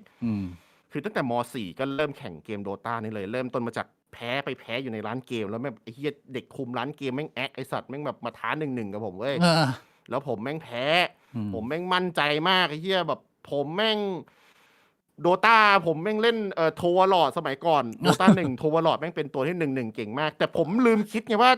เริ่มต้นมาเล่น1-1ของมันยังไม่มีเว้ยแม่งเลือก Shadow Fiend มิดเลนกูจะสู้มันยังไงเหี้ยคือแบบหลังจากนั้นมาผมก็เลยเป็นแบบยัดแม่กูจะชนะมึงไอสัตว์ไอ้เหี้ยเด็กร้านเกมเหี้ยเนี่ยมึงคิดว่ามึงคุมร้านเกมแล้วมึงยิ่งใหญ่มากไงวะไอ้เหี้ยผมก็เลยหนีเรียนเพื่อไปฝึกตนอยู่ในแบบร้านเกมมันหนึ่งชื่อว่าร้านAJ ร้าน AJ เนี่ยไม่จะอยู่ตรงโต๊ะสนุกเกอร์แถวแบบในโรงในอำเภอเมืองมันจะเป็นแบบบกสมันจะมีบกสไว้สำหรับขึ้นรถไปต่างอำเภอผมแม่งฝึกตนอยู่ในร้าน AJ นั้นจนแม่งสนิทกับเจ้าของร้านแล้วก็ไปตบไอ้เหี้ยอีกร้านนึงโดยการที่แบบเย็ดแม่มึงมาใหม่ดิวางตังค์ดิเหี้ยตัวละ1,000ผมแม่งตบแม่ง3-0เว้ยแม่งแบบไอ้เหี้ยเด็กคุมร้านได้แม่งแบบไม่งองแงเลยแล้วหลังจากนั้นผมก็เริ่มเข้าวงการอีสปอร์ตมากขึ้นก็คือแบบเริ่มแข่งโดต้าจริงจังเริ่มชวนจากมีทีมสมัยก่อนมีทีมชื่อว่า First Esport First Esport จะเป็นทีมแชมป์เกม SF มิโนรุรู้จักบอยมิโนรุไหมฮะพี่บงรู้จักไหมรู้จักเป็นทีมเดียวกับบอยมิโนรุแล้วก็พวกแข่ง SFPB ผมอยู่ทีม First Esport เดียวกันกับไอ้ SF นั่นเลยแล้วก็ผมก็ตบทุกทีมในประเทศไทยในการแบบแข่งโดต้าในสมัยนั้นที่แบบที่ยุคที่ลาเคียวเพิ่งเลิกเล่นนะคือผมเป็นรุ่นต่อไปก็ม.6 แต่ว่าก็มาค้นพบความจริงว่าไอ้เชี่ยเราจะเล่นเกมไปทำเหี้ยอะไรวะเพราะว่าแข่งโดต้าแล้วแบบชนะแต่เงินไม่ได้เหี้ยในยุคนั้นแม่งแข่งโดต้าแข่งเกมเนี่ยมักจะต้องชนะแล้วถือป้ายใช่ไหมครับ5,000 10,000แต่ถามหน่อยไอ้เหี้ยยุคนั้นน่ะกว่าจะได้เงินน่ะตอนไหนแม่งไม่ได้ตังค์นะครับก็เลยรู้สึกว่าโอเคพอม.5 ไปปลายแล้วม.5 เทอม2แล้วม.6 เนี่ยเราก็เริ่มมาทำเริ่มแบบขยันในการเรียนมากขึ้นก็คือเริ่มมีเพื่อนที่อยู่ห้องต้นๆไปโฟกัสเพื่อนมากขึ้นแล้วก็เรียนพิเศษกับเขาแล้วก็แบบแอบเขาเรียกว่าแอบเรียนเหมือนเตรียมเอนทรานซ์อ่ะใช่เราเตรียมในการแบบเรารู้แล้วว่าเราอยากจะสอบหมอให้ได้เหมือนพวกห้องทับ1ทับ2อย่างเงี้ยเราก็ต้องเราอยากจะอยู่ตรงไหนเราก็ต้องเอาตัวเองไปอยู่ตรงนั้นคือห้องผมมันเหี้ยใช่ไหมผมก็มีเพื่อนที่เหี้ยแต่ว่าในความเหี้ยของผมก็คือแบบไม่มีใครในห้องไม่กล้ารังแกผมแล้วเงี้ยเราก็คอมพีทแล้วว่าโอเคอย่างน้อยกูอยู่ในห้องที่เหี้ยที่สุดแต่ก็ไม่มีเพื่อนคนไหนกล้ารังแกเราแล้วก็ทุกคนในห้องเคารพเราด้วยนะเพราะว่าผมเป็นคนที่แอบเรียนแล้วก็ให้พวกแม่งลอกเว้ยเป็นตัวท็อปของห้องแล้วอยู่ในห้องที่มีแต่กุ้ยอยู่ในห้องที่มีแต่กุ้ยแล้วแบบไอ้เหี้ยกูแม่งเสือกเป็นตัวท็อปในการให้แม่งลอกข้อสอบแม่งจะแบบต้องโอเราละแม่งต้องรักเราละทีนี้คือเราก็เอาตัวไปคลุกคลิกกับพวก ทับ 1 ทับ 2 ทับ 3กันมากขึ้น ไปดูวิชา กับ หน่อย ห้องพิเศษที่สุดก็คือมันจะมีห้องชื่อว่าวอมวจะเป็นห้องเดียวกับข้อสอบมหิดลโรงเรียนมหิดลวิทยานุสรณ์ แต่โรงเรียนผมเป็นโรงเรียนแรกในประเทศไทยที่มหิดลวิทยานุสรณ์มาเปิดสาขาเรียนในรั้วโรงเรียนแล้วนักเรียนห้องเนี้ยจะเก่งมากก็คือจะเรียนที่ในโรงเรียนราชสีมา3 วิชาไทยสังคมแล้วก็พละแล้วที่เหลือวิชาอื่นเนี่ยก็คือเด็กมัธยมจะต้องไปเรียนในรั้วมหาลัยฮะเป็นห้องที่แปลกมากก็คือเด็กม.4 ม.5 ม.6 จะต้องไปเรียนในมหาลัยตั้งแต่อายุเท่านั้นซึ่งผมเนี่ยก็จะสนิทกับห้องพวกเนี้ยเยอะมากก็เลยทำให้ได้แบบความคิดความสมองแล้วแบบเขาเรียกว่าโลจิกต่างๆในการที่แบบคนพวกเนี้ยแม่งปลูกฝังให้กับเราว่าแบบมันจะไปทำอะไรแล้วมันจะรวยตั้งแต่เด็กอย่างเงี้ยเราก็เลยอยากจะเป็นบ้างเงี้ยก็เลยตั้งใจเรียนเชี่ยแล้วคุณเจมส์รู้จักคุณอาร์มตั้งแต่สมัยเรียนมหาลัยเรียนม.ปลายเลยไหมหรือว่าแค่รู้ว่าเป็นรุ่นพี่เฉยรู้ว่าเป็นรุ่นพี่แล้วก็รู้จักพี่อาร์มเขาเป็นประธานนักเรียนคือเป็นประธานนักเรียนที่แบบคือพี่อาร์มเนี่ยเป็นคนที่น่าจำในโรงเรียนมากเพราะว่ามันเป็นคนที่เฮี้ยคือเป็นคนเฮี้ยเหรอพี่อาร์มเป็นคนเฮี้ยมากพี่อาร์มคือพี่อาร์มแม่งจะรู้คือเรารู้กันเว้ยเรารู้กันพี่อาร์มแม่งไม่ใช่ประธานนักเรียนที่ perfect you know แบบ he's แม่งแม่งชอบหนีเรียนเว้ยไอ้เฮี้ยนี่แม่งแบบจับได้ละไอ้แว่นนี่แม่งต้องอยู่ซอยข้างไอ้เฮี้ยแม่งกินข้าวอยู่แน่นอนไอ้นี่มันกำลังจะหนีเรียนตามครับเราก็หนีมีรุ่นพี่อาร์มเป็นไอดอลเว้ยคือเข้าใจปะคือเราจะพูดว่าเขาเชี่ยอย่างเงี้ยก็จริงแต่ว่าในความเป็นจริงคือเขาเป็นประธานนักเรียนที่มีจุดเด่นชัดเจนว่าเขาจะเป็นแบบกูจะเป็นประธานนักเรียนที่แบบที่จะหนีเรียนให้พวกมึงดูอะไรประมาณเนี้ยก็เลยแบบเป็นที่จดจำให้กับรุ่นน้องๆอะไรประมาณเนี้ยแต่ว่าในตอนนั้นคือยังไม่ได้ทำ YouTube ไงก็คือมันก็รู้จักกันเพียงเท่านั้นนั่นแหละแล้วก็ขึ้น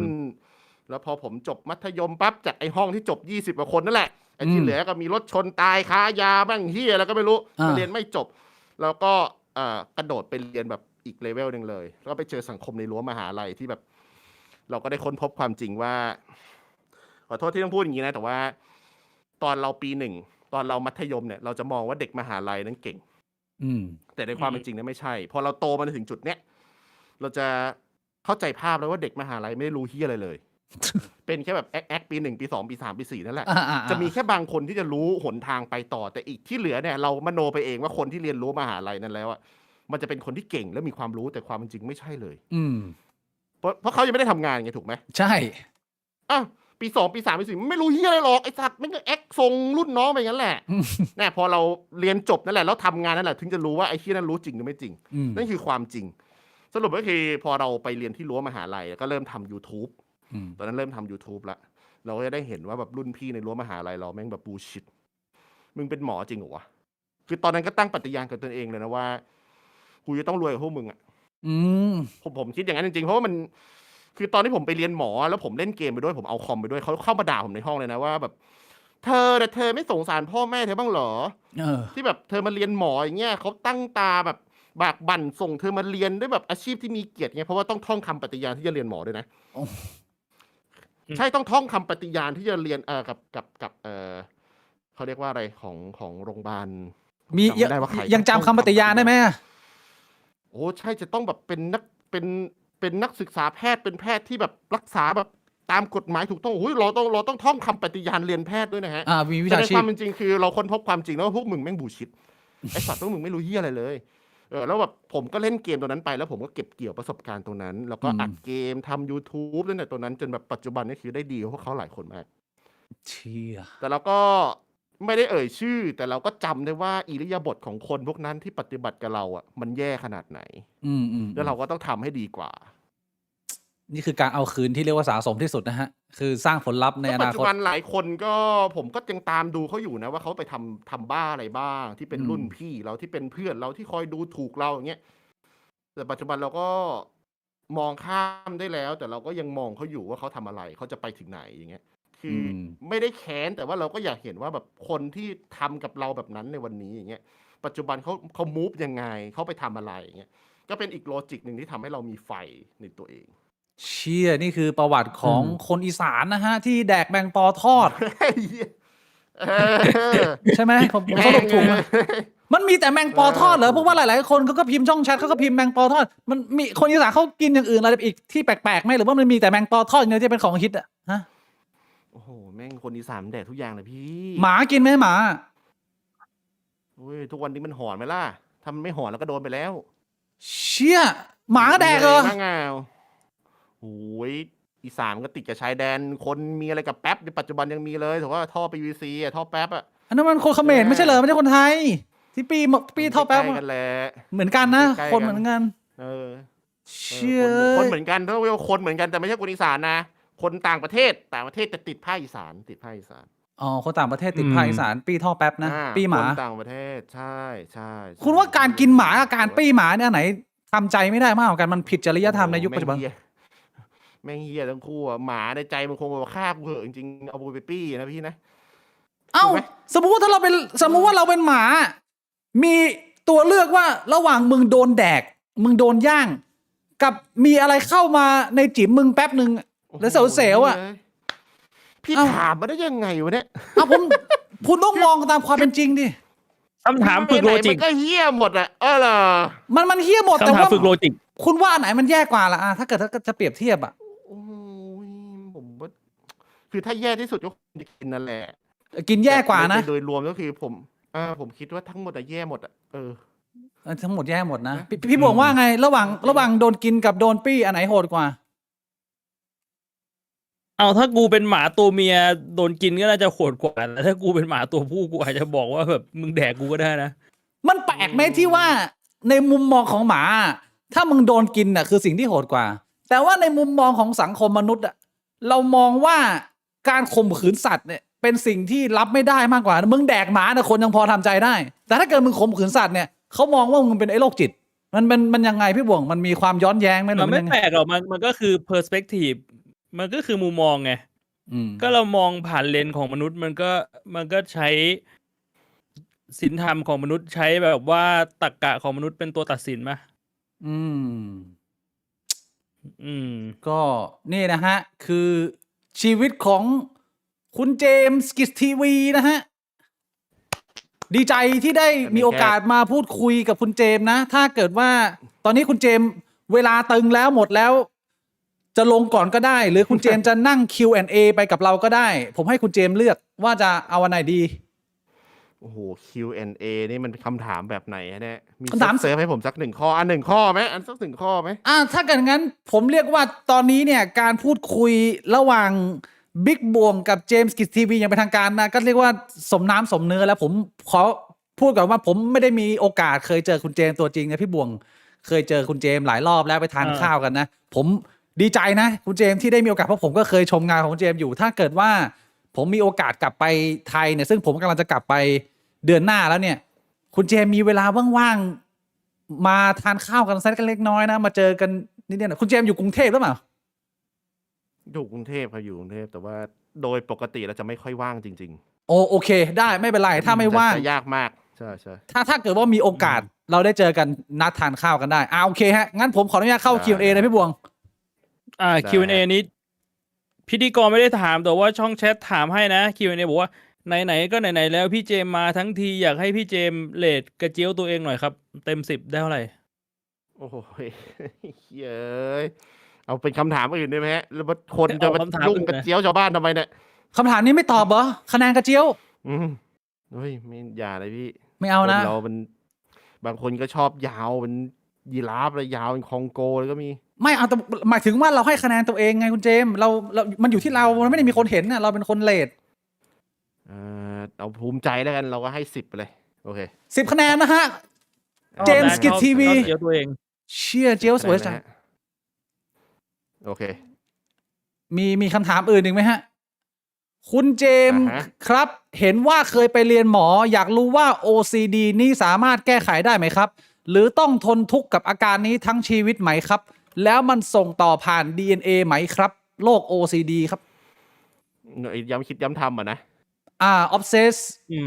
อะไรเนี่ยสักอย่างเนี่ย โอ้โห disorder เนี่ย อันนี้ไอ้พวกโรคต่างๆนี่คือผมคิดว่าในมุมผมนะ เราไม่ได้มีหน้าที่ตอบ คือผมแม่งคือความรู้เราไม่ถึงเราวุฒิยังไม่มีผมคิดว่าอะไรที่เกี่ยวกับ การแพทย์ ใบประกอบโรคศิลป์แล้วกันเราอืม คิดว่าเราไม่มีอำนาจที่จะตอบและให้ความรู้คนขนาดนั้น เพราะว่าเรารู้ตัวดีว่าแบบเรายังไม่ถึงเลเวลนั้นนะ โอเค อือฮึ อันนี้เรียกว่าชัดเจนนะฮะ ตอบไม่ได้นะ ต้องถามแพทย์นะ อืม เอาคำถามต่อไปฮะ ได้ คิดว่าวัฒนธรรมสังเวยแพทย์จบใหม่ไปเรื่อยๆ จะหมดลงในไทยไหม ไม่มีทาง ฮะ เดี๋ยวอะไรคือวัฒนธรรมสังเวยแพทย์จบใหม่ อันนี้ผมไม่ทราบ ไม่มีทางมันคือโรงพยาบาลรัฐแล้วกันโรงพยาบาลรัฐเนี่ยแพทย์1 คนพยาบาล1 คนทำงานเวิร์กโหลดโหดมาก คือแพทย์บางคนเนี่ยเขาเข้าเวรประมาณ40 ชั่วโมงนะ เพราะนั้นคนที่แบบจบใหม่มาเรื่อยๆก็จะเป็นเหมือนแบบคนที่ต้องรับภาระ40 ชั่วโมง40 ชั่วโมง40 ชั่วโมงไปรุ่นต่อรุ่นต่อรุ่นที่แบบคนไข้ก็เยอะนะ แพทย์ก็น้อย มันคือเขาเรียกว่าสังเวยแพทย์จบใหม่ไม่รู้ผมเข้าใจถูกไหมนะ แต่คิดว่าน่าจะเป็นอันเดียวกันก็คือ ยิ่งพวกแพทย์ชนบทอย่างเงี้ยเวิร์กโหลดคนหนึ่งโหดมาก เพราะฉะนั้นผมคิดว่าถ้าแบบภาครัฐไม่ได้เข้าไปช่วยหรือว่าเราลดภาระของแพทย์แต่ละคนได้หรือว่าพยาบาลแต่ละคนได้เนี่ยผมคิดว่าวงจรเนี่ยก็ยังน่าสงสาร คือมันหมายความว่ามันแก้ได้ แต่ว่าไม่รู้จะมีคนแก้หรือเปล่า อันนี้คือคำตอบมากกว่า ไม่ใช่ว่าแบบไอ้เชี่ยมัน impossible ในการแก้ ถ้าเกิดว่ารัฐมันแบบ ใช่ ผลัก ใช่ใช่ใช่ ผลักดันแพทย์เข้าไปเยอะๆขึ้นอะไรเงี้ยมันก็อาจจะพอช่วยได้นะ แต่ก็อย่างที่หลายๆท่านทราบว่าเชี่ยปัญหาที่ง่ายกว่านี้จำนวนมากแม่งยังไม่แก้เลยก็ อันนี้แม่งก็จะอยู่หลังหน่อย ในความคิดผมอะ ใช่ฮะคือมันเกิดมันทั้งหมดเนี่ยเวิร์กโหลดโหดๆมันเกิดขึ้นมาจากยุค30 บาท รักษาทุกโรคหลายๆคนน่าจะรู้นะถ้าใครตามมาคือมันเป็นนโยบายที่ดีมากทุกคนจ่ายแค่30 บาท รักษาแบบได้ยันแบบโรคที่แม่งโหดๆถูกปะเพียงแต่ว่าในคอสจริงๆของต่างชาติมีนโยบายแบบนี้หรือเปล่าอย่างเงี้ยมันไม่มีทางยิ่งอเมริกาเนี่ยเข้าไปคอนซัลท์ทีนึงก็แบบ2-3 หมื่นแล้วอะ ค่าใช้จ่ายแพ แล้ว ง แบบประเทศไทยนี่คือต้องแบบระดับโปรเซสปฏิบัติการรักษาแล้วนะแบบทรีทเมนต์เรียบร้อยแล้วนะเสียแค่30คือมันทำให้แบบทุกคนเนี่ยมีชีวิตที่ดีขึ้น แต่หมอกับพยาบาลเนี่ยรับภาระเวิร์กโหลดที่โหดขึ้นมากเช่นกัน แบบบางคนเนี่ยเขาอยากรักษานะ แต่ว่าถ้าคุณเป็นหมอจริงๆคุณได้เข้าใจปัญหาหมอเช่นแบบ สมมติว่าคนไข้คนนี้เป็นโรคไตมา แล้วเขาไม่หยุดดูดบุหรี่เลยก็ดื่มเหล้าเลย แต่เขาก็มารักษาตลอดเนี่ยคุณจะรู้สึกว่าคุณโอเคเหรอที่รักษาเขาอย่างเงี้ย มันก็เป็นปัจจัยที่ทำให้แบบ เราเจอปัญหาเดิมๆซ้ำๆเนี่ยคือเราไม่ได้เป็นหมอเราไม่เข้าใจหรอกว่าเขาต้องเจอกับอะไร แต่ว่าถ้าเราเข้าใจในมุมเนี่ยเราจะเข้าใจว่าทำไมพยาบาลถึงหมอกับหมอโรงพยาบาลรัฐถึงหงุดหงิดมาก น่าสงสารเขานะ คือผมเคยได้ยินหลายๆคนเสนอแล้วว่ามันไม่มีใครอยากให้ไอ้30 บาทรักษาทุกโรคมันหายไปหรอกเพียงแต่ว่าถ้ามันมีวิธีการปรับเปลี่ยนให้มันไม่ต้องรับเคสมากขนาดนี้มันแบบว่ามีใครทีเหลียในการเลือกซะหน่อยมันก็อาจจะพอช่วยได้ สุดท้ายแล้วมันก็คือเป็นเรื่องของกลไกรัฐในการแก้ระบบแหละ มันก็แต่อยู่ที่ว่าเขาจะทำหรือเปล่านะฮะพี่โบมี ยากผมคิดว่ายากมาก พี่โบมีคำถามไหม หนึ่งข้อคำถามสุดท้ายสำหรับวันนี้ Q&A ที่พี่ได้ไปเล่นกับซองซี่เหรอเขาได้โปรจริงตามที่โดนกล่าวหาไหมครับ เราจะรู้ได้ยังไงวะ แต่แบบ ผมไม่รู้อ่ะน้องซองใช่ไหมเผื่อใครไม่ได้ตามน้องซองที่มีที่พี่บวกกับพี่บิ๊กเคยทำคลิปไปฮะใช่ไหม เคยคุยเรื่องกับอีกช่องหนึ่งคือในมุมผมอ่ะในมุมเรานะ คือเขาขึ้นว่าแบบในสตรีมหน้าจอเขามีแม้กระทั่งแบบเขากดปุ่มอะไรอยู่อย่างเงี้ยแล้วเขาก็สตรีมไม่เห็นด้วยว่าจอเขาเล่นยังไงด้วยอย่างเงี้ยมันก็ยากว่ะจริงๆคือผมไม่รู้ว่าผมพูดยากว่าแบบมันคนเรามันจะพยายามจะเนียนได้ขนาดนั้นจริงๆเหรอวะคือในมุมผมอะเขามีเฟลในมุมการเล่นนะผมเข้าไปเล่นกับคนที่ชื่อว่าซองซี่เนี่ยคือตอนที่เขาไม่ได้ตัดไฮไลท์นะเขามีเฟลเยอะแต่ถ้าไฮไลท์เขาอาจจะแอคโปรไงก็เลือกเฉพาะอันที่เด็ดๆมาใช่มันจะมีแบบพวกเรื่องไฮไลท์ที่มันเจ๋งๆอะไรเงี้ยแต่ผมคิดว่าที่คนเห็นที่คนด่ามันอาจจะเป็นการตัดไปแล้วหรือเปล่าผมก็ไม่รู้แต่ว่าตอนที่ผมเล่นอย่างผมไปเล่นกับ Ark Rider อย่างเงี้ยเกมยิง Ark Rider เขามีจังหวะเฟลเยอะเหมือนกันที่แบบสู้ไม่ได้หรือว่าโดนเปิดก่อนอะไรที่แบบจังหวะที่มันเซอร์ไพรส์จริงๆอย่างเงี้ยเราก็ไม่รู้เหมือนกัน แต่โดยรวมคิดว่าก็มีฝีมือไม่น้อยอะไรประมาณนี้นี่คือคำตอบอ่ะผมคิดว่าเป็นคนที่รีเฟกเร็วมากระดับหนึ่งที่แบบแม่งบ้าเกมอ่ะมันคือเลเวลคนบ้าเกมเว้ยคือเขาไม่ได้ตั้งใจจะเป็นอย่างอื่นยกเว้นจะชนะไอ้เหี้ยเกมเหี้ยเนี่ยคุณเข้าใจปะเพราะนั้นแน่นอนแบบคือคุณเล่นเกมโมบ้าโดตาเงี้ยอาจจะมีท็อปเซิร์ฟที่มันไม่ได้มีความรู้คุยอะไรเลยอย่างเงี้ยแต่มันเล่นเกมเหี้ยนี่เก่งมากเงี้ยคือเราก็ต้องยอมรับมันเพราะว่าไอ้เหี้ยสิ่งที่มันทำอยู่มันแรงท็อป100ท็อป10เงี้ยมันเก่งจริงๆเว้ยเพราะมันทำแค่อย่างเดียวเข้าใจปะแต่ถามว่าไอ้ซองซี่มึงเรียนแข่งกับคนอื่นว่าทำไมมึงไม่เป็นหมอวะไอ้เหี้ยมันก็คงจะตอบคำถามเหมือนกันว่าแล้วไอ้เหี้ยหมอเนี่ยมันเล่นเกมแข่งกับกูเปล่าถูกไหมพี่โอเคเข้าใจคนมันมีที่เป็นของตัวเองเงี้ยผมคิดว่าผมrespect เขามากกว่าโอเค respect ว่าเขามีฝีมือจริงๆในที่ของเขาโอเคชัดเจนนะฮะมันว่ะอีกหนึ่งข้ออีกหนึ่งข้อนะฮะพี่บวงมาอะไรเนี่ยนักเรียนม.6 ร้องไอรอถูกบังคับเข้าค่ายรอดอเขาชนไก่ตรงกับวันเลือกตั้งคิดเห็นยังไงครับครูฝึกจะพานักเรียนไปเลือกตั้งไหมหรือยังไงนั่นน่ะสิครับเขาอายุ18ยัง18น่าจะ18แล้วแหละถ้าพูดอย่างนั้นนะแล้วทำไมคือมันก็ต้องมีคำพูดมาอีกปะถ้าสมมติว่าอายุ18แล้วแม่งไปเลือกตั้งไม่ได้คำถามคือแล้วทำไมมึงไม่ลงสิทธิ์เลือกตั้งล่วงหน้าวะถ้ามีคนถ้าเขาตอบอย่างนี้สวนกลับมาทำไงอ่ะน่าสนใจนะถามดีนะก็ถ้าเกิดว่าคุณรู้ล่วงหน้าอยู่แล้วว่าคุณจะต้องมีไปเขาชนไก่วันนี้เนี่ยเราก็สามารถทำเรื่องขอสิทธิ์เลือกตั้งล่วงหน้าได้เว้นเสียแต่ว่ามันจะเป็นคำถามมาถ้าเกิดว่ามันมีการย้ายวันปรับปรับอันนี้ก็อีกเรื่องนึงนะฮะแล้วประชามติมันก็สามารถรวมกับเลือกตั้งล่วงหน้าได้ด้วยป่ะหรือว่าไม่ได้เขาบอกว่าประชามติต้องเลือกวันที่8เท่านั้นถ้าอย่างเลือกตั้งเนี่ยเลื่อนมาวันที่1ได้แต่ว่าประชามติยังไงก็ต้องไปเลือกวันที่8หมายความว่าคำถามนี้เราต้องถามกลับไปที่ทางทหารที่จัดไอ้เรื่องนี้หัวควยบางคนว่าทำไมมึงถึงเลือกจัดให้มันมาตรงกับตรงนี้ทำไมมึงถึงไม่ขยับออกไปหน่อยเพราะว่าเรื่องนี้มันเป็นเรื่องใหญ่และมันเป็นเรื่องที่สำคัญกับสังคมมากๆเราก็ถามกลับไปได้ใช่ไหมอย่างนี้นี่เองน่าสนใจนะเชี่ยไม่น่าล่ะมีหลายคนถึงเดือดเรื่องนี้กันเยอะมากอยู่ในสังคมพอสมควรพี่เจมเชื่อเรื่องผีหรือพระเจ้าไหมครับคำถามสุดท้ายคุณเจมไม่ต่อละเรื่องนี้คำถามนี้ผมก็น่าสนใจเหมือนกันพระเจ้าส่วนตัวมันก็เชื่อครึ่งไม่เชื่อครึ่งไงพระเจ้าเราไม่คิดว่าพระเจ้าช่วยเราขนาดนั้นเราก็ไม่รู้นะแต่ว่าในมุมผมคิดว่ามันอยู่ที่ตัวเราทำจริงๆตัวเราคิดตัวเราทำแบบไหนแล้วตัวเราเข้าใจเรื่องนั้นแบบดีแค่ไหนเราคิดว่าชีวิตเราจะได้ดีเพราะว่าตัวเราเองนะผมเชื่อในเซลฟ์เมดมากกว่าคำบอกว่าที่มึงเป็นทุกวันนี้ได้เป็นเพราะว่าพระเจ้าอ่ะไม่รู้ว่าแชทคุณพี่บวงกับพี่บิ๊กเชื่อว่ายังไงนะแต่ว่าถ้าให้ผมตอบเรื่องเนี้ยหรือว่าผมคิดว่าแชทที่ดูพี่อยู่หลายๆคนก็จะตอบว่าที่เป็นอยู่ทุกวันนี้ถ้าบอกว่าพระเจ้านำพาคุณมาผมคิดว่าอาจจะไม่ได้ใช่อย่างนั้นซะ100%แล้วกันแล้วผีอ่ะผีเหรอพี่พูดเรื่องนี้แล้วแม่งแบบไม่รู้ว่ะพี่มันเชื่อครึ่งไม่เชื่อครึ่งอ่ะ50-50คือถ้าผีคนอื่นเนี่ยผมไม่เคยเจอแต่ว่าถ้าเป็นญาติที่สนิทกันเนี่ยไปเผาศพเขาปั๊บแล้ววันนั้นมันมีเหตุการณ์แปลกๆเกิดขึ้นที่บ้านเราแม่งเคยมี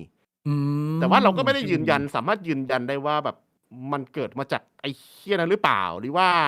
เกิดจากเรื่องก็แค่แบบแมววิ่งผ่านหรืออะไรคือเราพิสูจน์ไม่ได้ไงแต่ว่ามันเป็นเรื่องที่มันมีเรื่องที่แปลกอยู่อธิบายไม่ได้แบบมันดูน่าสงสัยประมาณนี้โอเคใช่เป็นญาติที่สนิทกับเรามากๆเชี่ยเป็นเรื่องแต่สมมติว่าเราขับรถไปตรงนี้แล้วไปเจอไอ้เหี้ยชุดขาวอย่างนั้นไม่เคยเจอไม่มีประสบการณ์แล้วก็ไม่ค่อยได้เชื่อมากด้วยเรียกว่าชัดเจนถ้าอย่างนั้นผมขออนุญาตขอบคุณนะขอบคุณพี่บวงขอบคุณพี่คุณเจมนะที่ให้โอกาสมานั่งทำความรู้จักกันดีใจที่ได้พูดคุยกันแบบเป็นจริงเป็นจังหวังว่าสักวันหนึ่งผมจะได้มีโอกาสเจอคุณเจมตัวเป็นๆไม่ว่าวันไหนมันจะนานแค่ไหนก็ตามขอบคุณมากนะคุณเจมครับ ได้ครับขอบพระคุณมากๆทั้งพี่บิ๊กและพี่บวงนะครับขอบพระคุณช่องแชทที่ปราณีด้วยเพราะว่าปกติเราจะเห็นแบบแขกรับเชิญโดนแบบโดนซัดกลับบ้านกันแบบคอมเมนต์คือแม่งโหดมากสุดโหดจริงแต่วันนี้ ผมนั่งอ่านแล้วแต่เราก็ไม่ได้พูดขึ้นมานะ แต่เราเห็นว่าเฮ้ยช่องแชทพี่บิ๊กพี่บวงน่ารักกับผมมาก เอ้ยเรา Thank คน you ดี มากๆ ไม่ต้อง ครับ ช่องแชทเราใจดีแหมคุณเจมส์อาจจะมีภาพ จริง จำ เหรอต้อง เอ้ย เป็นเพราะเราเป็นคนดีใช่ไหม ไม่ปกติ โอ้ ผมว่าช่องแชทผมนิสัยดีนะ จริงเหรอ จริงดิ บางคนเนี่ยเราก็กลัวเลยนะบางทีมันก็คุมไม่ได้ไง เพราะว่ามันก็เป็นโอเพน อ๋อ โอเพนแบบเปิดนะ แต่ว่าถ้าเกิดว่าเป็นแฟนจริงๆแฟนคลับจริง ผมว่ามีมารยาทนะ คนดูช่องผมว่า แต่ว่าวันนี้ถือว่าผ่านตอนแรกผมก็กลัวว่าเฮ้ยช่องแชทจะมาด่าอะไรแล้วเปล่าอะไร โน ประมาณ โน เนี้ย คิดมาก นะ คุณเจ แล้ ม วก็ คิดมากโอเคนะ โอเค ถ้าอย่างนั้น ครับ ผมพี่บวงเราไม่ต่อนะ เราลงไปพร้อมกับคุณเจมส์เลยวันนี้ แล้วเดี๋ยวเรามาเจอกันใหม่ อ๋อวันนี้พอเท่านี้เลย พอเท่านี้หรือ โอเคครับ หรือแล้วเดี๋ยวเรามาเจอกันใหม่ มาผมยังไงก็ได้ผมชิว ผมว่าผมลงเลยสบายๆนะ ก็เรียกว่าไม่ต้องแบบอัดนานมากแบบมีหลากหลายไดนามิกนะฮะ เอาไว้เจอกันใหม่วันพุธหน้าบิ๊กบวกนะฮะวันนี้ขอบคุณคุณเจมส์กิจทีวีสำหรับใครที่อาจจะยังไม่ทราบนะครับ ขอบคุณ ที่ มาก ใต้ ครับ description ผมได้ปักลิงก์ของช่อง YouTube ช่อง Facebook ของคุณเจไปติดตามกันดูได้นะสำหรับใครที่ไม่เคยเจอสำหรับวันนี้บิ๊กบวกขออนุญาตลาไปก่อนครับ สวัสดีครับ ได้ครับ ขอบคุณมากครับ สวัสดีครับ ขอบคุณมากครับ